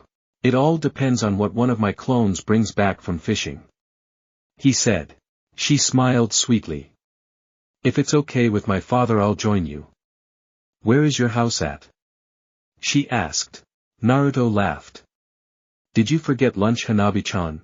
Lord Hyuga isn't going to remember his own name until tomorrow and he probably won't want to be alive till later that evening. He said. Oh, I forgot about that. I can't come over without his permission. She gave him a sad, disappointed look. I'm sorry, Naruto. Actually, you can, Hanabi-chan. You just tell your handler servant that you're visiting your new teammate to discuss tactics and have dinner. It's way better than some of the things Hinata told her handler to come visit me. He said. She was stunned for a moment. No way. I can do that. I never knew that. She stated in disbelief. Naruto eyed her for a few seconds. Well, Hinata did. You didn't think your father was never going to let her make friends and visit, did you? I'm sure it's the same with you. Just ask your handler, I bet she says it's okay. He said. I can't promise anything, but I will ask her if it's okay. She said in an unbelieving tone of voice. By the way, where do you live? You never answered that. She asked questioningly. Oh, that, you know, the old ghost compound? He asked. Yes, I know that place. It's supposed to be haunted, but I went inside the grounds there with my father one time and there is a really beautiful mansion inside. I asked my father when I was 5 years old. When I get married, can you buy me that house as a wedding present? She laughed. He told me that all the money in the village wouldn't buy that house. That house would remain empty till the heir of one of the village's greatest heroes came of age to live there. I'm not sure I believed him, but it is a really nice place. Not what most people seem to think it was. So you live near there? She asked. I'm actually, Hanabi-chan, it doesn't look so haunted anymore and hasn't for 3 years. That's actually my home. Naruto said, a bit embarrassed that she had already seen his house. Her face faltered. You live there? So is the story about it being the home of a hero of the village my father told me true? She stammered. Naruto smiled. Yes, that's true. I am the heir of a great hero of this village and he did leave me the house, but I'm not ready to tell you who he was just yet. So please don't ask me about it. He said. Hanabi just smiled at him. Okay, I won't ask you about that, but tell me, is it as nice inside as the outside is? She asked. I guess you'll have to get permission to come over for dinner to find out. He teased. She scowled at him playfully. What time is dinner? She asked. Naruto thought she looked like a kid in a candy shop. Well, it's about 4 p.m. now, so I'd guess shortly after 6 p.m. Remember to tell your handler first. I don't need half your clan searching the village for you. He eyed her critically. She smiled a bit overexcited. Okay, I'll go talk to Shizen and ask her. She said and headed off for the Hyuga compound. Goodbye, Sage Naruto, I hope to see you later. She said with a wave. She's been so reserved, save for when she has been shocked by me, but I tell her where I live and she acts like a 5-year-old after her father told her they were going out for ice cream. She really a lot prettier than she thinks she is. I just hope she doesn't have Hinata's faults. Well, I guess I should visit father's grave and tell him I've got another student. he thought. Chapter 4 Heart to Heart, Naruto x Eno. Hanabi raced home as fast as her sore body would carry her. She reached the main compound and started searching for Shizen. It took the young Hyuga a full 10 minutes before finally finding her handler in the laundry room. Shizen. Hanabi called and finally someone replied. I'm in here. The voice of a middle-aged woman emanated from the nearby laundry room.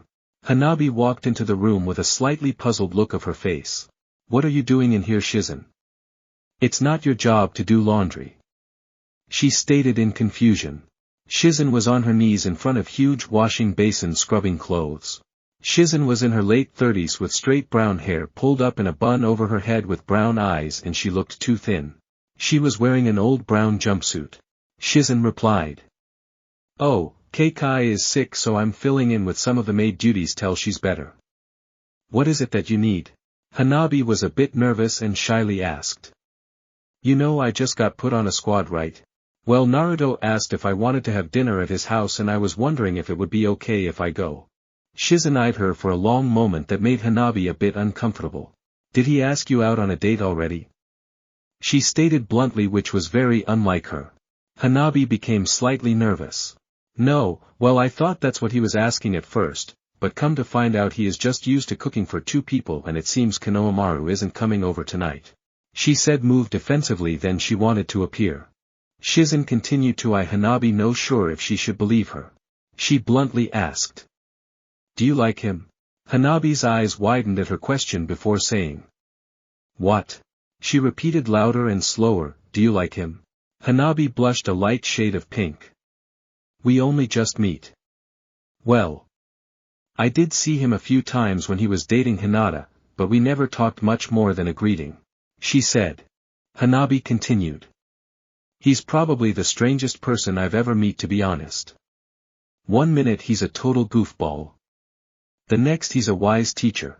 Then he's a concerned, overprotective, fatherly person. Then he'll be a easy to talk to friend that I feel like I've known much longer than just today. His personality seems to change like the wind, making him impossible to read. You should see the way he uses his chakra. At lunch he made a fan out of chakra so dense it was visible, all because I said it was a little hot in the restaurant. It's like he can invent a jutsu for any task, fighting or mundane. In all honesty, I'd just like to spend some time getting, well, used to him. I keep getting shocked at everything he does. He is just so weird and interesting. She finished. Shizen's scrutinizing gaze softened. Well, you can go. If you can explain these. She said, holding up the underwear Hanabi was wearing earlier that day. They had a sizable stain in them from the sage's seduction. Hanabi blushed such a deep red that her face was almost purple. She stammered. That's not what you think. Erg. She said, frustrated. Shizen gave her a knowing look. Naruto pulled a prank on me for spying on him. She confessed. Shizen eyed her, holding the panties up on the end of her pointer finger. This is a prank? She said, clearly unconvinced. Hanabi rolled her eyes. No, that's not it. I ended up losing my temper and I tried to hit him because of his prank. She said. Shizen's eyes widened with shock.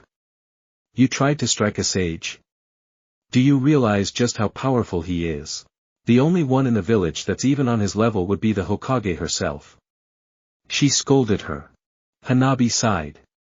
Hokage level or not, his dodging needs some work. She said sarcastically to Shizen. Shizen cut her off. You actually managed to hit him?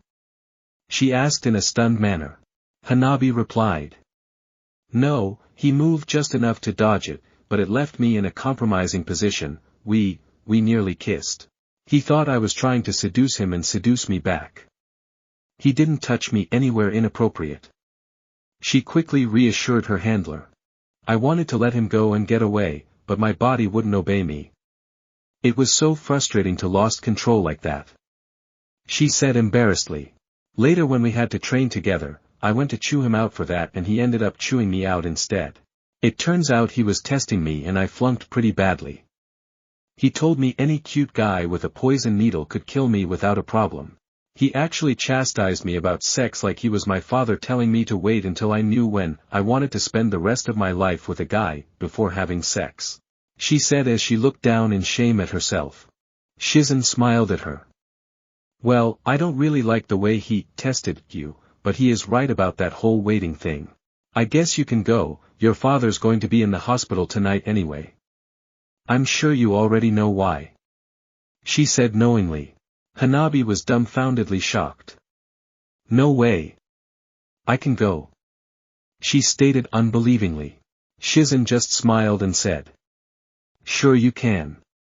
Honestly, I feel you're taking your heiress duties too seriously all the time and you never go out and make friends. I've been waiting for you to ask me to go out for quite some time. She confessed. Hanabi was ecstatic. Shizen spoke. One word of the wise. When talking to Naruto, don't bring up his childhood. You wouldn't know this, but he had a harder childhood than you can imagine. It's best not to bring it up until he's ready to talk to you about it. She eyed her with concern. Thank you, Shizen. Hanabi said and turned to leave the laundry room. Oh, one last thing, Hanabi. No sex below the neck. She yelled playfully at her. Shizen. Hanabi said in offense. She picked up a nearby shirt and threw it at her. Shizen laughed. Naruto made it back to his house and realized that it was a total mess from Sakura demolishing his door that morning. He yawned and made a few shadow clones. Then he headed up to bathroom to get cleaned up. One clone summoned a 3-foot-high twister that he was moving around the room picking up all the pieces from the door. Two of the other clones pulled out another door from a nearby closet and started setting it on the door hinge. The last clone went to the kitchen and started boiling some water and getting the food out to make dinner.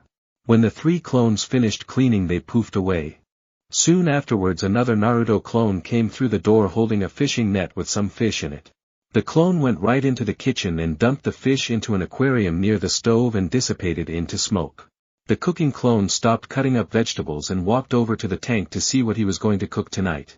Inside the 5 feet long, 3 feet high tank of water there was 2 small sizes red snappers, a 3-pound catfish and some clams at the bottom. The clone's eyes light up at the last fish in the tank. Cool, a blowfish, I've been wanting another one of these. He said out loud and quickly reached into the tank to retrieve the fish. He took the odd fish and transferred it into the 10-foot-long decorated fish tank in the living room and then went back to cooking. After 15 minutes the real Naruto came back down from his shower wearing just a towel wrapped around his waist. He walked into the kitchen and asked his clone. What's for dinner? The clone replied. A pretty good haul for today. We are having snapper. Oh, and we finally got another blowfish, it's in the tank in the living room. Naruto could dispel his clones and learn everything they knew. But it was a waste of chakra at times and had just taken to talking to them instead until he decided to release the jutsu. Cool, who knew they were so hard to catch? The real Naruto stated. Hanabi was standing outside Naruto's compound. It was almost exactly like she remembered it. A 6-foot-high cobblestone wall with moss all over it and a heavy oak door that was arched at the top with thick metal braces on it frames the entrance. The wall went all the way around the whole 6-acre compound. The only difference was there was yellow roses were growing all over the arch of the door and all the way down to the ground. Some form of shrubs had been planted in even spaces of about 5 feet apart running the length of the wall. She pushed the lever of the dungeon-like door and it opened easily. She was held in awe at the sight before her. She thought she had stepped into a fairy tale. The mansion was 3 stories high, about 150 feet wide, made of a dark oak-looking wood pillars and white stone. All the windows were made from cut crystal, each having a design on them of an animal or flowers. The front entrance was a small step up to the porch area that was about a 15 feet by 15 feet square stone slab. It was centennialed by 2 massive dark oak columns over a foot thick that had been carved to look like vines were growing up them. In front of each of the 2 columns stood a statue. They were facing each other. On the left side there was a statue of a man holding an orb in one hand that was stretched out like it was attacking the other statue. In the other hand of the statue was a kunai that it was holding with the blade down and close to its chest. The statue was partly painted. The hair had been painted blonde and the eyes were painted blue. The rest of the statue was unpainted, like it was a work in progress. The statue looked a lot like Naruto, but the hair was longer, the face a bit more mature. The other statue looks like something out of her worst nightmares. Standing 15 feet away from the first statue in front of the other column stood a huge fully painted statue of the nine-tailed demon fox. The demon fox was crouched in an attacking position like it was about to pounce the statue of the man. The statue looked like it was snarling and the many tails were fanned out behind it. One of the tails was halfway up the second story of the mansion. She guessed the fearsome statue was about 16 feet long and 18 feet high at the highest tail. The 100 yards from the wall to the house was nothing but flowers everywhere. They were planted in neat 4-foot-wide rows running parallel to the house all the way down the yard with carpet-like groomed bright green grass in between the rows. Every type and color of flowers she could imagine was there. There would be 5 to 7 feet of one type of flower, then another, then another. It looked like a flower farm. The only thing that looked out of place was a lone bamboo tree on the left side of the house. She started down the lone cobblestone path that led up to the house and got within about 30 feet of the front door before getting a bit nervous. The closer she got to the Kyubi statue the more real it looked. She was starting to wonder if it a statue at all. It was so lifelike. She was about to step off the path and walk around the statue of the man to reach the door like a frightened child when Naruto opened the 2-wood carved door to the entrance of the house. Hanabi stopped dead in her tracks. "Hi Hanabi-chan." Naruto looked at her frightened expression and the way she was just about to step off the path to avoid the statue of the demon fox. He roared with laughter. Hanabi suddenly felt very silly for what she was about to do and looked down slightly embarrassed. Naruto walked off the porch and draped his arm around the neck statue of the Kyubi demon and pretended to give it a noogie. "This big guy didn't scare you, did he?" he asked with a chuckle. Hanabi gave a slight laugh at her own childishness. "Yes, I guess it did, just a little bit. It is so lifelike." "Where did you get it?" "Well, this one was a gift from Gaara. He made it with sand and then compacted it. Then used some weird fire jutsu to harden it into a statue. I just asked him for something that would keep away all the girls that were stalking me. He asked me what the most fearsome thing I could think of and I told him the nine-tailed fox. He made this and put it right in the middle of the walkway. Sai saw the statue and asked me if he could paint it. Sai is kinda of weird like that. I told him he could and that's why it's so lifelike," he said with a smile. "Who's Sai?" she asked curiously. "Oh, you don't know him? He uses art as his jutsu. He paints stuff and it comes to life. That has to be one of the weirdest jutsu I've ever seen, but it is handy when he uses it," Naruto said. Hanabi eyed the other state. The paint job on it wasn't nearly as good as the other. It was very sloppily painted on the few parts that were painted. She asked him. "What about this statue?" "Oh, that one. I saw that one locked away in a vault while helping Tsunade move some stuff from her office. I asked her if I could have it to go with my nine-tailed demon fox. She told me that I couldn't have it as it belonged to all the people of the town, but she could probably get it loaned it to me for a long time. So for my 19th birthday she had the statue delivered to my house and said it was on loan for 50 years. She told me it used to be in one of the parks in town before the 4th Hokage died and was removed after his death because it was making the children that played there sad. It just never got put back out after the town got over the 4th Hokage's death. I didn't like how grand the nine-tailed demon fox's statue looked as it all painted and this one wasn't. So I tried painting it myself," he explained. Naruto laughed as he threw his head back and said. "As you can tell, I'm no good at it. I was thinking of asking Sai to paint this one for me as well. Your home is so flowery, it's not what I expected," Hanabi said honestly and a bit shyly. Naruto said.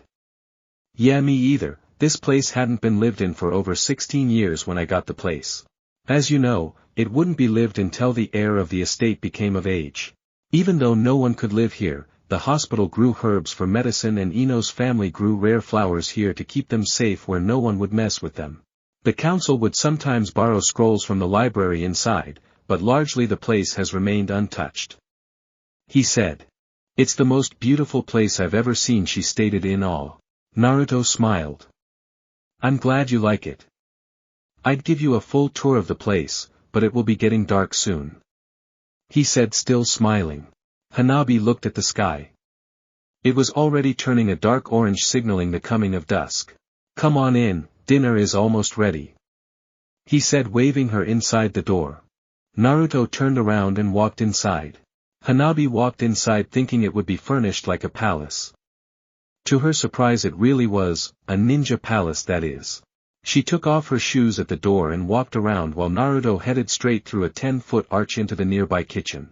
She came into a 30 feet by 30 feet living area that had white walls and the same dark wood pillars going up the walls. The carpet was a creamy white color and was very shaggy and soft. Soft chairs and sofas were along the walls and the center of the floor was mainly open. There was a messy desk in the southwestern corner of the room with scrolls all over it and a scroll shelf next to it. There was a fireplace in the middle of the western wall with a mantel above it. On the mantel were a bunch of pictures in frames. Hanabi walked other to them. From the left to the right she looked at them. The first was a picture of Iruka-sensei, next was a picture Squad 7 with Naruto when he was younger scowling at Sasuke, then was a picture Jiraiya with a goofy smile. The next two pictures were slightly bigger than the others. The first bigger picture was a portrait of the fourth Hokage and the second was of his wife Kushina Uzumaki. These pictures looked much older than the rest and were in the center of the mantel.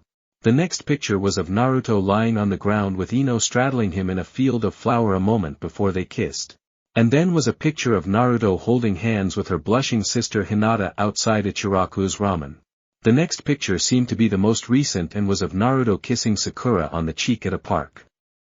Sakura was smiling and they both seemed very in love in this picture. The last picture almost made Hanabi laugh. It was of Naruto when he was younger wearing the third Hokage's hat. He had such a huge boyish smile in it that it made Hanabi smile just from looking at the picture. There were 3 large portraits hanging on the wall over the fireplace of the first, second and third Hokages. Under the picture of the second Hokage was a glass case about 3 feet wide and 5 inches tall. Inside was a broken sword and the small plaque on the case had one word engraved into it. Raijin. There were pictures and weapons all over the walls. There were several pictures of Naruto and Konohamaru. Mostly they were of them training or eating ramen. One picture that seemed kind of strange and out of place. It was a picture of a bridge, but that was until she read the name of the bridge was, the Great Naruto Bridge. Wow, he's got a bridge named after him. That's kind of cool, she thought. The south wall had a huge 14 feet tall and wide bay window with a 10 feet long 4 foot tall aquarium sitting on it with all kinds of fish in it. She had seen stuff like this before. Her favorite fish to watch was the sucker fish that cleaned the glass and the one in this tank was huge. It was almost 3 pounds. There must have been over 100 fish in there and plenty of coral and other things in there for them to hide in. Naruto was leaning on the door frame that connected the kitchen to the living room with his arms crossed over his chest watching Hanabi looking at his fish tank remaining unnoticed. Naruto was wearing a longing genuine smile of love, like he was remembering a lost memory. Hinata really liked that aquarium too, he said honestly. Hanabi started. She was so intrigued with all the things in the room she had forgotten why she had come in the first place. Hanabi looked over at Naruto from across the room and smiled. It is so pretty in here. It's better than I imagined it would be. It's like being in the Great Museum at the Fire Lord's castle, but not as big, she said a bit overcome. Naruto had seen the longing look on her face before and knew she was going to want to question him for hours about all the things in the room. Naruto said. Judging by that look on your face I take it you want to eat dinner in here. She shyly smiled. Naruto walked over to the far corner of the room on the other side of the fireplace and pulled out a small dining table and put it in the middle of the open floor. I'll be back with the food in a minute, he said as he walked back to the kitchen. Hanabi walked over and sat down on her heels in front of the plain light-colored wooden table. Then she just fell onto back and just enjoyed the soft shaggy carpet. A few moments later Naruto and a clone came back, one held 2 plates of food and the other had 2 cups of tea. They set the table and Naruto sat down at the other side of the table. The clone went back into the kitchen. She got back up off the carpet a bit disappointed that Naruto hadn't taken longer while she got back to her sitting position in front of the table. Hope you like it, it's nothing special, just some rice and snapper with vegetables.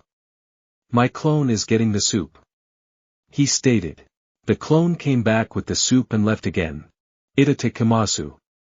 They both said before eating. Hanabi asked. Where did you get all this stuff? It looks like it would take a lifetime to gather it all things you have in here. Well, it would take weeks to explain where all of the stuff came from. Some of it's from the 3rd Hokage, some from the 4th Hokage, some from the 5th Hokage, some of it is from friends and the rest I gathered from my time as a ninja. Have any item in mind you'd like to know more about? He asked while eating much slower than at lunch. Hanabi's eyes drifted over to the sword case under the portrait of the 2nd Hokage. Is that what I think it is in the case? Naruto gave her a confused look. Didn't see that one coming. You're asking about the same first thing Tenten wanted to know about. If you think it's the Raijin sword of the 2nd Hokage, then it's exactly what you think it is. He stated. Her eye went wide and she dropped her chopsticks. I thought that relic was lost long ago. She said, clearly stunned. Naruto said. Yes, it was, but as luck would have it, a mercenary for hire had it. He was contracted to kill the client we were contracted to protect years ago. A fight ensued and I thought he had killed Sakura-chan and Sasuke. I charged the guy with a Rasengan and took a hit from the lightning coming out of that sword. I broke through the lightning and drove my Rasengan through the blade, snapping it. I took the broken weapon to Tsunade after the mission was over and asked her if I could keep it. After I moved here I mounted it on the wall under the 2nd Hokage's portrait. It just seemed like the right place to put it. He finished with a shrug of his shoulders. Hanabi blinked a few times. You broke the 2nd Hokage's sword. She stated in disbelief. Naruto gave her a concerned look. Please don't freak out like Tenten did. He said while grimacing. Hanabi was clearly stunned and said.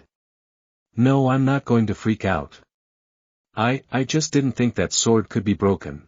Nor did I ever think it would be here and that you would have it. Naruto laughed. Well, it's technically not mine. It's like the statue of the Hokage out front, it's on loan so I can't pass it on to my heirs if I ever have any. He said. Hanabi said with a grin. What do you mean if? I thought you were the town playboy. She teased. Naruto gave a slight chuckle before asking. Do you honestly believe that? I'm not a fool, Naruto. After that lecture you gave me I kind of figured it was all the girls chasing you, not the other way around. She said with a rise and fall of her eyebrows. Naruto smiled. I'm glad to finally have another person to see the truth. He said thankfully. Hanabi got a bit serious and asked. If it's not too much to ask, what happened to make you break up with Eno, Hinata, and Sakura? I mean those pictures on the mantle over there. In each one of them you just seem, well, like you're with your soulmate, maybe not the Hinata one but defiantly the other two. Naruto got a longingly sad look on his face. Well. He sighed. I guess you should know since we are teammates now. He sighed again. I guess I'll start with Eno. My first real love. He said. Naruto set his gaze at the fish tank across the room and began drawing up long-forgotten images from deep within his mind. He closed his eyes and opened them slowly before speaking. You see, after I saved the village the last time, everyone knew I was the reason it was saved. It couldn't be denied. Well, with me being single, every single woman in the village seemed to want to get to know me better. I even had my own female fan club. He said, letting out a fake laugh of spite. At first I thought it was pretty cool to have a fan club like that. What a fool I was, all it meant was 50 young horny girls were organized to make my life a living hell. They wouldn't leave me alone. I didn't have any time to myself. I couldn't train or eat without looking over my shoulder wondering when the next one was going to spot me and try to drag me off to who knows where. One day I was running away from them and I ducked into Eno's flower shop to get away. Flashback. Naruto was very disheveled looking while hiding behind the counter of Eno's flower shop as a mob of 14 girls ran by. Eno looked down at him hiding behind her like a 5-year-old playing hide and seek and laughed. Women problems, Naruto. She stated through her giggles. More like mob problems. He said schizophrenically. Are they gone? He asked a bit frightened. Yeah, they ran right by. She stated as she finally got a good look at Naruto. She had never seen Naruto so haggard. His white sage outfit was dirty and ripped up, his normally bright blue eyes were now a dull gray and were very very bloodshot. He smelled like he hadn't bathed in a month. Eno's eyes grew worry with concern. Naruto, what a matter with you? You look horrible. How long has it been since you slept or eaten or for that matter bathed? She said the last part holding her nose. I managed to get a few bites of instant ramen Tuesday and I think I got about an hour of sleep Monday. The closest thing to a bath I've gotten was holding my breath underwater hoping to lose them sometime last week. He stated with his bloodshot eyes darting all over the place. She just stared at Naruto. You haven't eaten in 4 days and you have only had 1 hour of sleep in 5 days. What's the Hokage doing about this? She stated shocked and worried. She told me this was something I'd have to deal with on my own. That this wasn't likely to change for a while. He stated a very tired tone as he yawned. If you don't mind I'm just going to take a nap. He said as he started to lay down on the floor. No. Naruto, I'll help hide you, but you have to take a bath first. It took quite a few slaps in the face for Eno to get Naruto aware enough to get him into the bathtub, but he was so weak and tired that Eno had to undress him herself. It was not like this was new to her, she did this all the time at the hospital as a medic. It was uncommon for her to be at the flower shop anymore. Normally she would have taken peeks at his manhood, but it just didn't feel right at the time. So she did her best to avoid looking at it, but it was hard to miss. She had to stay with him so he didn't fall asleep and drown. She scrubbed him clean and even shampooed his hair 2 times to get the smell out. She drained the tub and forced Naruto to get out and sit on the floor while she went to get some of her father's old cloths. She came back not a minute later and he was asleep on the floor. It took her a good 5 minutes to dress the sleeping Naruto. She did a medical check on him now that she could stand the smell of him. He was so pale and his skin was so warm. Not good, he's running a high fever and he's anemic from lack of food and too much stress. I can't let him sleep until I've gotten some food in him. Otherwise he could slip into a coma. I can put in an IV into him to rehydrate his body after he's sleeping. She thought worriedly about Naruto. It took her a good 2 minutes of slapping him to get him awake enough to feed him some leftovers from the fridge and then she put him to bed in her room. She then left and used a jutsu to seal the house like what she normally did at night, but used a lot more chakra to make it stronger. She then went straight to the Hokage. She reached the door and was stopped by the Umbu guard. Please tell the Hokage that there is someone that needs her medical attention right away. She said, not wanting to say Naruto's name in case one of those girls was nearby. The Umbu went inside and the Hokage came out a moment later. Okay, who's the patent and what are their conditions? Tsunade asked, all business. Not here, just trust me and follow please. Eno leaped away heading back to her house. They reached the front door in a few minutes and Eno unsealed it. She led the Hokage to her bedroom where Naruto was sleeping in her futon. Tsunade was stunned at the way Naruto's face was so white and thin. She quickly checked him out. You're right, he is anemic and he's running a high fever. We need to get him to the hospital for a blood transfusion to make sure he doesn't slip into a coma. She said worriedly. Naruto woke up a day later in a hospital bed guarded by Umbu. One of them went to get Eno, who was working at the hospital at the time. Eno came in wearing her white medic uniform. How do you feel, Naruto? She asked lightly. Like I just woke up from a nightmare. He admitted sleepily while rubbing his head. Well, it's over now. The Hokage took care of your little fan club problem. It seems 2 of them were chakra sensory ninjas and you didn't have a chance to hide from them. The Hokage has thrown them in jail and the others are way too afraid of the Hokage to even come near you. She stated with a smile. I didn't want anyone to go to jail. I just wanted to get some sleep and eat something at the very least. He said sadly. No, I'm afraid you're wrong there, Naruto. What those 2 ninjas did was a gross misuse of their powers against another leaf ninja. They deserved the 3 months they were sentenced to. She stated a bit more serious. Naruto blinked a few times and held out his hand trying to focus his eyes. You know, Eno. I never said this before, but you're an angel for taking care of me. He said truly very thankfully. Eno gave him a friendly smile while filling out a medical chart. Actually you have, for the last 8 hours in your sleep.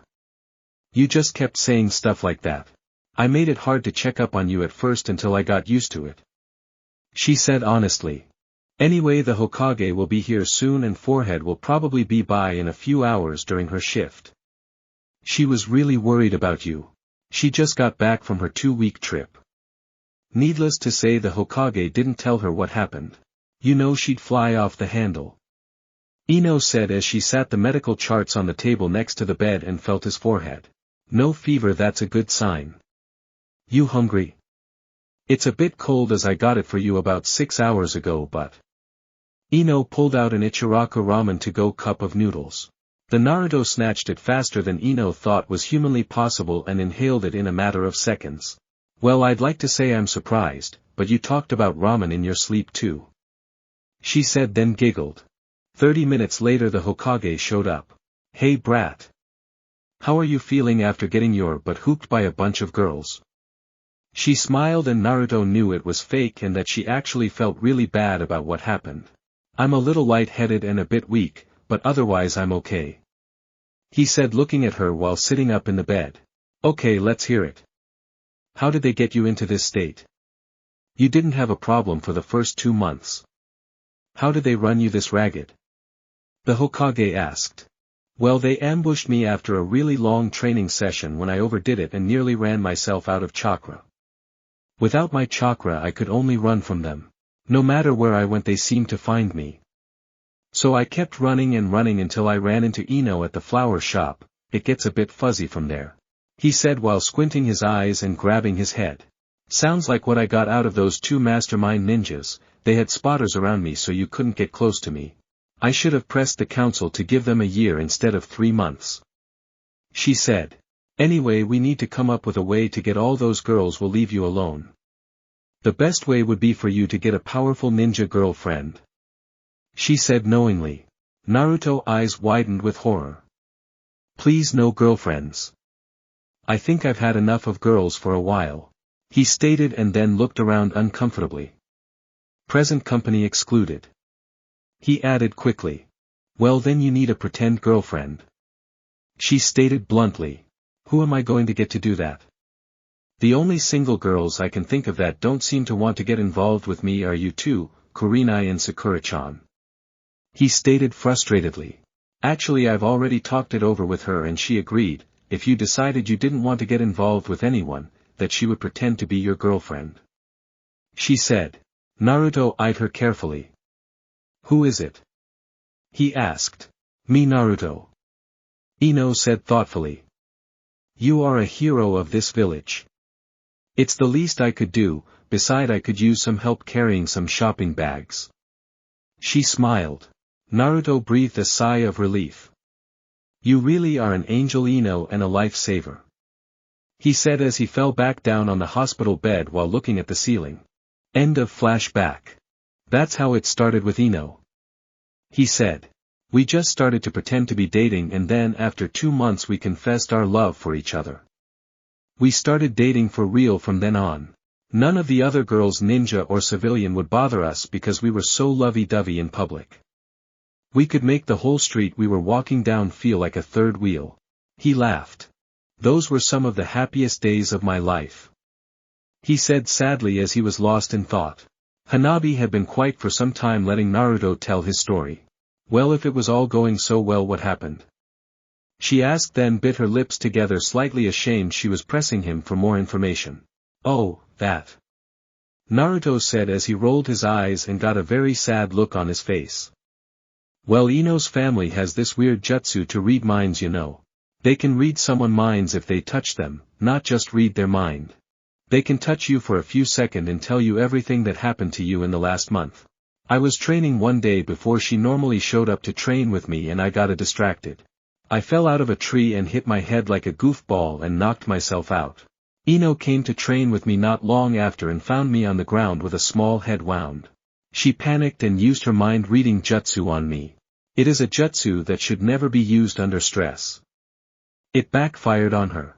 She ended up living my life from the age of 5 to the age of 10 as best as Tsunade can figure. I doubt you know it, but I had an unimaginably hard life when I was young. I'm not ready to tell you about that yet though, the result was Eno's mind was shattered.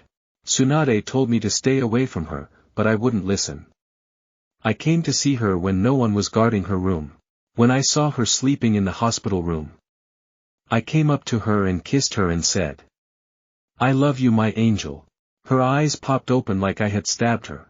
She started screaming for the nightmares to go away and that she never wanted to see my face or the villagers again. She was totally out of her mind. Her words hurt me so badly.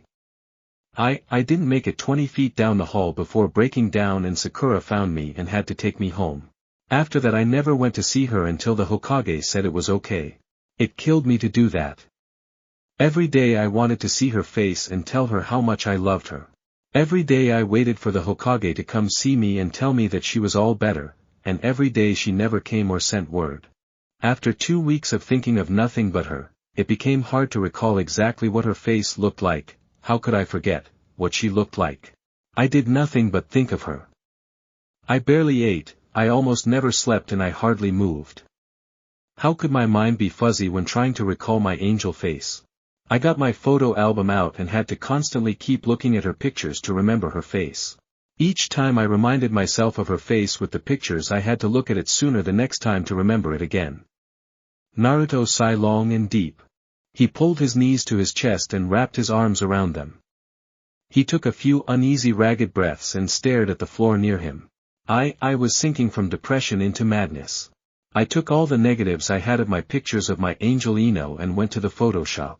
I got hundreds of each one made and posted them up all over my bedroom. Everywhere I looked was Eno, the floor, the bed, the ceiling, and across every inch of every wall of my bedroom all I could see was my angel Eno. I don't know how long I spent in that room after putting the pictures up, but it felt like a lifetime. All I do know is Tsunade found me and admitted me to the hospital's psychiatric ward. I heard the medic tell Tsunade I was close to insanity and had clinical depression. I spent a month in the hospital getting treatment not unlike Eno. The Hokage told me if I really loved her, to let her go and move on, but I couldn't just let her go so easily. I waited while she underwent treatment. He said as tears formed at the rims of his eyes. After 3 months of not being able to see her, the Hokage told me I could go into the same room as her, but I couldn't speak or move. I just had to stand there and if she freaked out I had to leave. Well, she made it 3 minutes in the room with me before she showed signs of a breakdown, so I left. That had to be the hardest 3 minutes of my life, too.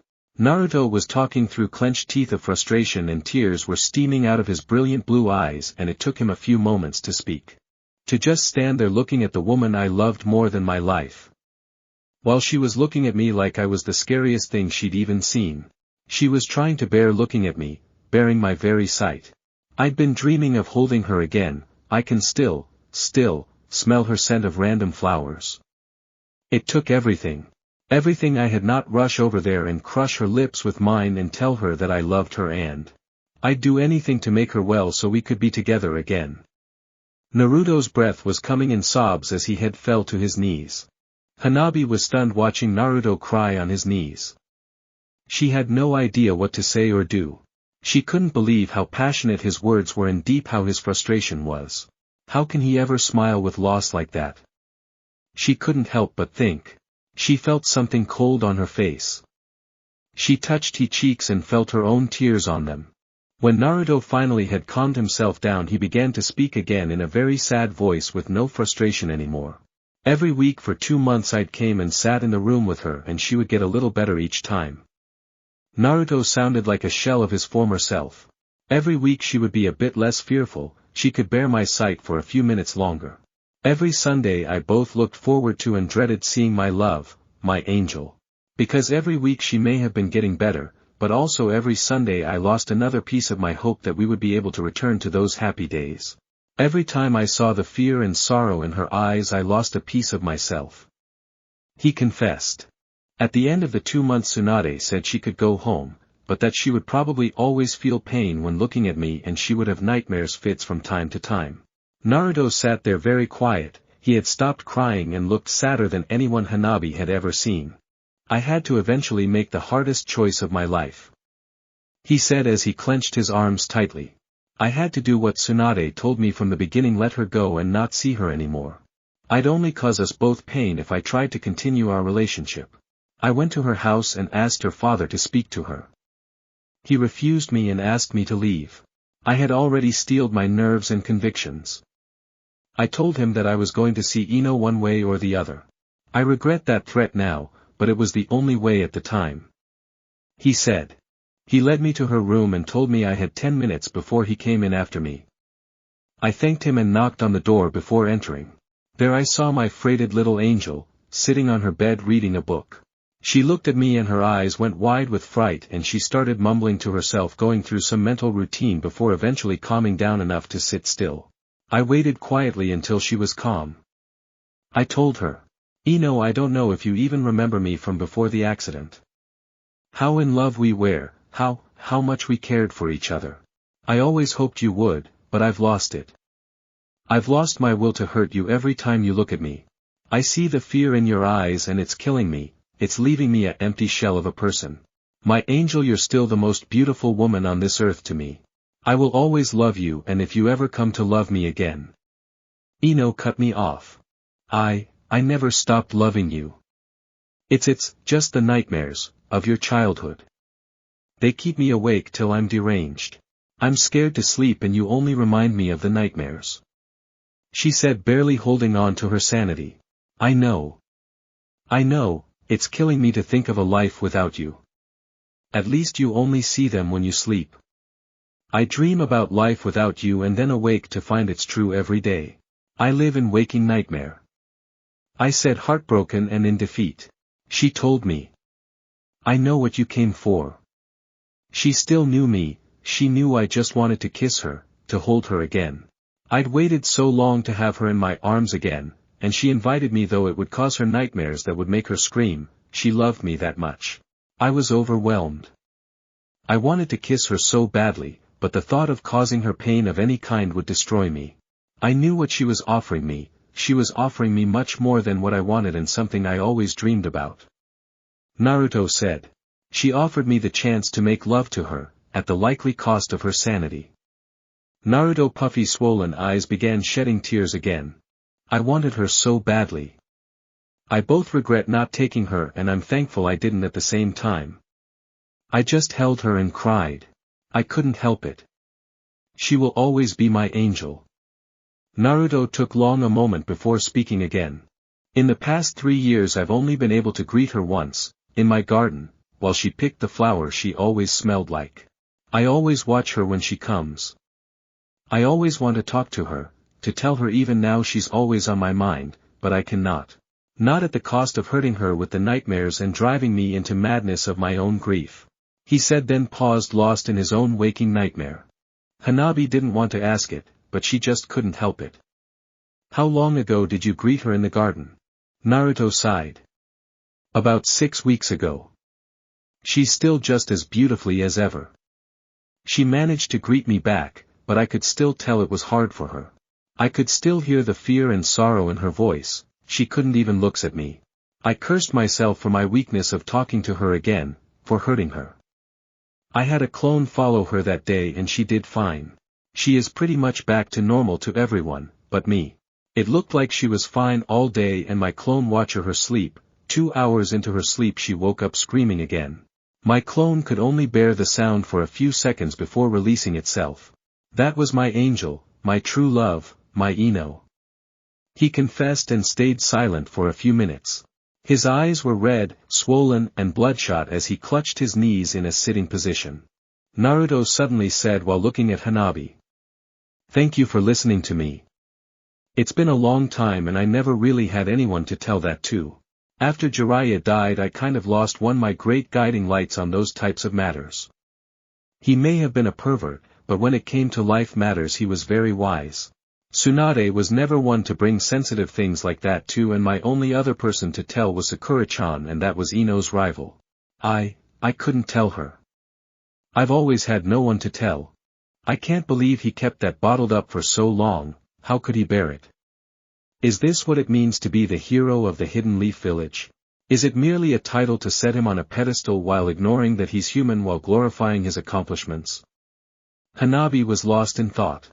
I guess I should move on to how I ended up dating your sister if you think you can handle it. Naruto finally looked at her for the first time since he started speaking about Eno and not through her. Hanabi spoke honestly. I don't think I want to know if it's as tragic as your Eno story. She barely managed to say. Naruto gave her a weak smile. No, it's nowhere near as bad as my Eno story. Chapter 5 Heart to Heart, Naruto x Hinata. Naruto again began summoning up long-lost memories. Where to start? I guess I'll start 6 weeks after my talk with Eno in her bedroom. He said. I still wasn't getting out much and Tsunade had deemed me unfit for missions because of my despair for Eno, but I was trying to get better. I was trying not to close myself off from the world again. I forced myself to go out and socialize at least twice a week. Whether it was just to get a bowl of ramen or to talk to Sakura-chan for a few minutes during her breaks. Just something, anything to take my mind off of Eno. One day I decided to sit on a bench just inside the main gate and watch people go by, just to get out of the house. Naruto said. I was mindless watching the people around me, not really focusing on anyone when the most unexpected person sat down next to me. Naruto said. Flashback. Hello Naruto. Yamanaka Inoichi said as he sat down beside him. Hey. Naruto said, not really paying attention. Inoichi got a bit irate with his response and got right up to his ear and yelled loudly. Hey Naruto. Naruto jumped and finally looked over at Eno's father. After his initial shock had calmed down, he wanted to ask about Eno, but he knew that was a bad idea for his mental state. Oh, hello Mr. Yamanaka. He stated sadly as he looked over at him. How are you holding up? You still don't look much different than when you left my house over a month ago. He stated a bit worried, which was very unusual for him. Well, I'm trying. He said honestly, trying to put up a meek smile. I keep going out so I don't wall myself back into my own mind again. Every day I hope the hurt will lessen and every day it feels the same. My friends keep telling me things like, you have to get over her, or time heals all wounds. It's just not working though. I don't know what to do or believe anymore. He said in a lost manner as he looked back at the ground. Inoichi rubbed his chin before looking at Naruto and said. Well, do you want my take on love? I've lived close to 30 lifetimes through my mind reading Jutsu. I might be able to help you with your problem. Naruto said. Sure, I'll take any advice I can get at this point. He slumped his shoulders. Inoichi spoke. After my first love I was going through something kind of similar to what you're going through. I myself didn't have a glowing childhood either. It can hardly be compared to the nightmare you endured though. He said with a look over at the sage. I heard all those tired lines and now I know it was mindless talk from those pretending to be wise, but they were actually fools. I'll tell you something most people have to learn on their own and can never seem to put into words. I heard those lines, you have to get over her. I was like, gee thanks, tell me something I don't know. I heard, time heals all wounds. It's just a glorified way of saying figure it out yourself. He stated bitterly. You never get over it. That's just not the way love works. The first step to healing is to accept your love for her and accept it's probably not going to change from day to day like it used to. He said. Naruto eyebrows constricted while he looked at him. What do you mean? It was changing from day to day. I'm not sure I get that part too well. Naruto asked. Inoichi laughed. Well, I'm sorry, I guess you have been trained by the Leaf Village's finest and most powerful ninja, but when it comes to love and relationships, I'm guessing they aren't much help. He stated. You can say that again. Naruto said with a sarcastic expression. Well, love does change from day to day. It's what makes your first love so wild, free, and powerful. You never know what the next day is going to hold. Everything is new and you can't help but grow your love for each other. When you fight will feel nothing but hate or anger for them at the time, no love at all. We humans in all actuality can only feel one emotion at a time while a memory is on the surface of our mind. When it pools itself into the rest of our memories, that's when we can feel many emotions at the same time. When it first pools itself into our mind, the memory will be powerful. Say a memory that made you angry could be 80% of your judgment on a matter 1 minute after it happens. But an hour from then, as the memory pools into your mind of a lifetime of memories, you will see it better for what it really is. A few moments of your life, then the memory could be less than 1% of your judgment on the matter. This is normally when you stop being a fool and tell yourself something like what you fought over is petty compared to all the love you feel for that person. In a fight, it's almost always both parties' fault anyway. When you first start to love for the first time, your heart is small, so one person can easily fill it up and they can do it very quickly. This is what it means to fall hard and fast like what you did. It didn't work out, now your heart is all scared and disfigured from your lost love. You have to accept the fact that your love for Eno is never going to change, either day-to-day change or as a whole. In short, you're going to love her forever. Naruto had been hanging on every word he said until he said that. Naruto sighed. So you mean to tell me I'll never get better? He asked hopelessly. Inoichi smiled. No, you just have to know how to get over it, as the old saying goes. He said. Naruto eyed him confused. Okay, how do I do it? I thought you of all people would know this, Naruto. You're already a master at it when it comes to your friends, even if they start out as your enemies. You grow your heart bigger so you can let others in. He stated. End of flashback. I never expected Mr. Inoichi to be so wise. I finally had the answer to getting better. I started training in earnest again. I stopped spending so much time at home, and after 2 weeks I found I could smile again. I started eating at my favorite ramen stand again with Irika-sensei. I'd visit Sakura-chan at work more often. Sometimes I would get down about Eno, but now that I had my answer on how love worked, time really was healing my wound because I was growing my heart bigger. Naruto said with a smile. 3 months later, Tsunade deemed me fit for missions again, but she wanted to start me out slow. She gave me a few C missions that were borderline D missions. I mostly just filled in for genin squad spaces if one of their teammates was injured. We mostly got easy escort missions or deliver a letter type of missions. The younger genins I worked with further helped me to move on. Most of them were so inquisitive about me. I always loved the look on their faces when I told them my rank was genin 2. Naruto laughed. Hanabi finally smiled. She had been in a rather dark mood since Naruto's last story. The mood was finally starting to lighten a bit. This went on for about 2 months until Tsunade had worked me back to A-ranked missions. Hanabi asked. So how did things start with you and Hinata? She asked, seeing as how the sage was being long-winded about it. Naruto he eyed her curiously and said. She's your sister, I figured you already knew. Hanabi rolled her eyes.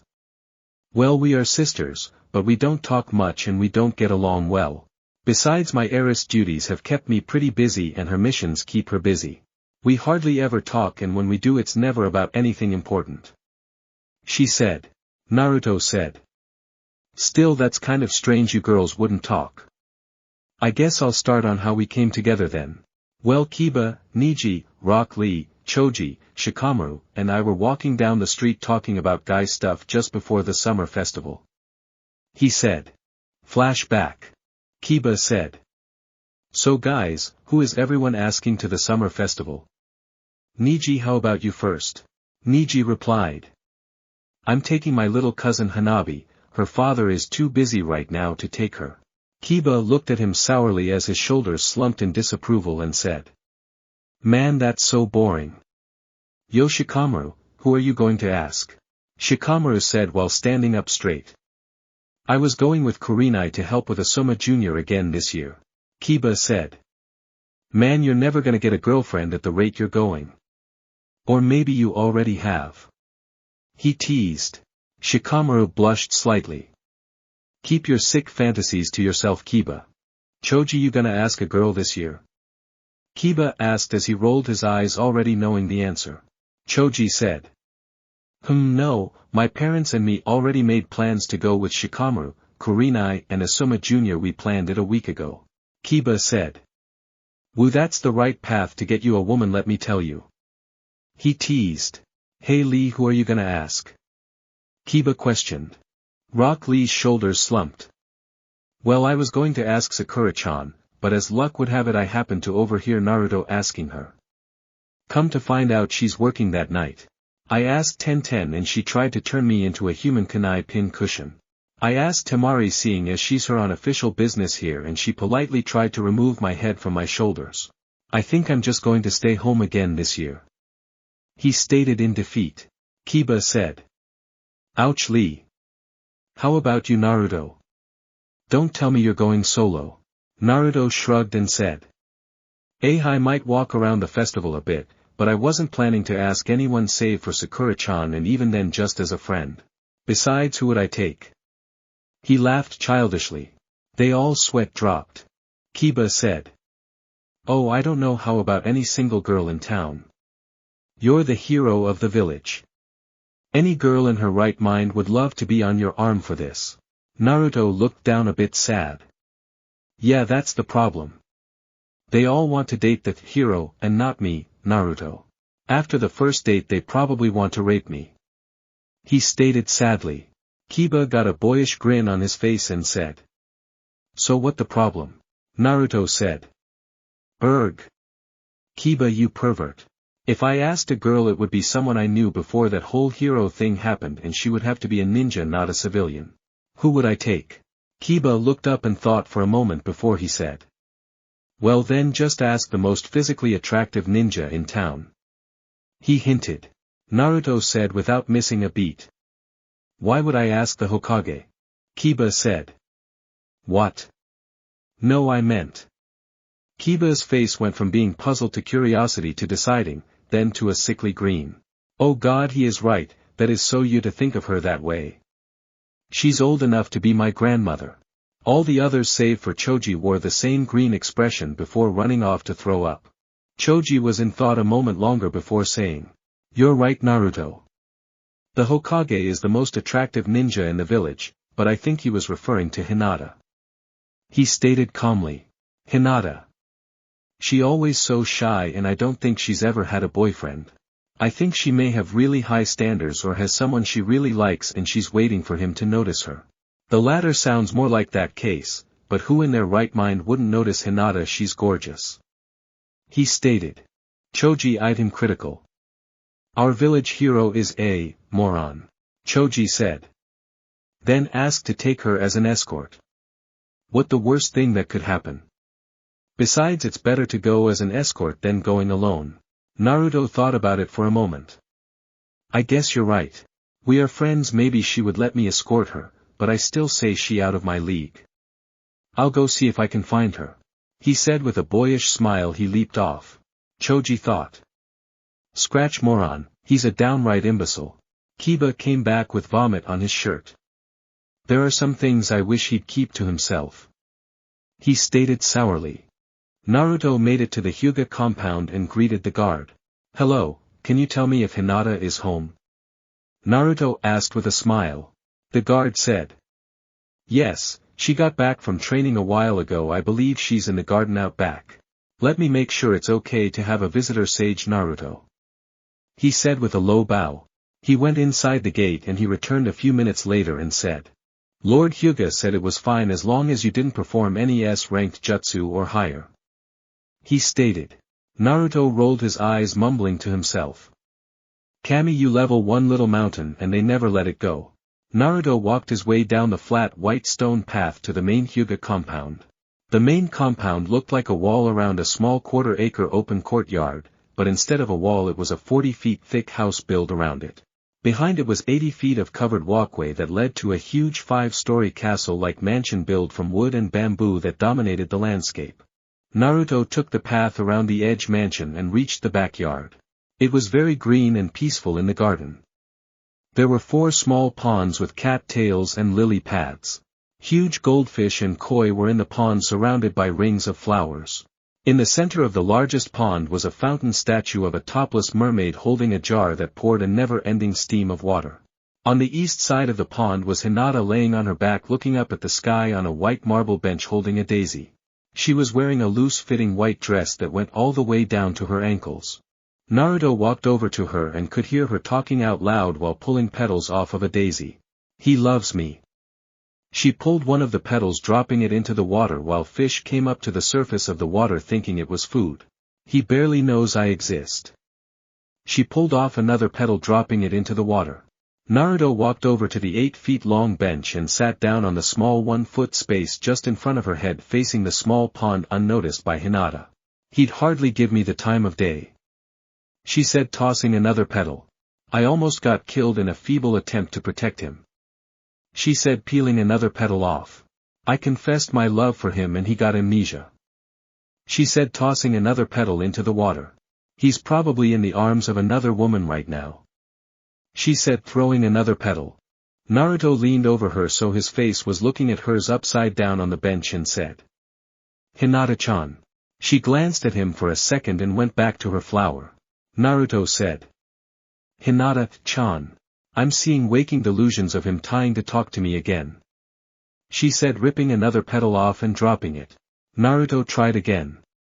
I'm Hinata-chan. Hinata gritted her teeth while pulling another petal off. My delusions are getting annoying.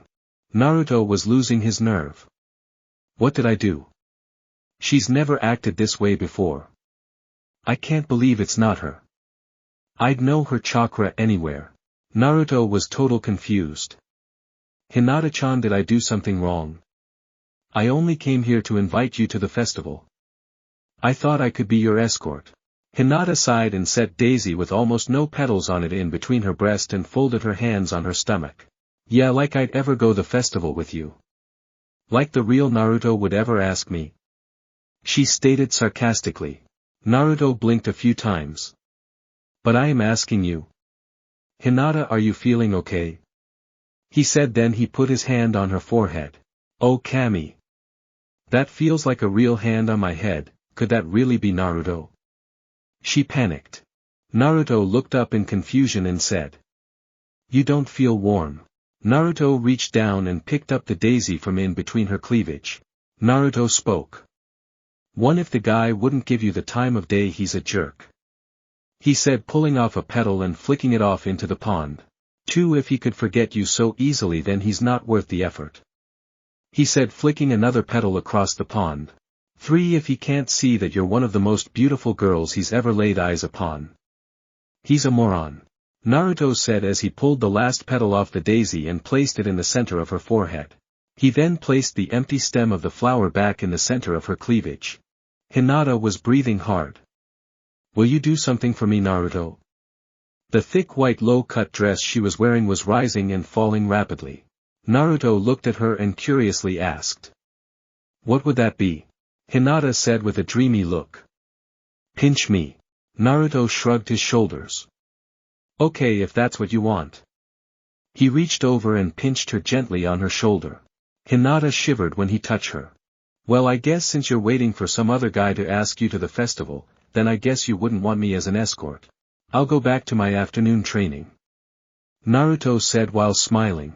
Hinata panicked and blushed. Oh Kami, tell me I didn't turn him down. I'm such an idiot. Naruto got up from the marble bench. My offer stands if you change your mind though, he said with a smile. Hinata couldn't hold on any longer and fainted as Naruto walked away. Naruto was in thought walking back to the training grounds. I knew the guys were wrong. She doesn't want to go with me. Oh well, life goes on. Over an hour later, Naruto and hundreds of his clones were training on Training Ground 15. Hinata finally found out where Naruto was training and was watching from a good distance. Okay, now I just have to go over there and accept his offer. Why won't my legs move when I want them to? She tried to walk over to him, but her legs just wouldn't move. Why is this so hard? Maybe he found someone else to go with. No, I can't think like that anymore. I have to go over and talk to him. I don't need to accept his offer right off the start. Maybe I can just talk with him for a while and calm down. She mental warred with herself. She closed her eyes and tried to steel her nerves. The lone Naruto under a tree reading a scroll put it down suddenly. I sense someone Chakra on the east side of the training ground. Naruto rolled his eyes. I guess I should see what fan club girl is spying on me this time and then chase her off, he thought. Naruto got up and dashed off in the direction of the Chakra. When he got about 200 feet from her and realized who it was hiding behind the tree. Oh, it's Hinata. I better not charge up to her like I do the other stalkers. She might die of a heart attack knowing her. Naruto thought. Naruto slowed himself down to a stalking speed and rounded the tree, coming right up behind a mumbling Hinata sitting next to a tree holding her knees watching all of Naruto's clones. Naruto said. "What's wrong, Hinata-chan?" He asked softly, seeing as how she looked pretty sad and a bit upset. Hinata sighed. "I'm hopeless. I can't even just go over there and talk to him. He finally asked me out to the festival and I think I blew it. I'm not sure if Naruto even still wants to go with me," she said, not realizing who she was talking to. Naruto smiled. "Oh, I'm pretty sure that he does," he said, taking seat next to Hinata. Hinata gave a fake laugh. "How, what makes you so sure?" she said, finally glancing over at Naruto. Then she looked back out at the clones for a few seconds before it clicked. She jerked her head back around to look at Naruto and blushed heavily.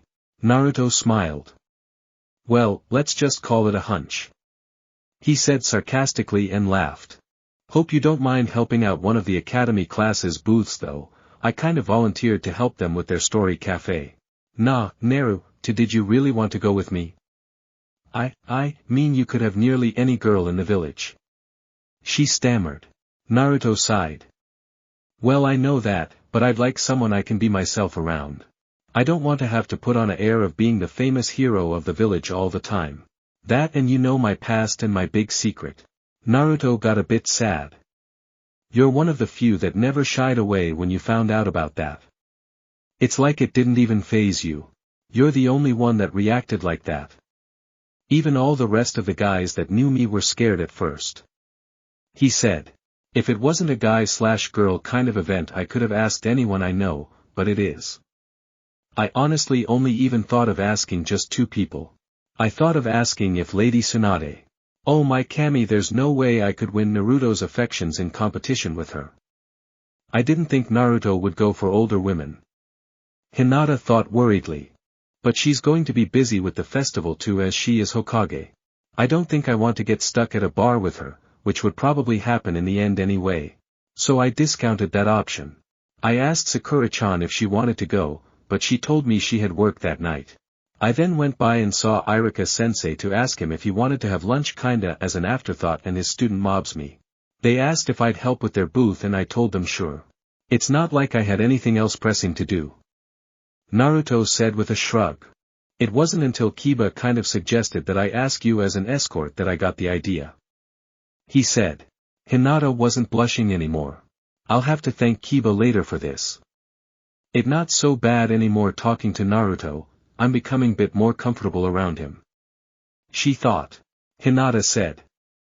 "I never thought you'd ask me, even as an escort." Naruto laughed. "Well, I never thought you'd want to go with me as pretty as you are," he stated. "What time should I pick you up?" I guess around 6 would be okay," she said while smiling shyly. Naruto had on his best sage uniform. By best it meant it was clean and wasn't ripped up. He looked just like always, but instead of the leaf ninja headband he was wearing his sage headband. Naruto was at the gate to the Hyuga compound talking to the guard. "Hello, I'm here to pick up Hinata for the festival," he said with a smile. "Right this way, Sage Naruto."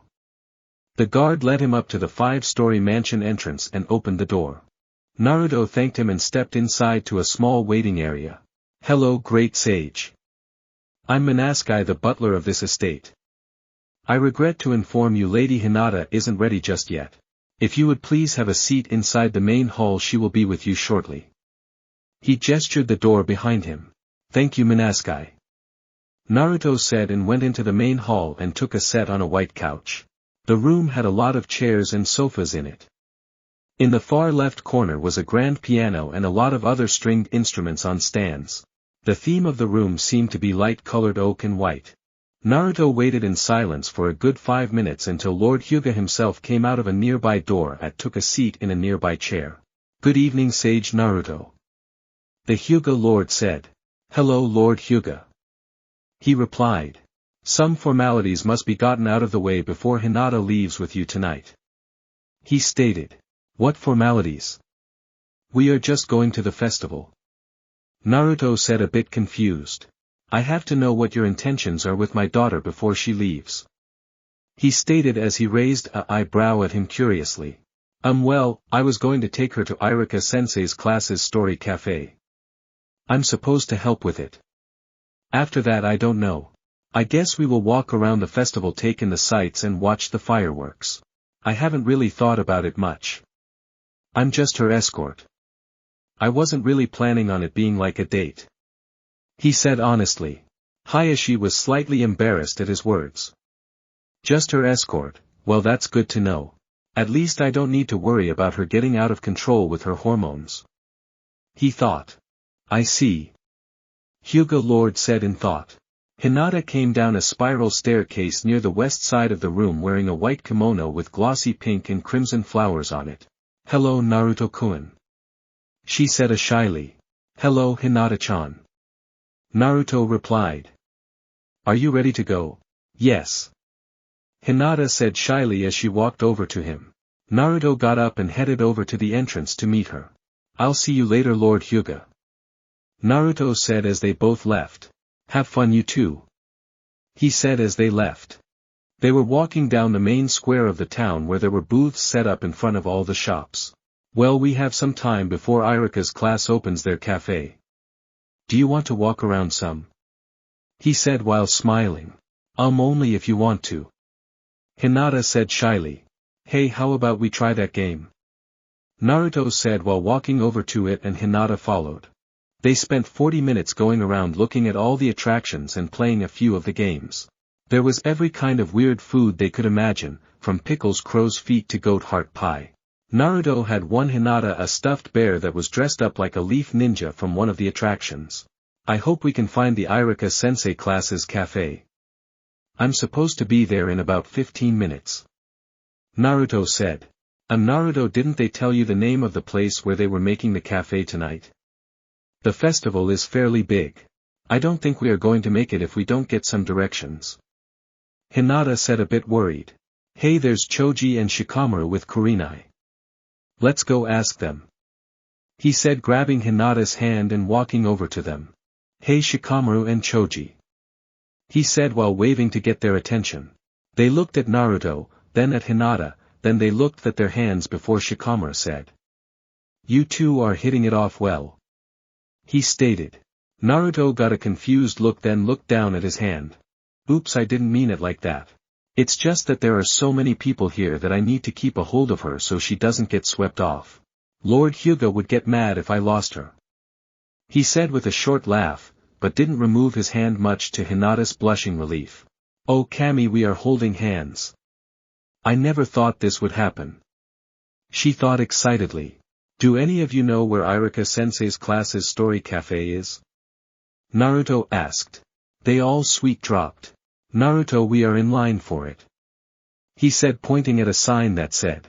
Line for the Great Sage Naruto Story Cafe by Academy Class 3A Teacher Irika-sensei.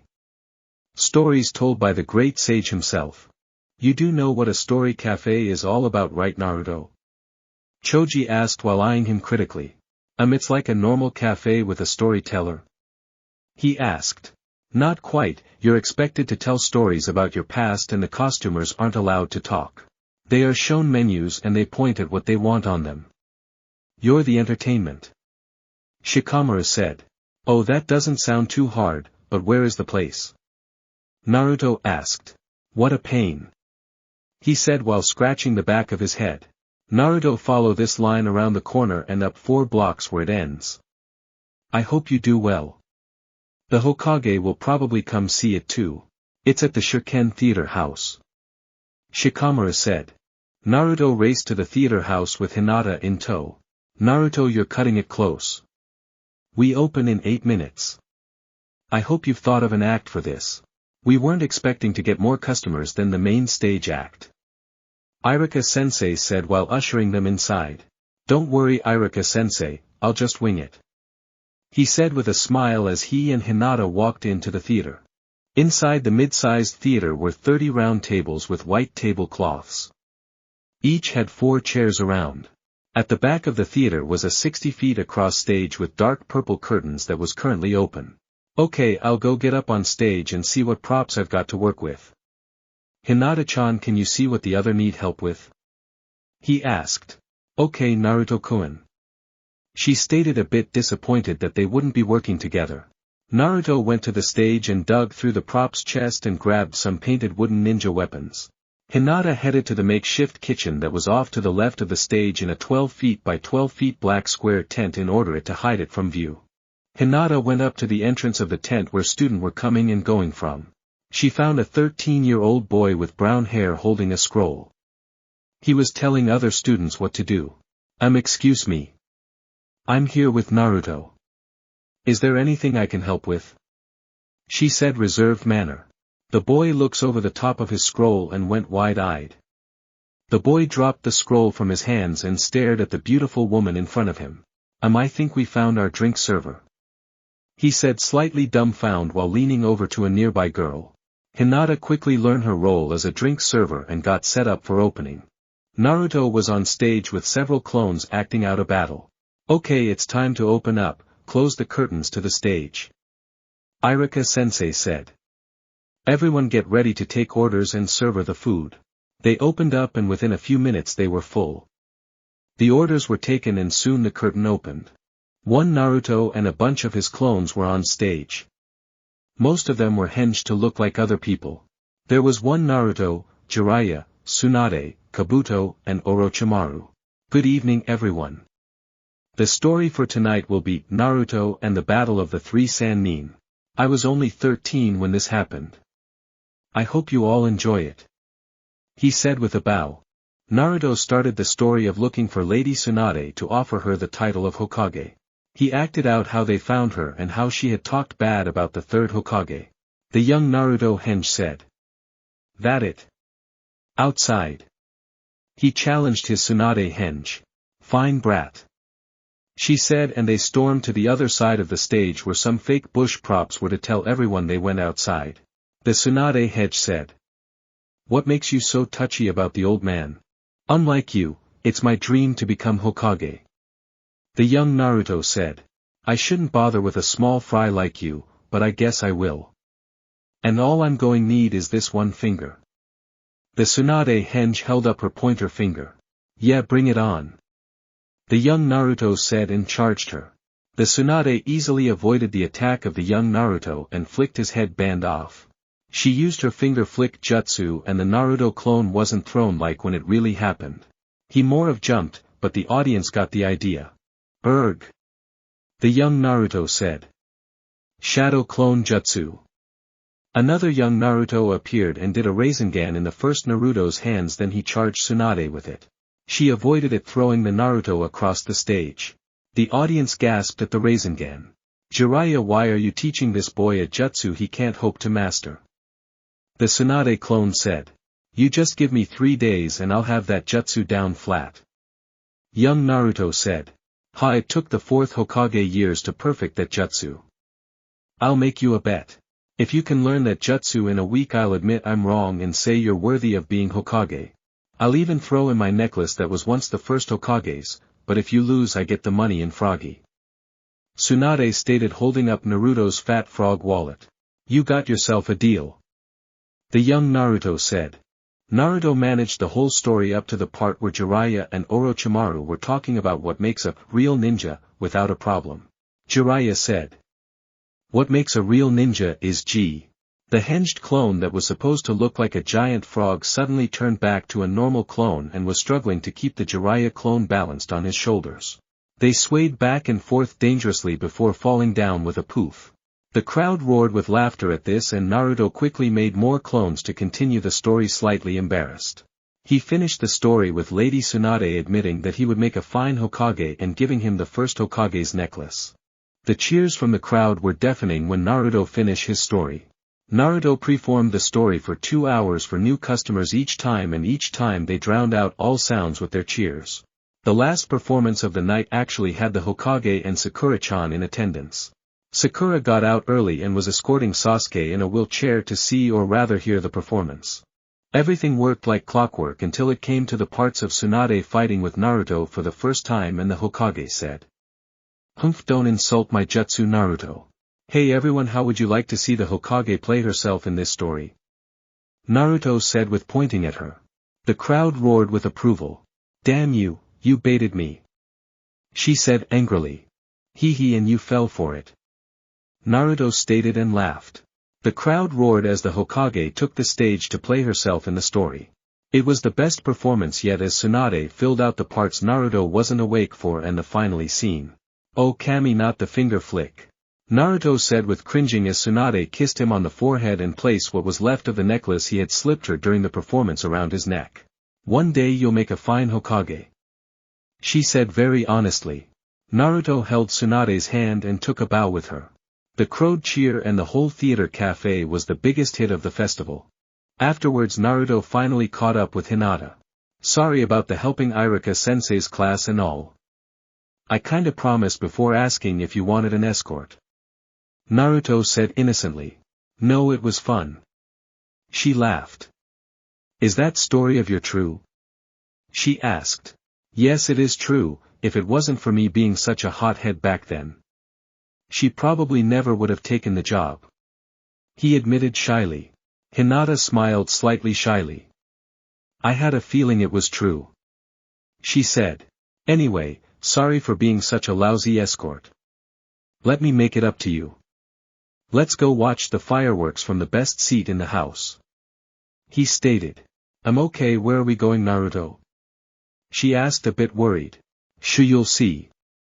He said with a smile. A few minutes later they were sitting on top of the fourth Hokage's head at the Hokage monument. This is my favorite place to sit and think. It is the best place to watch the fireworks too. He said. Hinata wrapped her arm around his. She was too tired to be embarrassed and laid her head on his shoulder. A high-pitched scream went through the air followed by an explosion of green sparks. It's so beautiful, Naruto, it's almost perfect, she said. Naruto smiled. What do you mean, almost perfect? He said, eyeing her. Well, if you would kiss me it would be perfect. She said, not really all there at the moment. Naruto snaked his arms around her back and pulled her into a passionate kiss as the fireworks exploded in the sky. End of flashback. That's how it all started with your sister. I was still getting over Eno, and Hinata was like a new guiding light for me. She seemed really conservative and I needed a relationship that moved slowly. I wasn't ready to fall head over heels in love again. We seemed perfect for each other. He stated. I didn't know any of that.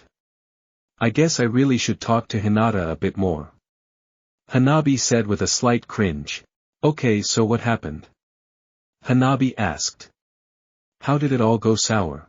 I don't like the idea of telling a 15-year-old girl anything sexual in any form or nature. How do I put this? He thought. Well, you see, Hinata is, well, she's overly. Naruto stammered. Horny. Hanabi stated flatly. I may not know everything about my sister, but yeah, that's an obvious one. Well, yes, she's really horny. At first this wasn't a problem as she was still shy about it, but after I told her that I loved her for the first time she almost tried to rape me. He said with a frightened look on his face. Hanabi busted up laughing and it took her a few minutes to stop. Hey, that's not funny. I wasn't ready for that step yet, and especially I wasn't ready for that reaction out of her of all people. He stated while giving the laughing Hanabi a serious look. I'm sorry. She said, still trying to stop laughing. It's just, I always thought she would do a 180 at one point, going from shy to bold. I just didn't expect it to be from shy to near rapist. Hanabi started laughing again. After she finally calmed down she asked. So let me guess, she kept pushing you for sex and you kept refusing her? She asked.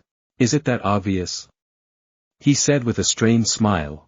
Well, only after your don't have sex until you're ready talk. She said. So that's all it took to break you guys up? No, that wasn't the only reason. I mean, I do love her. He said. Wait, do love her? Like he still thinks of her that way? Does this guy ever admit he has stopped feeling that way about someone? She thought. I could deal with her hormones. He said. I think I'll leave out her sneak attacks in very kinky lingerie trying to tempt me. He thought. It's when she started to think another girl was going to snatch me away from her or that every girl I talked to was my girlfriend on the side that things went bad. It got so horrible that at one point she wouldn't let me talk to Sakura-chan anymore.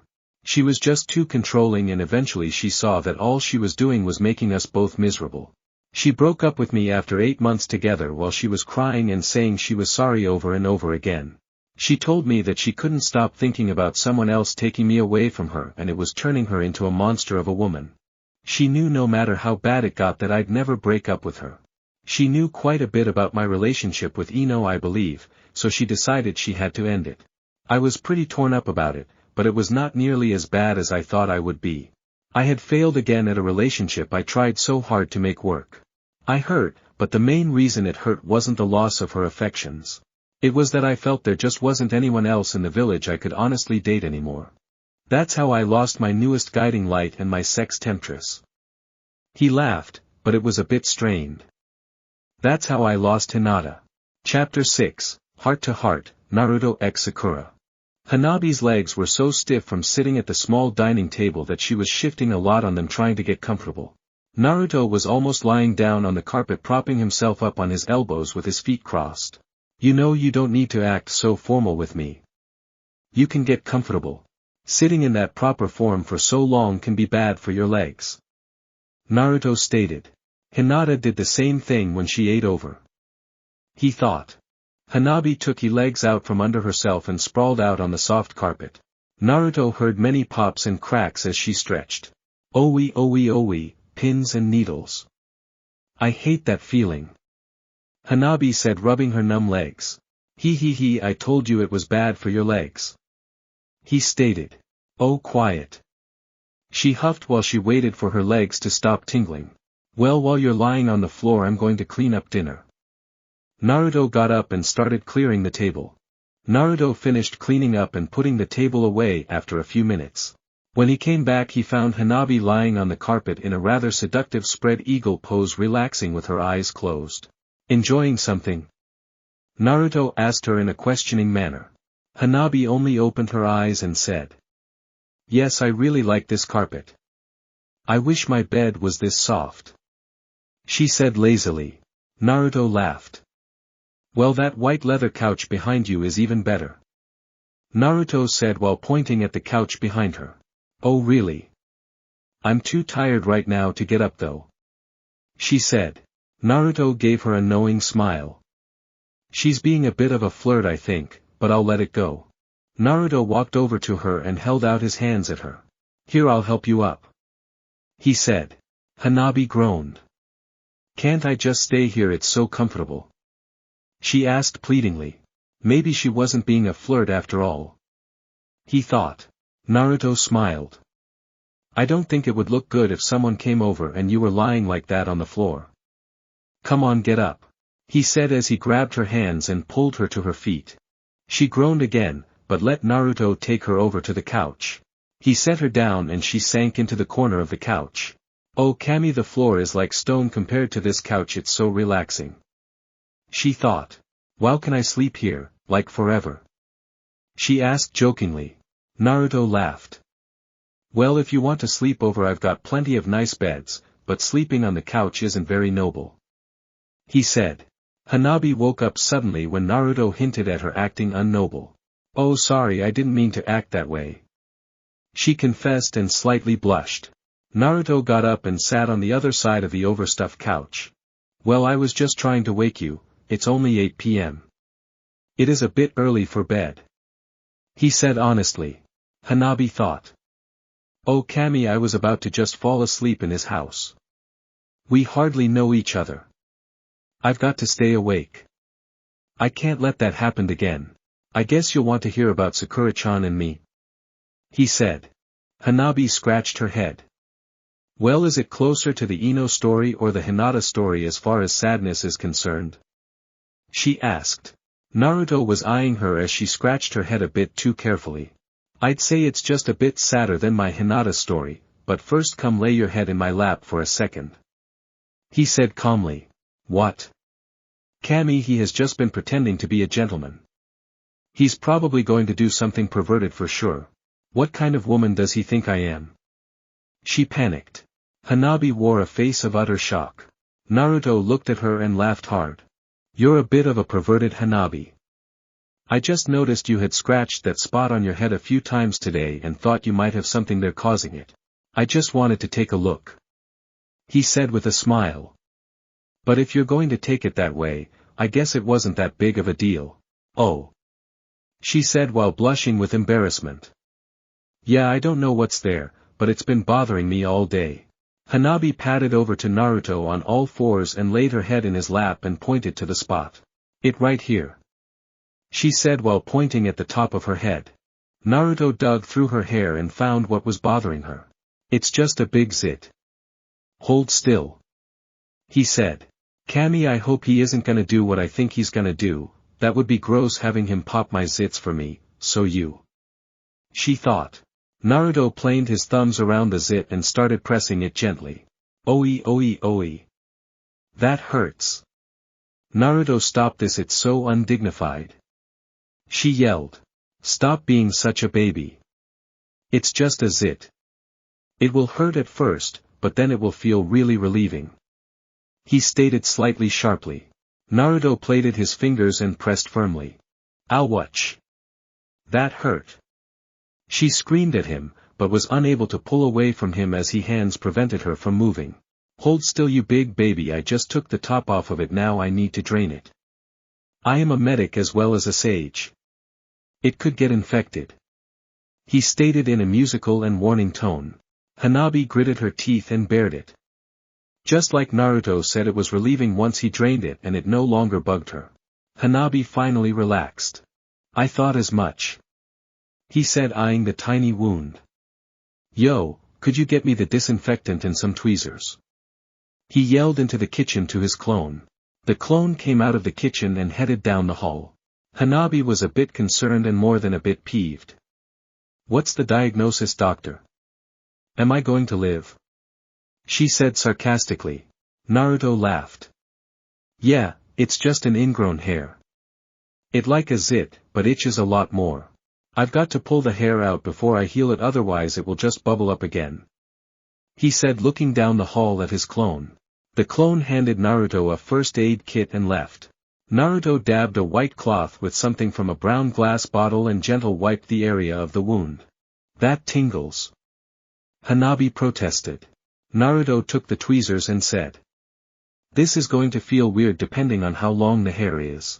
Naruto gentle grabbed the hair and started pulling it out slowly.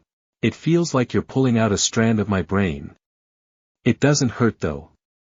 Hanabi stated. I told you it would feel weird. He said as he pulled the hair completely out of the wound and then quickly healed it. She still had her head in his lap facing out into the room away from him. You better make this up to me for this indignity. She stated in defeat. Naruto sighed. Well, that's gratitude for you. I do you a favor and now I owe you. Fine then. He smiled. How about this to make up for it? Naruto ran his fingers through her hair, lightly dragging his fingernails on her scalp. Hanabi's body trembled as she relaxed. Naruto absent-mindedly kept running his fingers over scalp while continuing to tell his story. Well, a few months after me and Hinata broke up, the Hokage put me and Sakura-chan on a ranked mission to deliver a letter to the Raikage. This is the mission I already told you about, where Sakura-chan nearly died and I did the raw chakra transfer to save her life. After I finally got out of the hospital and Tsunade forgave me. She started getting Sakura-chan to teach me medical ninjutsu. Flashback. The day after he got out of the hospital, Naruto started learning medical ninjutsu. Naruto was out at one of the many training grounds, standing next to a river with an upright log in front of him. On the log was a fish that couldn't breathe out of water that he was supposed to keep alive with his healing chakra. No, Naruto, you're putting way too much chakra into it again. You're supposed to keep it alive, not fry it. Sakura said, a bit irate. Naruto, you're going to have to hold back your chakra if you want this to work. She said empathetically. Naruto's shoulders slumped and he looked a bit sad. I'm sorry, Sakura-chan, I've just got something on my mind that's bugging me. He stated. Naruto, it wasn't your fault. That guy caught me off guard. There wasn't anything you could do about it.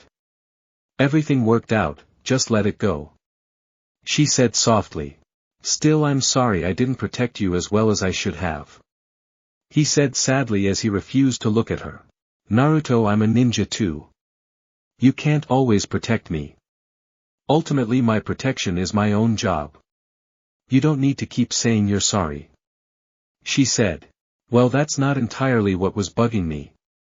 He said as he took the fish he was trying to heal and put it back in the river. He looked over at her and took a moment before saying.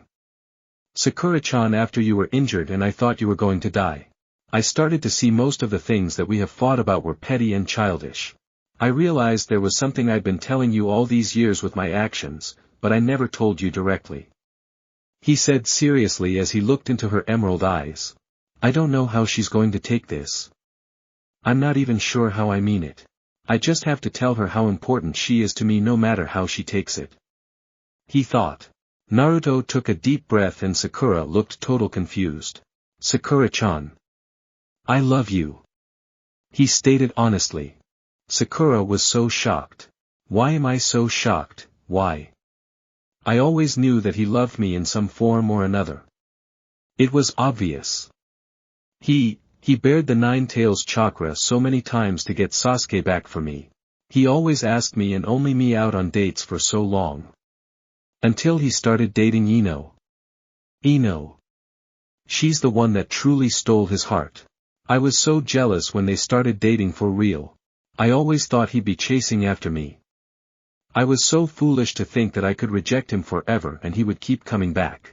I wanted to do everything in my power to break them up, but I couldn't, not after everything Naruto had been through, after everything I had put him through with my selfish request. I never even said thank you for getting Sasuke back. Tears, why am I crying? Sakura never moved, but tears were streaming down her shocked face. Inner Sakura stated. Because you're an idiot that let someone else steal him away, then let another girl do the same thing thinking he'd always be there for you. Now you find out he's always held a place in his heart for you. Run over there and kiss him. Don't let him get away again. I'm sorry Naruto, I need to go. She said as she turned around and ran away with tears in her eyes. Naruto gave an unsteady sigh. Well, I can't say I'm surprised. He said out loud. But I will never say I'm sorry about the way I feel about her either. Damn him. How could he say that after all this time? How could he turn my world upside down like that? She thought as she cried up against a tree. Why couldn't I just tell him, you're someone special to me too, I love you too Naruto? Why did he have to open up my wounded heart again? I thought I locked it away from him for forever. When he dated Eno I thought that I had let go, given up on having him for myself. Can I even tell him, after all I put him through? Do I even have the right to tell him that I've loved him for a long time? What am I going to tell him? She warred with herself. The next morning 20 Narutos was trying to keep fish alive out of water. Sakura looked a bit pale and tired when she showed up. Good morning Sakura-chan. All the Narutos said while waving and then went back to their work. I have to tell him, I can't go on without telling him. I'll go crazy if I don't tell him, why is this so hard? Naruto, I need to talk with you for a moment. She stammered as she walked up to him by the stream. What is it Sakura-chan? He said while his clones continued to train. About what you said yesterday. She said shyly, trying to steel her nerves and hold back her tears. Sakura-chan, it's okay, you don't need to respond. I just wanted you to know. I wasn't trying to put you on the spot. I honestly just wanted you to know. He said thoughtfully. Damn him, I'm trying to keep my nerve and he's taking it away. She mentally screamed. Naruto continued. I know it's Sasuke that you always liked. Naruto, just shut up. She screamed. She charged over to Naruto and pinned him to the ground holding his wrist. She was right on top of him and she had tears rolling down her face. Just shut up, this is hard enough on me as it is. Your talking isn't making it any easier. She said, breathing unsteadily. She took a few moments to steel her nerves again. Naruto, I love you too. She whispered while she had her eyes closed in a wince facing away from him. Naruto's eyes widened in shock. What did you just say? He stammered. Sakura gave him an angry look. Do I have to spell it out for you? She grabbed him by the back of his head and crushed her lips into his. All of Naruto's clones poofed. Hell yeah. It's about time. Inner Sakura cheered. Sakura broke the kiss and looked into his eyes. I love you, Naruto. She spoke softly. I've loved you for a long time. She confessed. When Naruto finally came out of his shock, he smiled and broke Sakura's hold. He rolled Sakura over on the ground so he was on top of her, and he gentle took her lips in a tender, passionate and loving kiss. All the fighting, pain and misunderstandings they went through faded away in the moment. It no longer mattered. All that mattered was the beautiful kiss they were sharing with each other. A kiss that could only say I love you in a blindingly powerful way that couldn't be denied. End of flashback. I all honesty never expected to find love again. Especially not with my lifelong crush. Naruto confessed, still stroking Hanabi's scalp with his fingernails. Naruto looked down at Hanabi. He watched her for a moment. Her sides was rising and falling in a slow and steady pace. It seems I've bored her to sleep. She's really a beautiful girl. He thought to himself. She's going to be quite the little heartbreaker soon. I hope she has better luck with love than I did. Hey! He whispered loudly at the kitchen. His clone came out and saw the sleeping Hanabi on Naruto's lap and smiled. Go get her handler at the Hyuga compound. He whispered to his clone. The clone nodded his head and quietly left through the front door. I'd normally just wake her up and take her home, but she's had a hard first day on Squad 7. She has earned her rest and I just don't want to wake her. He thought. You're getting rather sappy for a shinobi, Naruto. A sinister voice boomed in his head. I thought you were supposed to kill your heart and become an emotionless killer. Hey Ruby. He casually spoke mentally. Still sore about getting resealed? Of course. I've come to accept it though.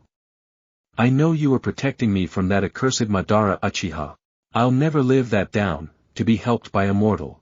And stop calling me by that pet name. Kyubi said. He then tell me your real name if you don't like my pet name. He mentally stated. You know I'll never tell you that. I would never give you that kind of power over me. I've already told you of the part of my past that concerns you.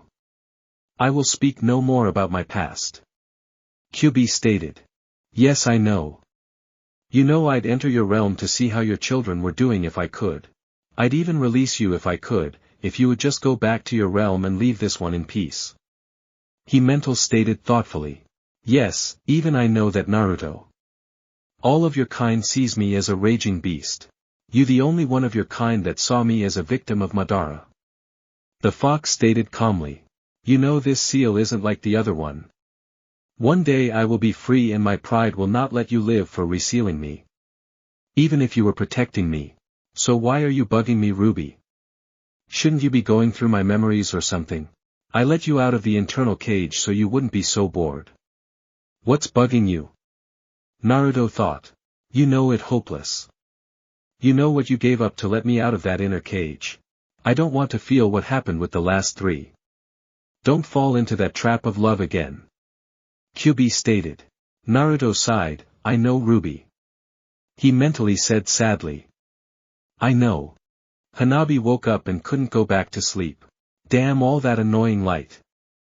Who opened the curtains in my bedroom? She thought as she rolled over to hide her face from the light in hopes of going back to sleep. She mashed herself into the back of the couch. That's strange, I don't remember stacking a bunch of pillows on this side of my bed. She thought. She laid there for a long time trying to go back to sleep, but no matter how long she tried she just couldn't get back to sleep. She finally gave up and rolled back over.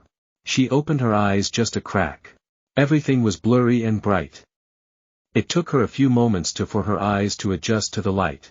She saw a huge fish tank on a giant bay window with fish darting here and there. There were double doors to the left of the tank and a messy desk in the right corner. This isn't my bedroom. Where am I? Hanabi bolted upright. Oh no. I fell asleep. Oh, Kami Shizen going to kill me, Hellfather's going to kill me. She panicked. Hanabi quickly bolted to the door and put her shoes on. She opened the front door to leave in a panicked rush. "You're running off without telling the sage goodbye." She heard a familiar female voice. Hanabi looked over at a woman standing at the foot of the staircase near the couch she had slept on. She was middle ages with her brown hair pulled in a bun over her head. She wore a white robe with the Hyuga clan symbol on it over her heart. "Shizen, what are you doing here?" Hanabi said in stunned surprise. She smiled. "Well, Naruto didn't want to wake you up and he didn't want any misunderstandings about you sleeping over. So he sent one of his clones to come get me. I almost woke you up with my awe expression when I saw you sleeping on the sage's lap. You were so cute," she said, smiling ear to ear. Hanabi's heart was finally starting to calm down. "Oh, thank Kami, Shizen's here. I thought I was dead for sure." Hanabi thought, relieved. "Sorry dear, but I couldn't help myself last night. I took a picture of you sleeping on his lap. Naruto really liked it too.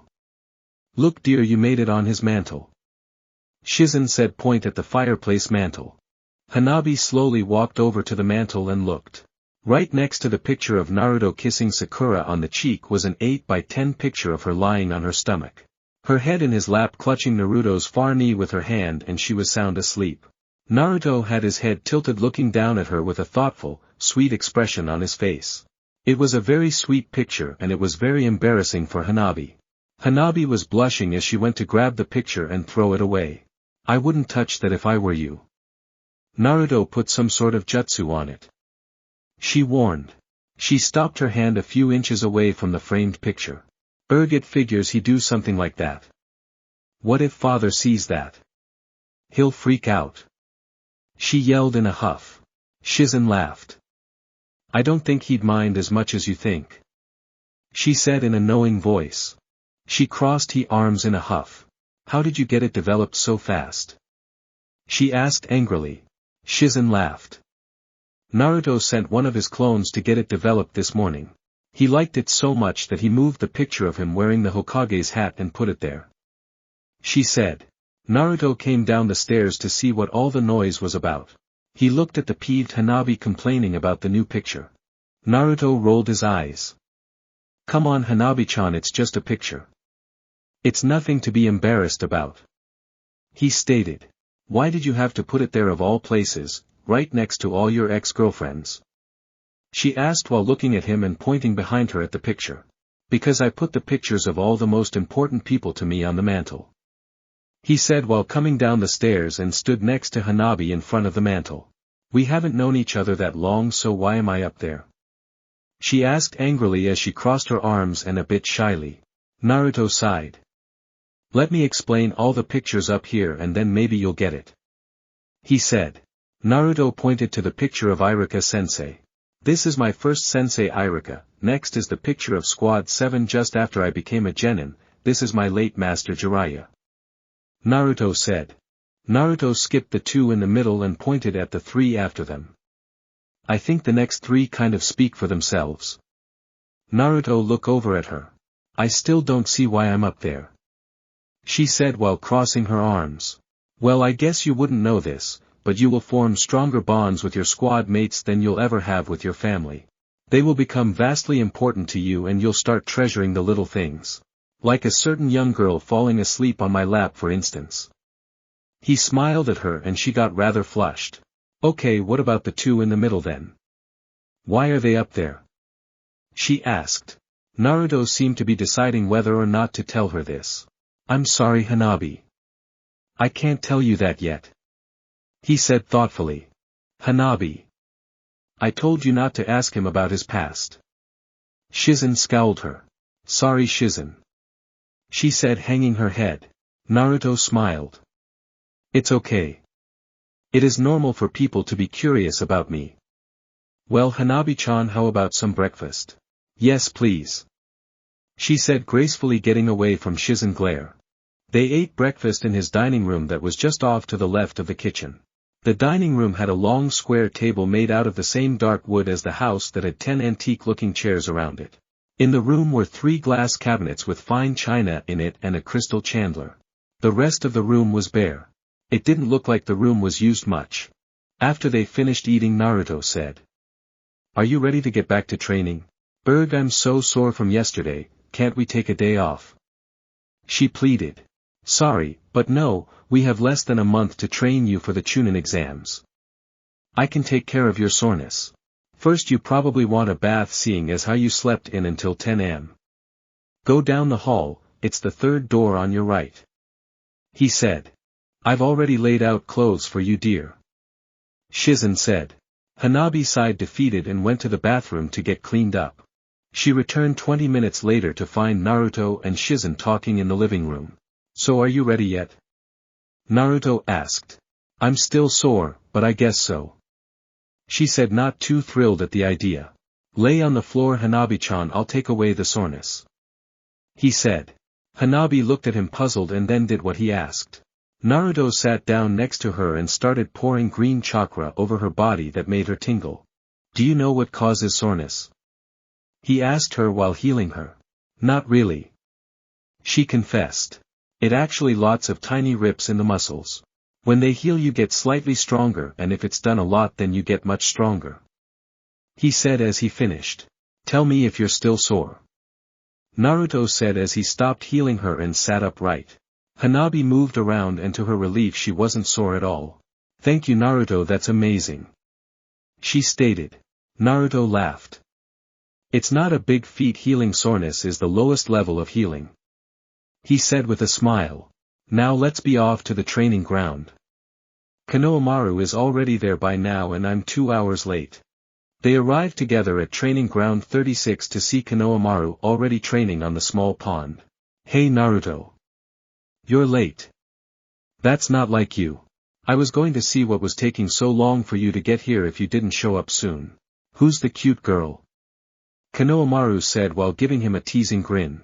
Naruto said. Oh, this is Hanabi Hyuga, the heir to the Hyuga clan. She's my teammate for the upcoming Chunin exams. It's nice to meet you, Hanabi, Konohamaru said. Likewise. Hanabi said with a slight bow of respect. He, she's a bit formal, isn't she? He said with a slight laugh as he pointed at her. Yeah, what do you expect for the Hyuga clan?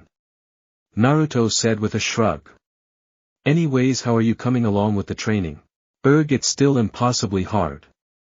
He stated as he slumped his shoulders on the waters of the small pond. I'm slowly getting better at it though. It's too bad Tsunade didn't put you on our team. We so would have kicked butt. Konohamaru stated as he gave him a smile. Naruto laughed. Well, I still feel it's unfair for me to take the exam this way, but putting me and you on the same team is overkill. There's no way she'd do that. Naruto said with an honest grin. Konohamaru smiled. I know, but it still would have been fun. He stated. So what are you teaching her? The shadow clone jutsu. He stated. Really? I didn't think the Hyuga clan had the chakra to learn that one and make it useful. Why teach her a jutsu if it's not likely she can prefect it by the time of the Chunin exams? I thought for sure you'd teach her medical ninjutsu, seeing as how well the Hyuga clan picks that up. He questioned him curiously. Actually, she's almost got it just from training yesterday. Naruto said. No way. How? It took me over a year to get that one. Konohamaru said in disbelief. I used the raw chakra transfer technique to keep refilling her chakra a bunch of times.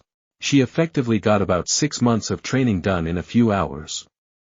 Naruto smiled proudly. Konohamaru thought for a moment and blushed. Naruto. Weren't you embarrassed to use that jutsu on a girl? I mean, isn't her heartstring chakra line like right under one of her, boobs? He stammered shyly. Well, she didn't seem to mind. He said in a suggestive voice. Konohamaru got a huge nosebleed and fell into the pond as his clones dissipated. Naruto roared with laughter at the drenched Konohamaru. Hanabi was staring daggers at Naruto. I did the transfer from behind you, pervert. He said, still laughing. Why you, Naruto, don't make jokes at the expense of my reputation again. She said angrily. Sorry, Hanabi-chan. Naruto said honestly. After Konohamaru had dried off, he asked Naruto. So what did her first clone look like? He asked overly casual. Naruto gave him an angry look and said. Quiet you or I'll tell her what your first clone looked like. He threatened. Flashback. Naruto was at a training ground teaching Konohamaru one day. Okay, let's see if you can make anything besides smoke today, Konohamaru. Naruto said. I know I'll make a clone today. You just watch. He said while putting up the crossed tiger seal. Shadow clone jutsu. He yelled. There was a puff of smoke and there was the ugliest and funniest clone Naruto had ever seen. The forehead was huge, the eyes were tiny, its cheeks were sagging 2 inches down from its face. The rest of the body was ballooned out like he was trying to make it way too muscular. The most obvious thing about the clone was the 6 feet long 3 feet wide penis protruding from its pants. The clone immediately fell over, struggling against its own girth to get back up. They were both shocked at first. Then Naruto roared with laughter while Konohamaru blushed furiously in embarrassment. I know what he's insecure about. I thought he was a bit young to be insecure about that though. Naruto thought as he laughed on the ground. Konohamaru mumbled to himself. I'm going to train alone for the next few days. End of flashback. Konohamaru blushed. Sorry I asked, please don't tell her about that. He begged. Then don't ask about hers. That's a secret between me and her. He stated. Hanabi eyed him. Now I'm curious. She said. Hanabi. He said in a warning manner. Hanabi straightened up. Oh sorry Sage Naruto. She said, clearly trying to behaving. Let's get to training. Multi-shadow clone jutsu. He said and 400 Narutos appeared. They trained for just over an hour and Hanabi had almost perfected making one clone. The only distraction had been the looks Konohamaru gave them while Naruto refilled Hanabi's chakra. It didn't help that she blushed the first few times Konohamaru looked at them until she got used to it. Okay guys, I'm off to get lunch and then I'm headed to squad practice. He said as he waved goodbye to them. Make sure to get some training done in between those snuggling sessions. He teased. Naruto rolled his eyes. See you Konohamaru. Goodbye. Hanabi said in a formal tone while resting in Naruto's arms by the same tree as yesterday. So what do you think of Konohamaru? He asked. Hanabi lazily said. He is a lot like you, but louder and he complains too much. He a nice enough guy though. He picks on us too much for my liking. Yeah, he is a lot like me. Naruto said while smiling. Well, you're getting better at making the clone. I think you are ready to move on to learning how to dissipate them and get your chakra back. Normally I'd save this step until later, but you haven't signed the contract yet. Hanabi sighed. I'll talk to father soon, but it might be wise to wait until tomorrow when his hangover is gone. She said almost asleep. Okay, no falling asleep. He said poking her in the ribs with both hands. Hanabi jumped and then groaned in protest, getting up to work on the jutsu. They both got up and she made another clone. Her best try yet, it was almost perfect. Okay, how have you been dissipating your clones up till now? Naruto asked her. Hanabi gave him a confused look. I've just been letting go of the jutsu. Isn't that how I am supposed to dissipate them? She said questioningly. Naruto said. Well, if you just let go of the jutsu you'll lose half your chakra, so what should you do?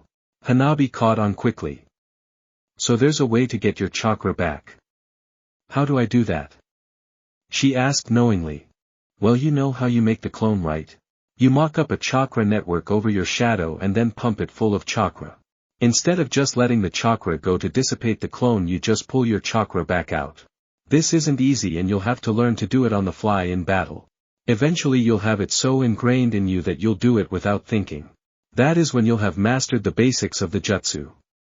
He said. There isn't really anything else I can explain. You're just going to have to keep trying it till you get the hang of it. He said. Be a Kugen. Hanabi said and concentrated hard on her clone, trying to suck the chakra back out of it. This was very hard for her because she mainly focused on pushing chakra out of her, not pulling it back into her. It took her 30 minutes to drain the chakra the clone enough for it to poof. Hanabi hit the ground panting, covered in sweat. That was amazing, Hanabi. Naruto said. Hanabi panted, trying to catch her breath before saying. How was that amazing? It took me forever to drain the chakra back out of it, and I think I expelled more chakra than I got back. Naruto looked at her and smiled. Actually you did, but I was talking about how long your concentration is. I expected you to take breaks, not go for broke. He said as he wrapped his arms around her and dragged her back to the sitting spot near the tree. He started forcing chakra into her heartstring chakra line. Hanabi was still panting and said, "How did you get so good at this?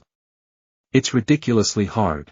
Naruto smiled. Practice, practice, practice. It's like walking up a tree. When you first start learning it, it's really hard to do. After doing it for so long it becomes like a reflex and you don't even think about it anymore, you just do it. Don't worry though, you'll get it in record time with me helping you. Naruto said. She managed to drain 4 more clones over the next 2 hours. Her best time was the 3rd clone at 22 minutes, but she fell backwards with her 4th clone going back up to 28 minutes. Something wrong, Hanabi? You're getting worse, not better. Naruto asked. I'm finding it hard to concentrate. It's hard to keep up that much concentration for so long and keep going again and again. It's wearing down my mind. She said honestly as she wiped the sweat off her forehead. One of Naruto's clones that was in the tree they were leaning against said, "Use the strip-tease method." That one worked well on getting Hinata to concentrate. Naruto dissipated the loud-mouthed clone angrily. The strip-tease method? She grinned. I guess we can try that only if you think it will help. I mean it is for helping me learn the jutsu right. Hanabi tried to sound critical, but the grin playing at its lips gave her away. Naruto sighed. Are you sure? Aren't you a bit young for that kind of incentive? I'll manage. She said, managing to keep her cool. Okay, if that's what you want. I don't mind. He said in a warning manner. I know I really shouldn't, but he's so handsome and cute. Oh God, I think I'm becoming like Hinata. It's not noble, hell. I'll only let him get down to his underwear then before I'll tell him to get back dressed then he. She thought evilly. Okay, this is how this method works. Every time you shave 2 minutes off of your time draining a clone, I'll let you take off another piece of clothing. Naruto said. She smiled and nodded her head happily in agreement at first. It took her a few seconds to catch what he was saying. What? She said as she blushed so hard she almost fainted, but fell over instead. Damn my perverted sister. Erg. She said in shock and frustration. Naruto mumbled loudly to himself. Well, it helped Hinata. He said, pretending to be disappointed at her reaction. You're a pervert too, Naruto. She yelled at him from the ground. Naruto roared with laughter. Hanabi managed to dissipate the next clone in a whooping 42 minutes.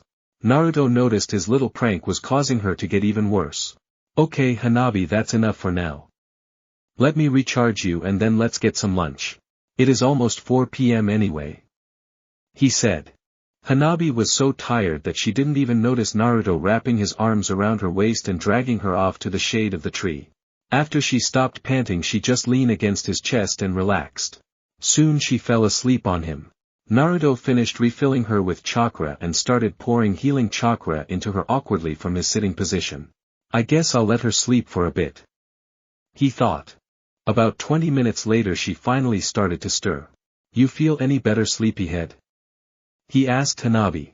Hanabi leaned her head back over his shoulder so she could look at him and said. A little. Naruto, do you think I'm weird?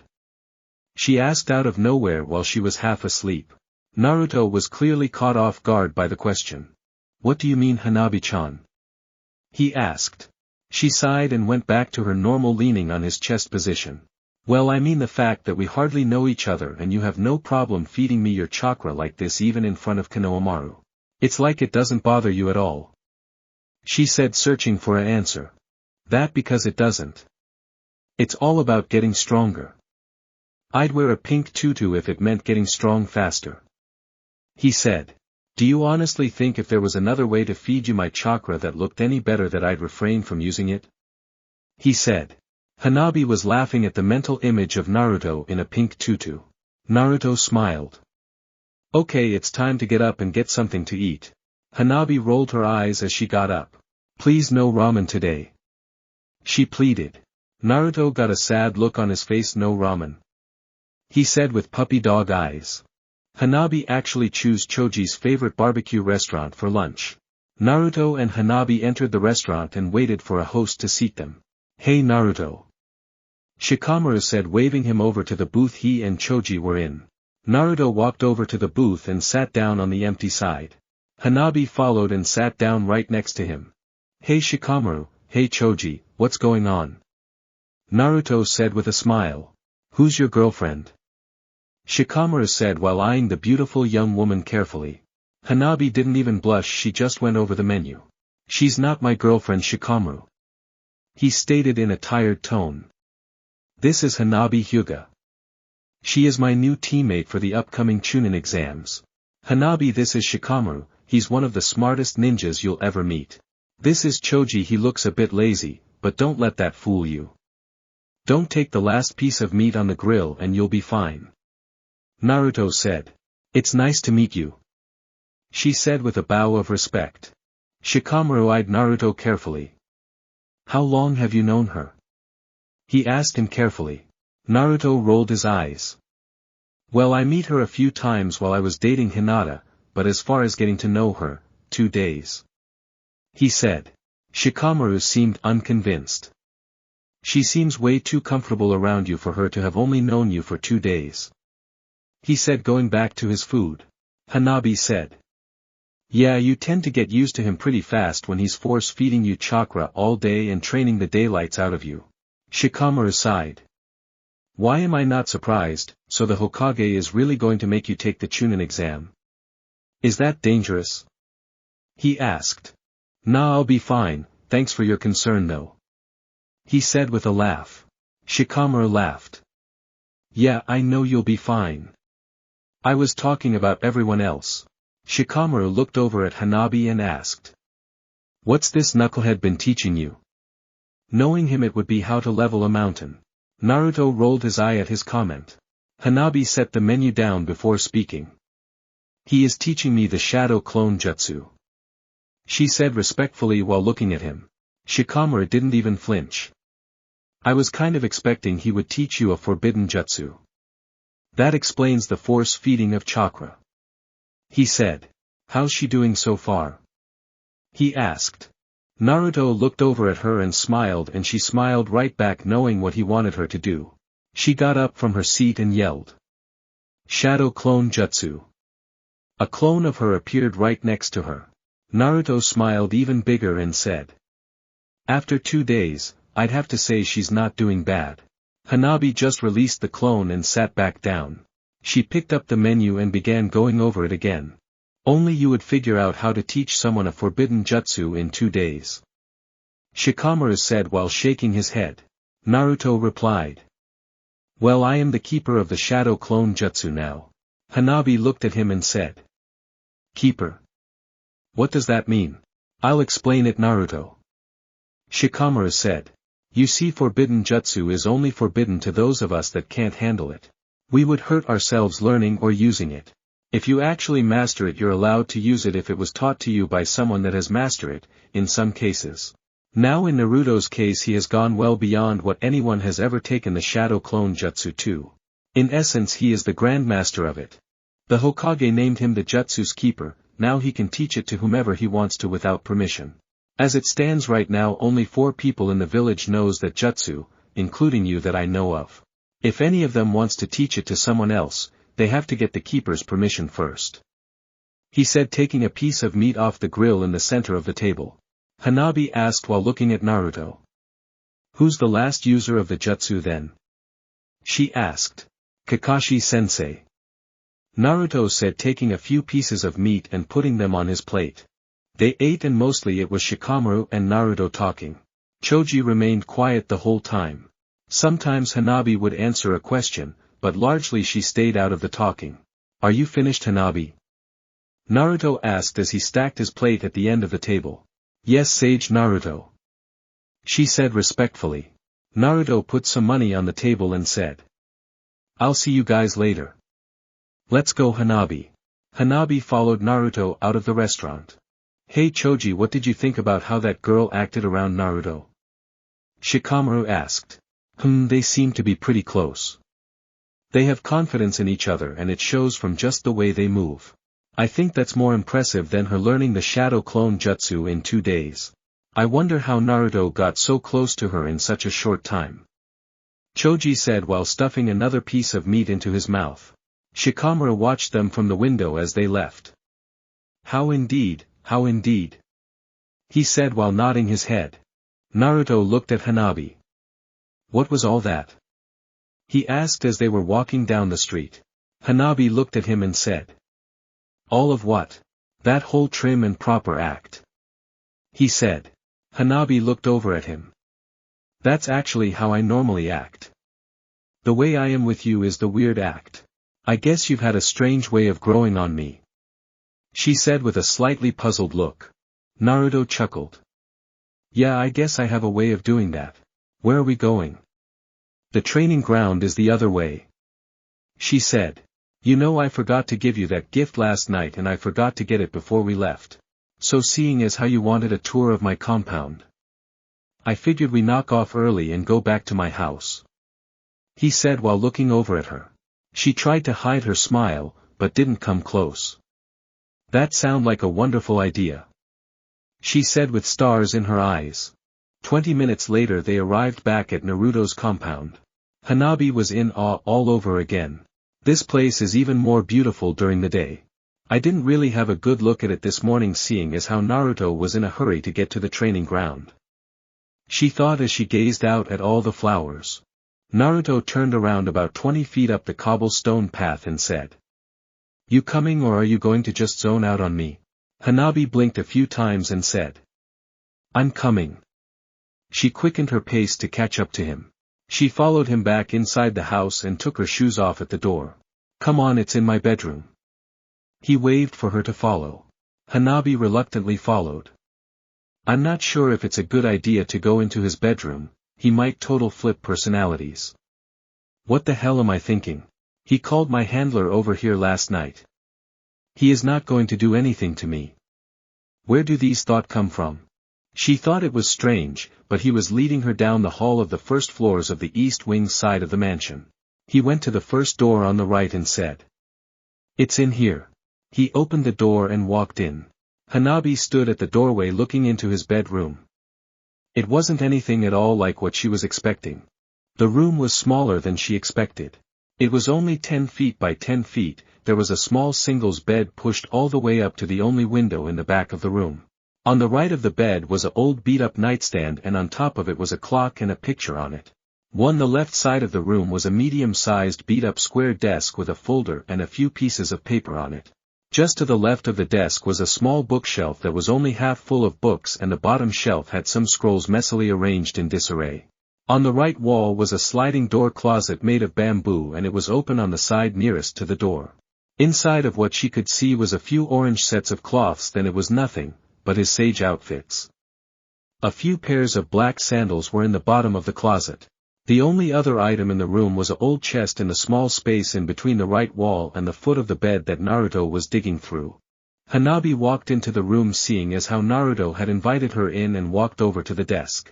She didn't want to touch anything, but she did look at the paper that was on top that wasn't covered by the others. It was a diagram as best she could tell. It had the basic 5 elements wind, water, earth, lightning and fire in a circle and it told which was weak and strong to each other. The strange thing was that it also had lines going in between the basic elements that seemed to show what combining them could make in a circle outside of them. Then there was curving arrows that pointed to basic elements. In the very center was a yin-yang symbol. The only part of the diagram she understood was that using water and earth you could create wood that could be burned to enhance fire jutsu. It hurt her head to look at the complex diagram. The only other thing of note about the diagram was that all the combinations dealing with lightning were blank. She didn't notice it before, but in between the small desk and the bed was a calendar with the dates of April 22nd circled with Choza Akimichi's B-Day written in the small square and the same thing for the 13th, but with the name Hana Inazuka. The 13th is next week. I guess he sends a card or something for their birthday. She thought. There was a loud bang as Naruto tossed something heavy and made of metal onto the floor. I know it's in here somewhere. he said, continuing to digging for the item in the chest. Hanabi decided to see whose picture was on his bedside table.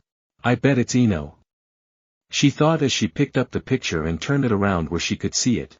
It wasn't Eno at all, it was a picture of the Hokage, and she was smiling, and it was an honest smile. Not an evil grin like she had been wearing yesterday at lunch. Found it. I'm Hanabi-chan, he said while looking at her, staring at the picture on his nightstand. Please don't touch the pictures in my house, some of them are charged with something that will turn you into a stone frog, he said. Hanabi looked at her hand, then the picture, then her hand, then Naruto in shock. You're lucky I didn't charge that one with it. It is one of my favorite pictures though, he said. I don't normally invite anyone into my bedroom. Note to self, don't touch anything in his house, she thought. Your room isn't what I expected. Why don't you live in the master bedroom? Isn't that on the top story? Why do you live in a servant's quarters? She asked intently. Naruto sighed and pulled a small golden key out of his pocket. It's on the second floor, not the third. The third floor is nothing, big empty ballroom that never gets used like most of this house, he said slightly sadly. Go up the stairs to the second floor, turn around and go to the last set of doors on the left at the end of the hall. That's the master bedroom if you want to see it, he said. I'll be in the living room when you come back down, he said, handing her the golden key. Hanabi took the key and eyed it for a moment and left the room. She walked up the stairs to the second floor of the house that ended into another kitchen that never seemed to be used, but it was clean. She turned around just like she was told and passes 4 doors on each side. The last door on the right was open and it looked like a small library with a red chair and a table in it from what she could see. She turned to the dark oak double doors and unlocked the lock that was golden just like the key. The double doors slowly creaked open.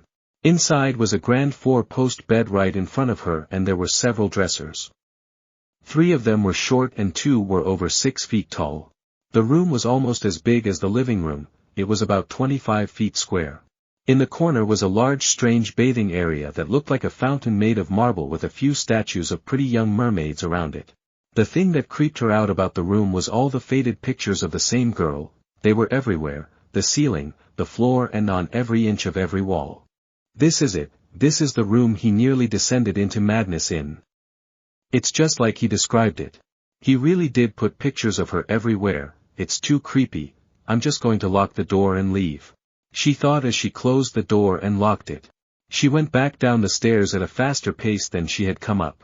So do you understand why I don't sleep there anymore? Naruto said once she was almost down the stairs. Hanabi stopped on the last step of the stairs. You should have told me it was that room, she said, a bit upset. The room you almost went insane in, she yelled. Naruto sighed. I've visited that room many times since that happened. You probably thought it was creepy, but it's a lesson I can go back and look at any time I feel weak, he said kindly. Besides, it's not like this place doesn't have plenty of rooms for me to live in, he said with a smile. Yet you live in the smallest room in the house closest to the door, like you want to flee this place, she yelled at him. Naruto laughed. Well, I always thought it was because I wasn't comfortable in bigger rooms and that I'm a bit lazy in the morning. I don't want to walk up and down stairs. Does that room bother you that much, Hanabi-chan? He asked her with concern in his voice. I'm sorry, Naruto, but it does bother me that you would keep a room like that when you nearly descended into madness in it, she said. Naruto sighed. So. Then would you mind cleaning it out with me then? He asked her reservedly. What? She asked like it was haunted. Hanabi, it's more of a reminder for me, but if it bothers you then help me remove the pictures. They aren't that important to me, he stated. I really don't want to go back into that room again, Naruto, she said fearfully. Naruto stood up and walked over to Hanabi on the stairs. Come on, it's just a room with pictures on the walls, he said, taking the key out of her hand, and he went upstairs. She reluctantly followed him back upstairs. He went down the hall and opened the door to the master bedroom with Hanabi behind him. Naruto took a moment to look at the room before entering. Old photos cracked under his feet as he walked. He took the photo album off the bed and put it in the library across the hall. He came back and summoned a 3 feet tall whirlwind to suck up all the pictures from the floor.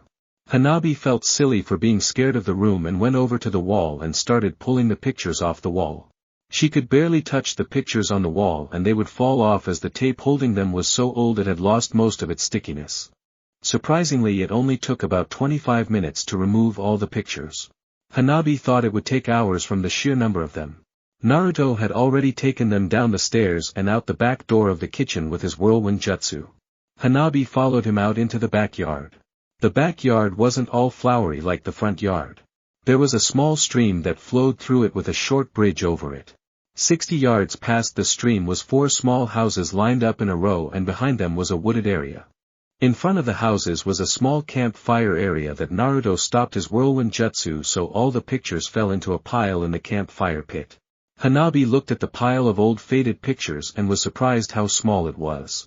She thought the pile would be 5 times bigger, but it was only about the size of a full garbage bag. Naruto used a small fireball jutsu to light the pictures on fire and they quickly started to burn with a sickly plastic smell. Naruto sat down on one of the 4 wooden benches around the fire pit and watched the flames. "Naruto, are you okay?" Hanabi asked. Naruto looked up at her. "Yeah, I'm fine. I guess I just needed someone else to tell me it was time to get rid of them for me to realize it needed to be done.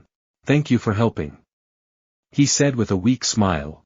"You know, you're the first person since Tsunade that has seen that room that way besides me," he said with his eyes still watching the fire.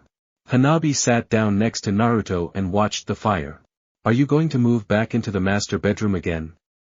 she asked, a bit concerned. Naruto laughed slightly and then shook his head.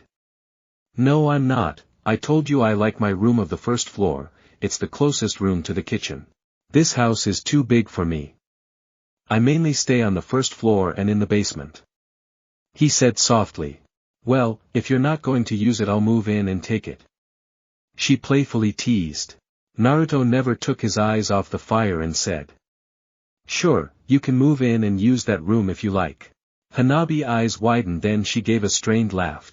"You kind of had me going there, Naruto. It almost sounded like you were serious," she said worriedly. "That because I was. There is 13 bedrooms in this house that aren't even used, they're just going to waste. Besides, it gets lonely here in this big house all alone. I've still got a standing invitation for Sakura-chan to move in and use one of the rooms too," he said. "I see his point, but there's no way I'd move in with him even if father would let me," she thought. Whatever happened with you and Sakura?" "I kind of fell asleep during that story," she said, feeling kind of guilty about it. "Oh, well, she realized she thought of me more like a bother than a lover is the long and short of it. She actually does all my shopping for me and drops it off at the house a few times a week," he said, looking over at her. "Do you think I'm hopeless too for having someone else do my shopping for me?" he asked with a smile, nudging her with his shoulder. She smiled back and said, "Not really. I'm guessing you train so hard that you forget to get the shopping done and come home to a house with only instant ramen. Wow, Hanabi-chan, you got me pegged there," Naruto said, clearly surprised. "Well, I did hear Hinata talking about your eating habits one time," she said. "Oh, before I forget again, here, this is what I wanted to give you." Naruto pulled out a cobalt blue kunai with dark blue runes on it and handed it to her. Hanabi took the kunai and blinked a few times, expecting an answer to the strange gift. "You remember my yellow flash jutsu, Hanabi-chan? Well, it uses marker to let me teleport to that spot.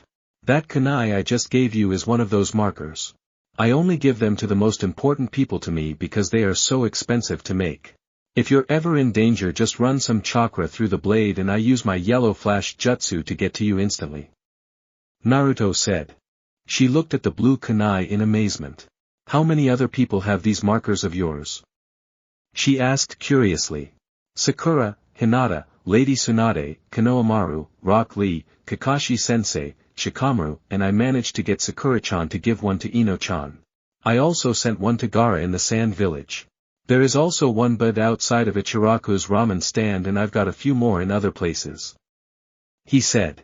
"Thank you, Sage Naruto," she said with a bow of her head. "Just make sure not to throw it," he said with a strained look on his face.